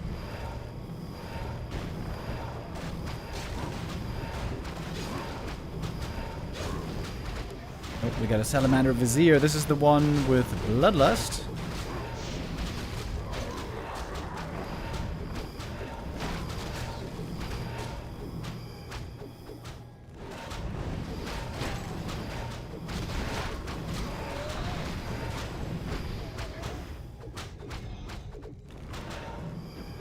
Alright guys, we listen to you of course as always. We're going to check out the rest of these games and then we're going to give it over to Neo and the Creepjack. Oh, Farseer here hurt as well. All of a sudden there seems to be not enough bats left. He has one connecting, doesn't immediately kill the Destroyer, but there's no coil of course to heal him up. The Banish is not doing much here. Uh-oh, Abver now struggling hard. The TC first, almost dead. Passing the Invo Potion, saves him here. Where's the production? More units are necessary. The Orc Heroes are stuck in the back of the base. Destroyers seem to be taking over. There's a Ghoul also. Killing himself. Lol, almost against the Great Hall. Stressful moments. Very stressful moments for Abver right here. But he's holding so far. Got a big Ghoul gang moving out against the expansion.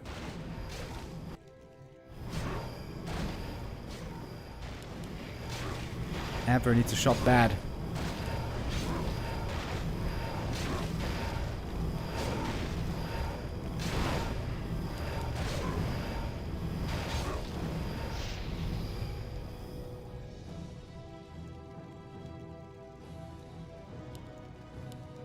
Not too much production left here for Abver. We have a Boneyard even. Not sure if that's... Oh, the worm's already here. There's the worm. Not sure if that's super good against Wyvern, but we'll see. Ghouls killing the peons here. Easy peasy. Hurting themselves a little bit against the spike barricades.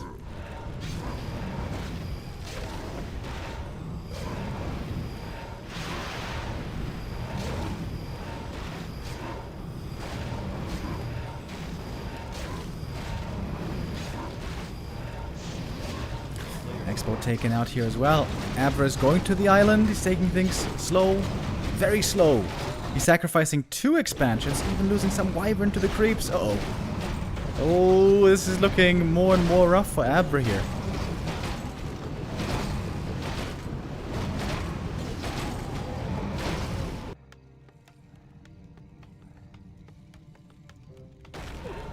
The worm from Temu? Yeah.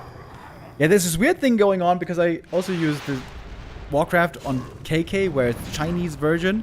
Now I have the censored Chinese version sometimes in Warcraft 3. Kinda weird. Oh man, Abver's getting wrecked right now.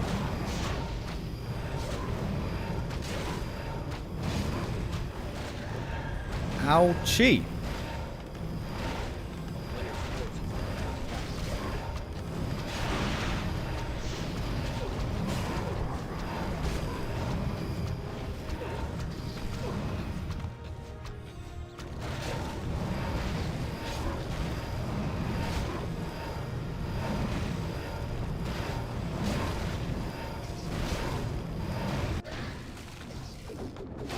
See some ghouls here being caught in the middle.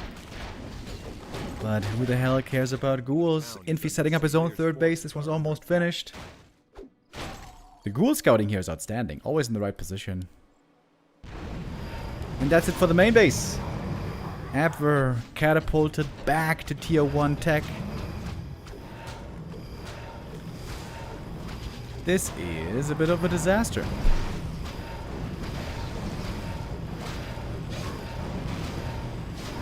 I like the Chinese undead models better? Really? You think this worm model is better than the normal worm model? I think you are on crack, buddy. The normal worm model is so much better. It's epic. Okay, in we go though. Wyvern are going down pretty fast over here. We even have a Doomguard fighting with the rest of the gang. Not for long though. Oh my god, the Doomguard dies so quick. What the hell? Bye-bye Doomguard. Magic damage, I guess. Pretty damn good against the Doomguard. That's GG. And Infi with the 1 and 0.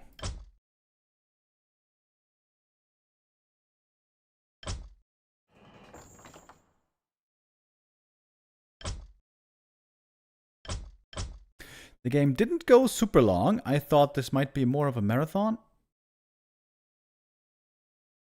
on Twisted Meadows, but here once the tier 3 hit, the Frenzy, Destroyer, that was looking pretty good.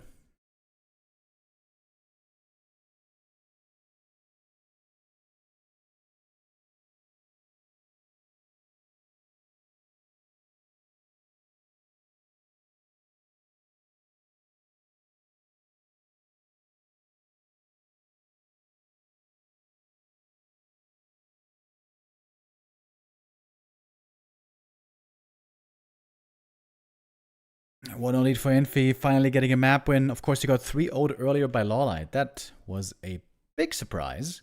LawLiet there getting some good rolls and also playing it really, really well. LawLiet with that is top 6 guaranteed. This was the result he had the last 3 M Cups. Very consistent, I suppose, by him. Getting 6th place last 3 times, although we kind of do hope for more. LawLiet, he was in the grand final a couple of times as well in the M Cup.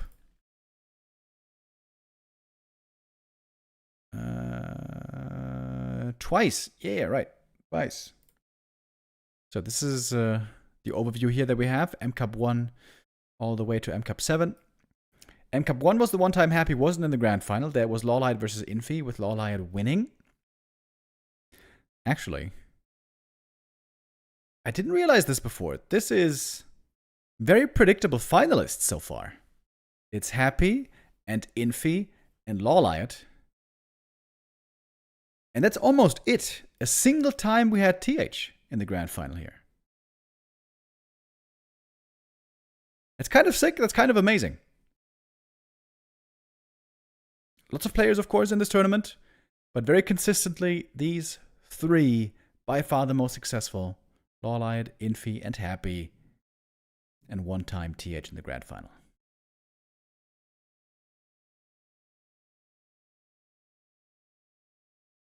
Did Starbuck play the earlier editions, by the way? In my memory, he didn't play the M Cup. My memory is often not to be trusted, though.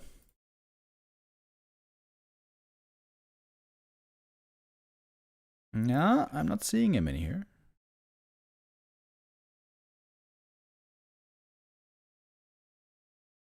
By the way, are you guys also happy about the fact that we don't have GSL groups in every tournament all the time, every single occasion anymore? I feel like GSL groups we've kind of seen enough of.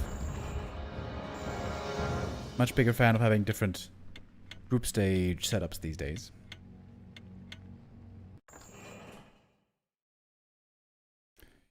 Alright, map 2 is Boulder Vale.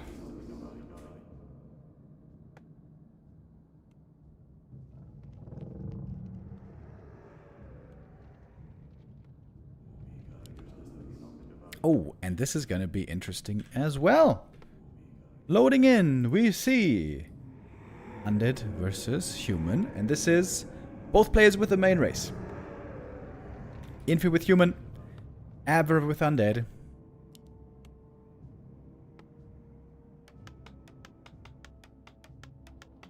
On a map that normally is not good at all for fast expanding.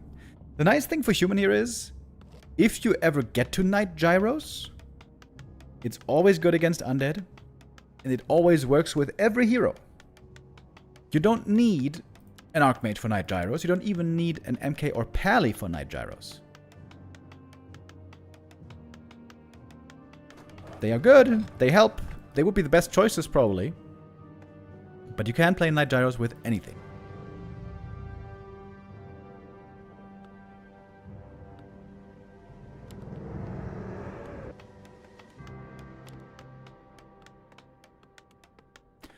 Both players have a chance to re-roll here once in this series.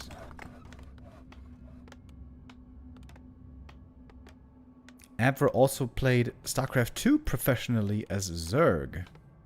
Oh. I don't think I remember that.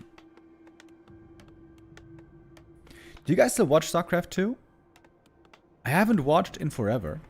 I feel like I would like to see a big tournament again. To see what's going on there these days. Starbuck told me a couple of months ago that StarCraft II has become very boring and it's very turtly and campy, if I remember right. Don't know if that's a common feeling. Firelord here with Beetles and Stomp and Siphon. Well, Beetles are always good. At least in the early game. Oh, you know what? You could actually retrain it to Stomp later. Stomp could be sick in the late game.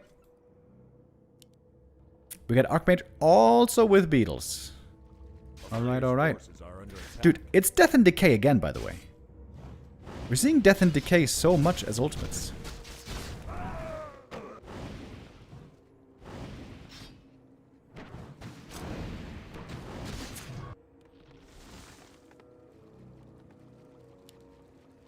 Infi not wanting to fast expand. Looks like he's going to be teching up. And coming in for the attack. It's going to be a battle for... Oh!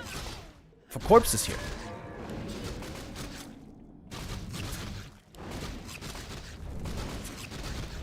Big last hit right there. Oh, the Firelord gets it. That's level 2. What are your skill? What are your skills? Stomp or Siphon? Oh! Misclick on the Stomp. What the hell was that? Was he trying to do Beetles? Maybe. He just stomped nothing.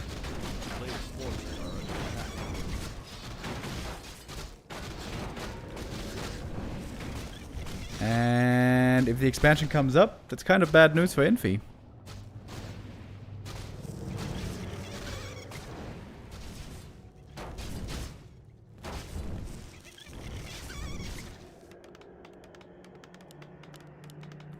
He's gonna go for a rifle caster push over here. Oh, flame strike! That costs a lot of mana.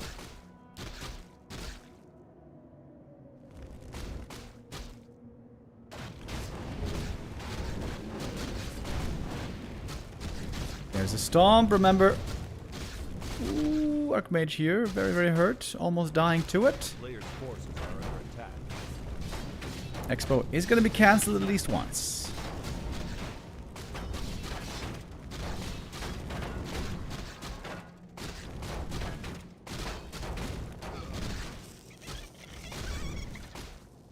Town is under siege.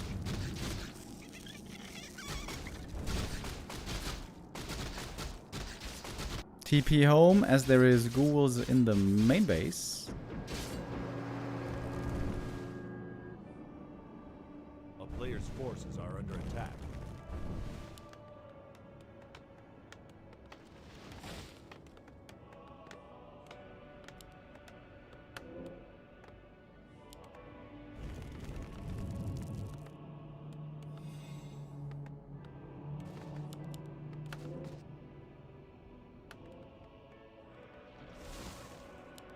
Alright, time for a second hero for Infi. Abver, of course, focused on getting up the expansion. A player's forces A little over a minute away.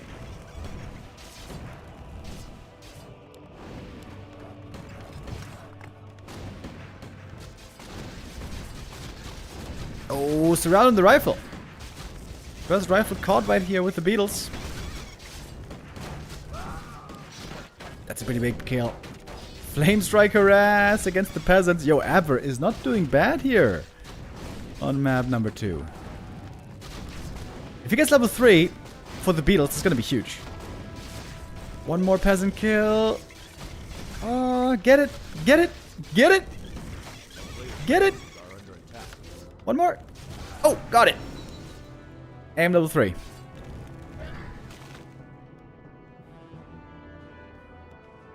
He's looking for a corpse.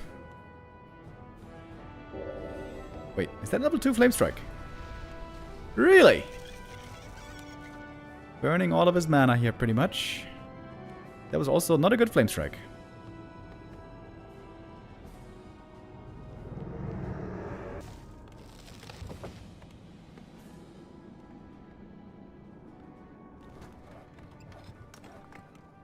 A player's forces are under attack.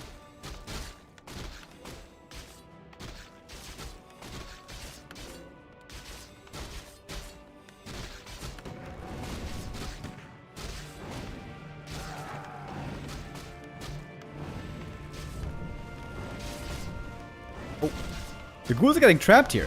Oh, look at Infi. He's trying to trap all the ghouls in the base. He plucked all the holes. You can do that very well with the beetles. Oh, that's quite a few kills right here. All the ghouls actually eliminated. Whoa, there was a lot of losses. On the other Archmage, we have Incinerate.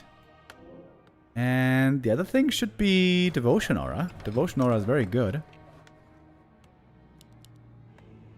No tech for Abver. He's playing a lot of counterattack here.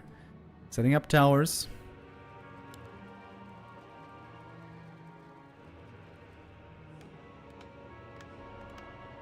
A town player's forces are under attack.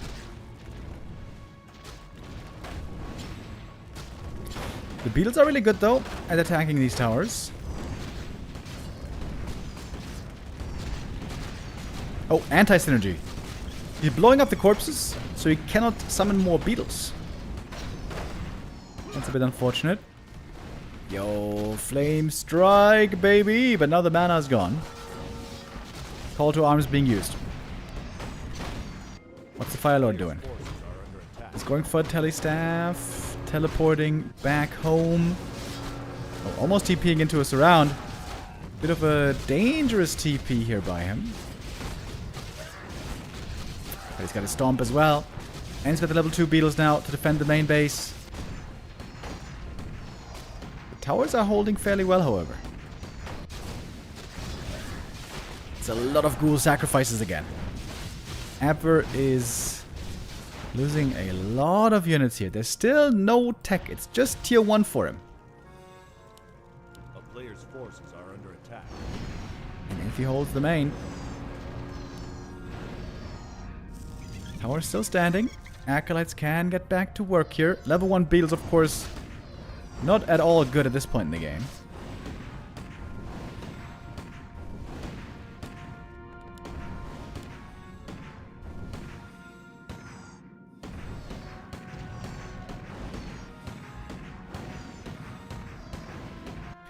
Firelord coming back. Clarity running. He's got a decent amount of mana over here. That could be more beetle summons.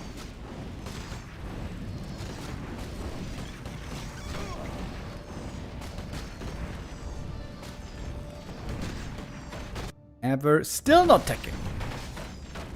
Just tier 1.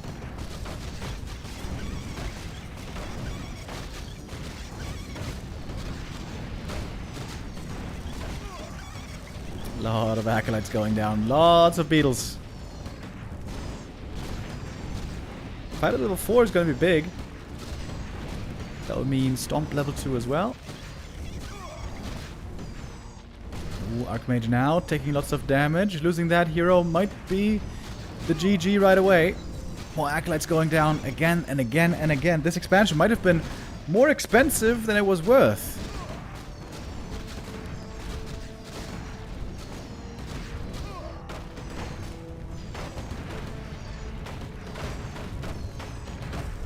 Yep, that's going to be the GG. Okay. Infi 2-0. He takes the lead, or keeps the lead on the second map, and now moves on to match point.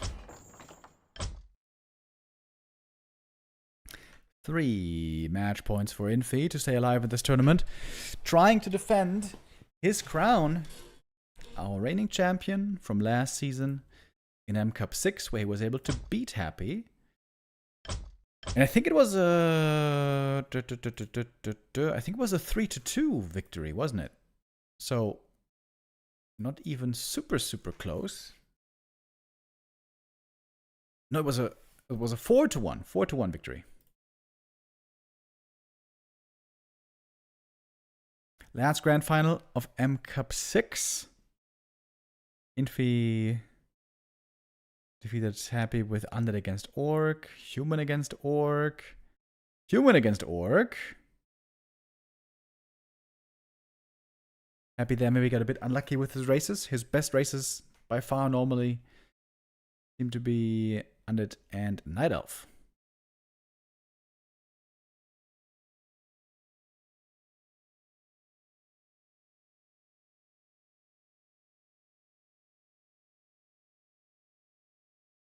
For all of this playoff stage, we're going to have best of 5 matches, except for the grand final, where, again, we're going to have the BO7.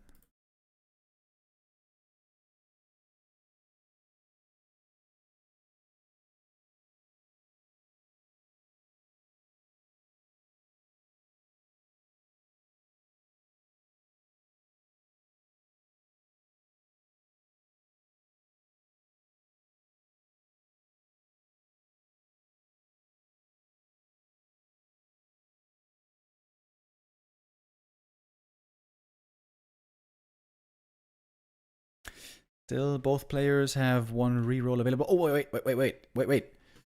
I almost forgot again. Is it Pineapple Day? On BBC stream. They're eating something. I switched a bit too late, but it wasn't pineapple, actually. It was melon.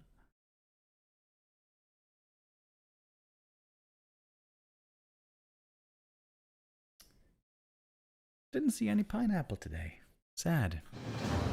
Oh, we're loading in, though, for the next map. That is not sad. That is wonderful. How is Infi's random MMR 1334, by the way? What the hell is this? Did he tank his MMR or something? Kind of strange, not gonna lie.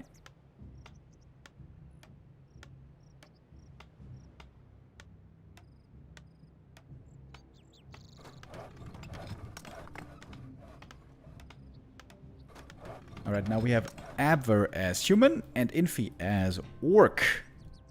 Also a race Infi is very familiar with.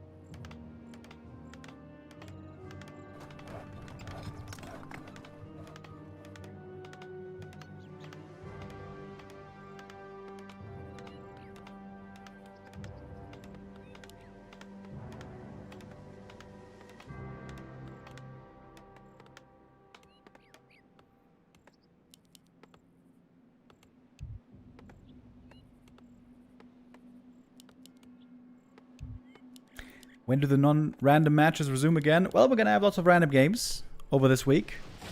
That is the special setup in the M Cup.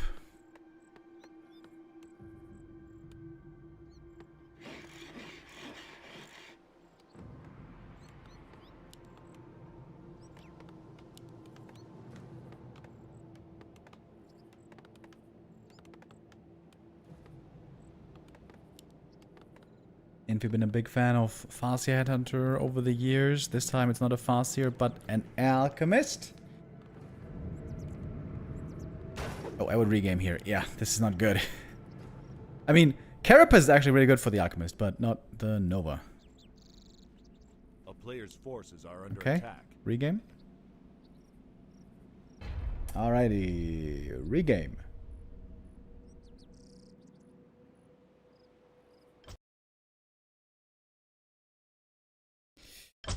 Yeah, normally strength heroes have not too much mana and low armor, but normally their abilities are really good. The best thing you can probably get is a strong agi hero like Blade or Demon with good strength hero abilities like Stormbolt or Coil in the right scenario, or Stomp. Even Hex can be really good.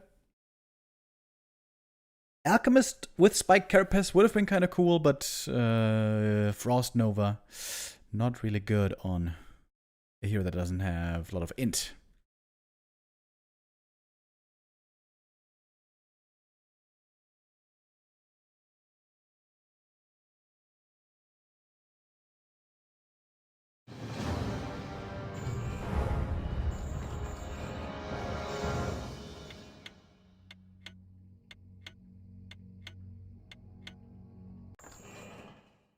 All right, we are re-rolling. Let's see what the races are here now. Oh, pretty lucky for Infi on the next try, getting his main race. Human. Oh shit, wait. Did the overlay bug?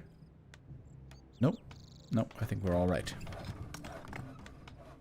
Infi here, bottom right as the human. Top left we have Abver as the orc this time.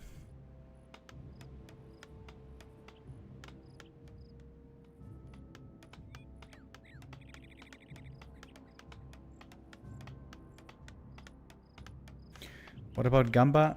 Gamba was already started.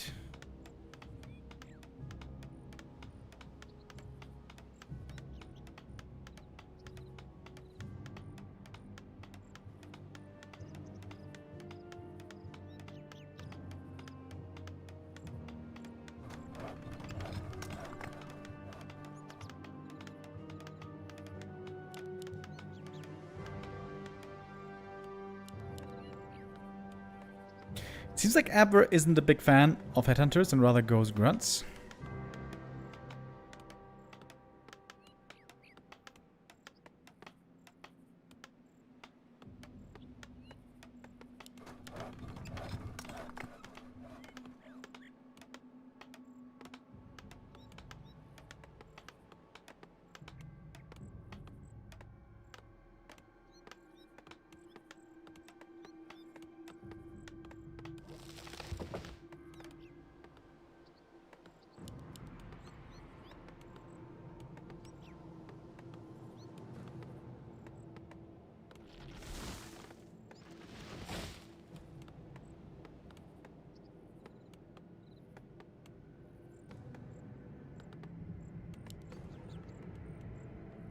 TC versus Keeper. On the Keeper here we have Stomp. No, wait, he retrained. And Abver is going for the regame now. Okay. What did he have? TC with Quillbeast and Impale. Alright, well, let's regame one more time. I think that's a pretty good regame for Abver against Infi's human, of course. Last time this is gonna happen. Both players used up the opportunities.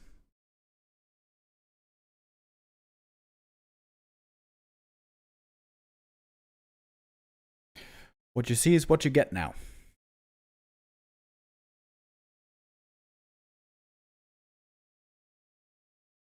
TC had demon form from Metamorphosis. That would be kind of cool. TC also has pretty good stats. TC, a surprisingly strong right clicker.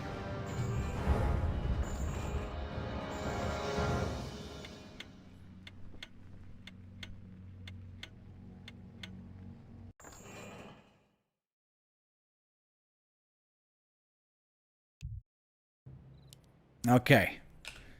Here we go. Third time's the charm.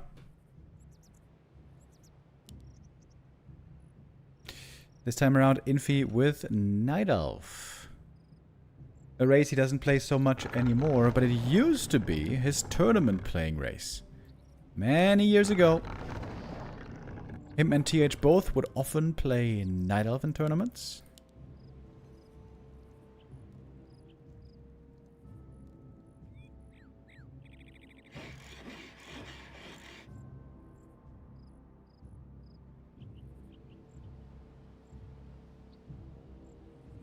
B2W Rarara, B2W Rarara. Okay, in with the resub. Thank you very much. Rah, rah, rah.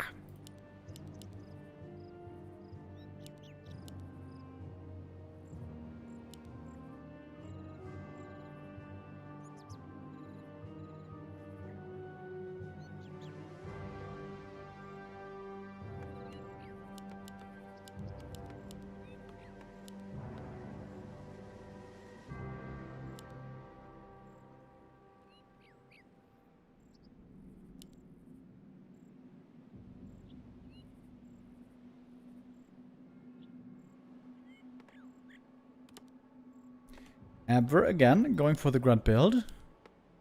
Still not fond of the headhunters too much.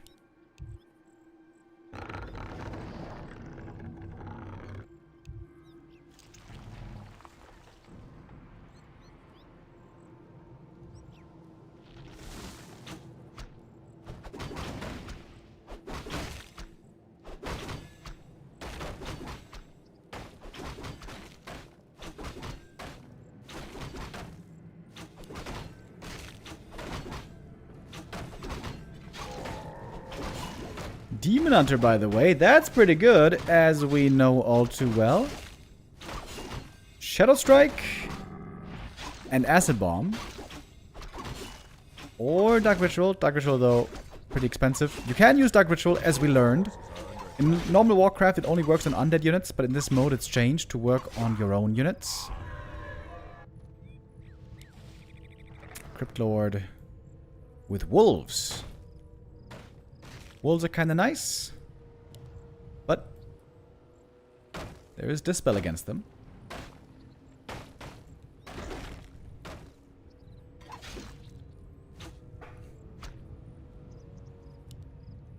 A town is under siege.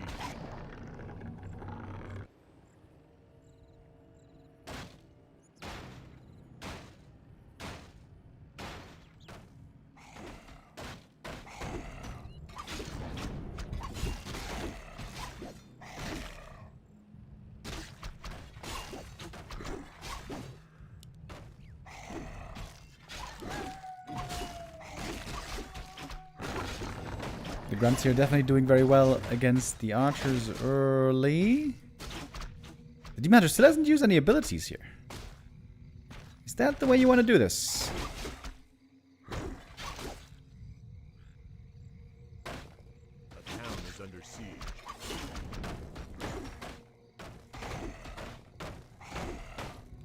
Cryptlord, though, is out of mana quickly, of course. He is a very low mana hero.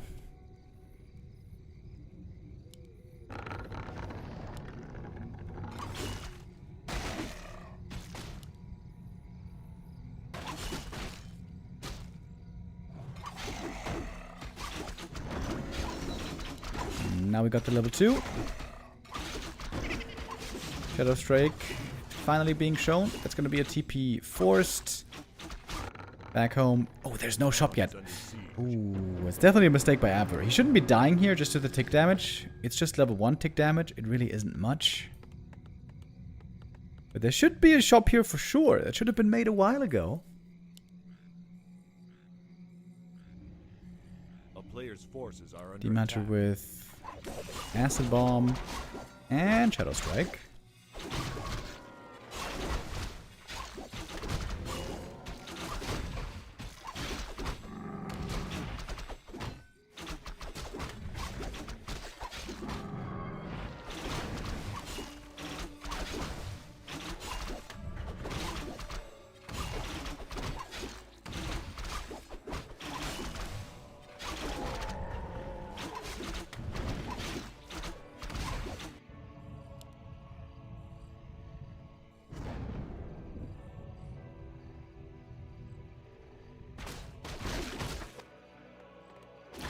Shop now coming up finally. Ancient of War for Infi already walked into position. Demon Hunter took a lot of damage, but the moon is still looking pretty good. Time for a second hero. Lures. Dryad Bears, baby. Dryad Bears. Very, very, very good. We see it in pro matches all the time. We also see it in ATR. And it's double bestiary for Abver. The Mass Wyvern. The Mass Wyvern. Very, very popular indeed.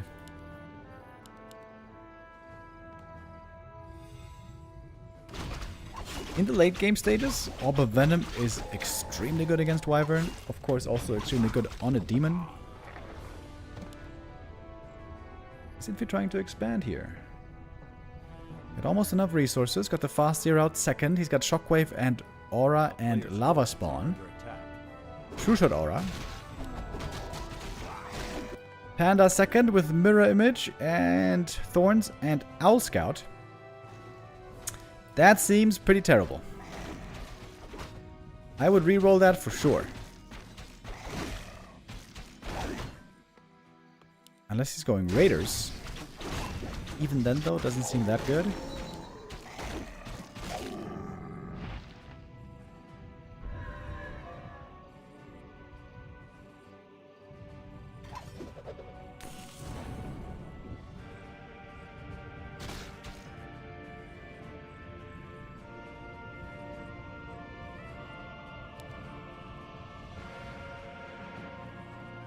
Players' forces are under attack.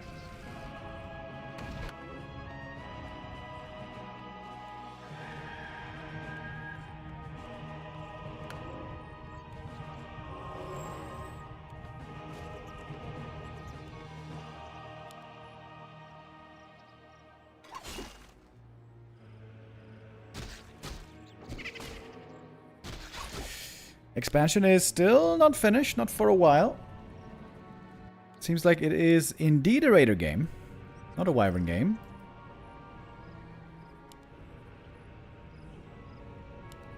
Looking for that end snare here. What about the demon? Out on the map, fast with the boots of speed, but also pretty low HP. We have Dispel, of course. Oh, little Carrion Swarm here from the Heretic. Kind of a weak Carrion Swarm, though. And now, finally, the Demon Hunter arrives. Acid Bomb onto most of the army here.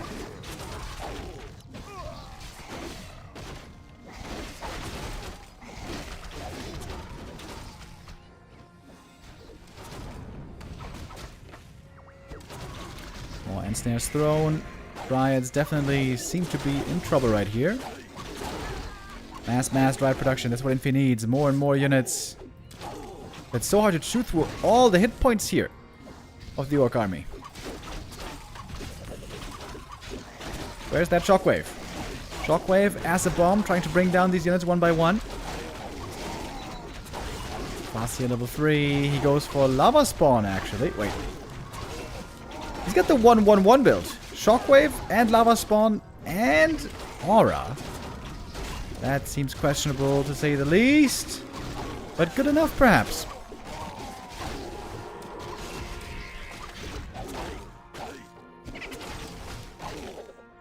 Apparently, Infi holds the main base pretty easily. Abver here. His push does not work out. No, sir. He got a couple of kills, but he lost everything. Everything is dead. GG is called. Abver out of the tournament. And Infi staying alive in the lower bracket. Infi such a tough time against LawLiet in the first game today. Getting 3-0'd there. But here it seemed to be easy cruising. Abver got one map win at least against Happy. That was well done. But now he is out of the tournament. And Cup 7 will continue without him. And will continue tomorrow. Tomorrow we're going to have 3 more games in the M Cup. It's going to be Hazy versus Dice, Yumiko versus Life, and then also the lower bracket match between the losers. Very excited to see Dice play. I think Dice one of the most exciting players right now that we have in the scene. A player who actually plays random most of the time, even in top tournaments. This tournament here seems to be tailor-made for him. And that's it for me today, by the way, guys. Cash out the prediction. Okay, I will. I'm going to hand it over now to Neo, who's doing the Creep Jack with Florentine. I wish you all a wonderful day. See you back here tomorrow. Same time once again. Or today was a bit earlier. Same time as normal tomorrow at 1 p.m. CEST. Have a wonderful day, everybody. See you back here tomorrow. Bye-bye.